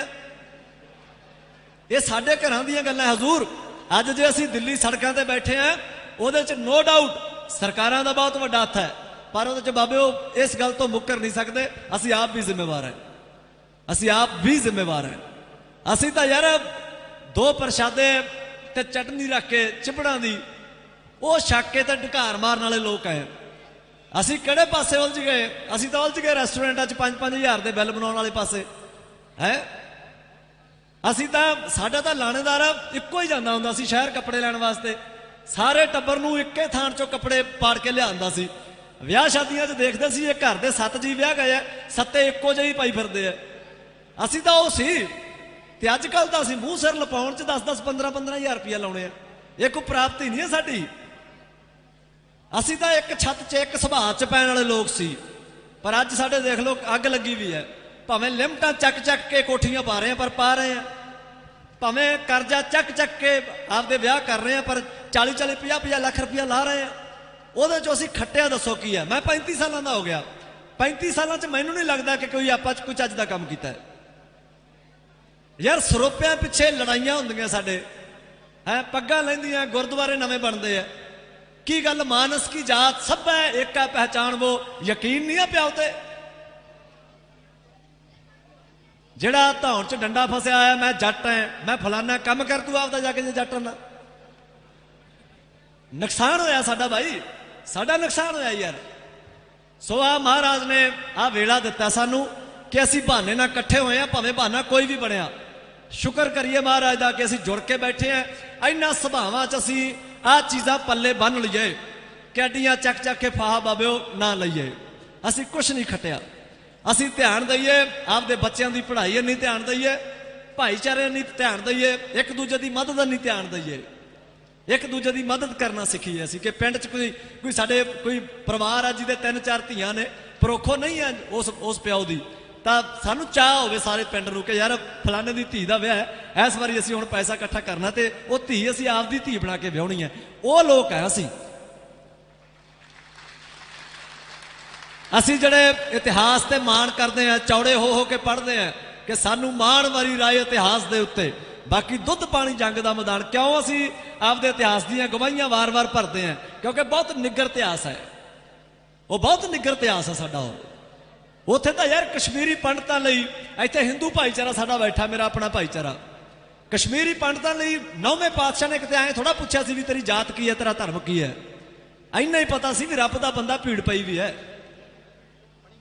ਤਾਂ ਅਸੀਂ ਤਾਂ ਉਹਨਾਂ ਪਰਿਵਾਰਾਂ ਦੇ ਵਾਰਸ ਹੈ, ਉਹਨਾਂ ਗੁਰੂਆਂ ਦੇ ਵਾਰਸ ਹੈ। ਸੋ ਆਹ ਜਿਹੜੀਆਂ ਕਮੀਆਂ ਸਾਡੇ ਸਮਾਜ 'ਚ, ਇਹਨਾਂ ਨੂੰ ਪੂਰੀਆਂ ਕਰ ਲਓ, ਨਹੀਂ ਤਾਂ ਬਿੱਲ ਭਾਵੇਂ PM ਸਾਹਿਬ ਇੱਕ ਵਾਰੀ ਛੱਡ ਕੇ 2 ਵਾਰੀ ਵੀ ਰੱਦ ਕਰ ਦੇਣਗੇ, ਸਾਡਾ ਬਣਨਾ ਕੁਛ ਨਹੀਂ।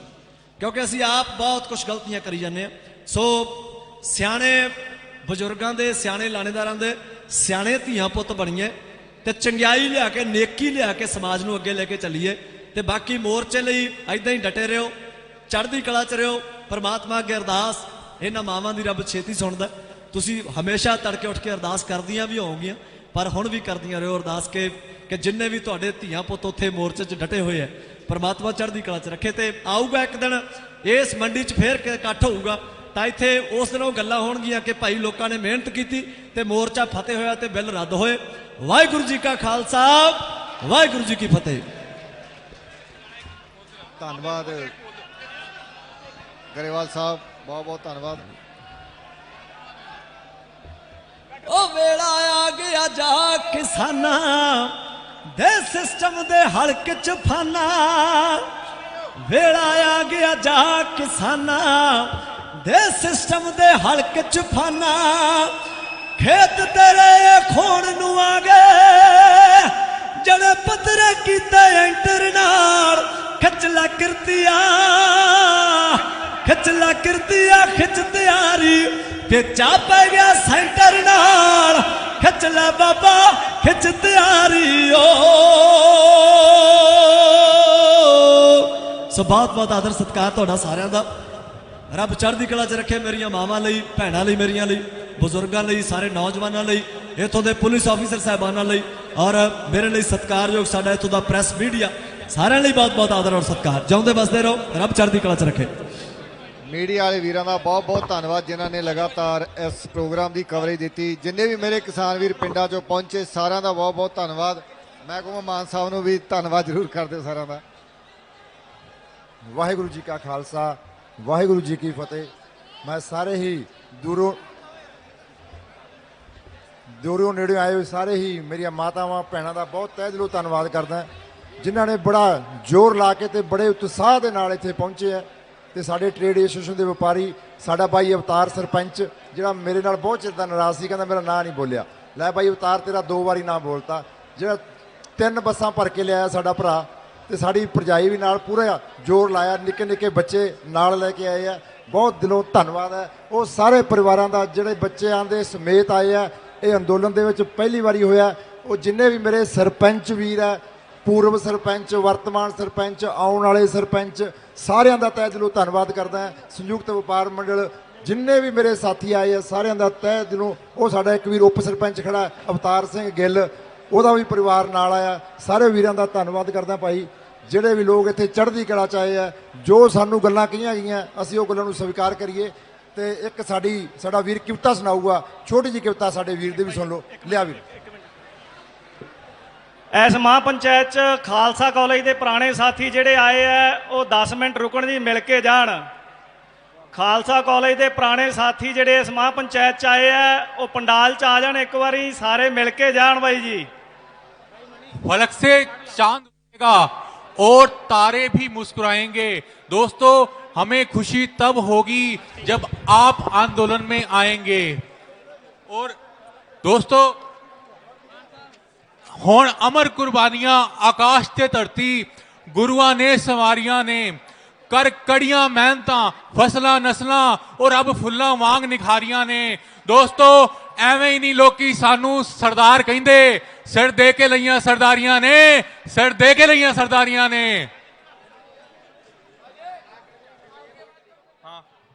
दोस्तों कई दिनों से तमन्ना थी आपको बुलाने की, चली आई है घड़ी आज हंसने हंसाने की। दोस्तों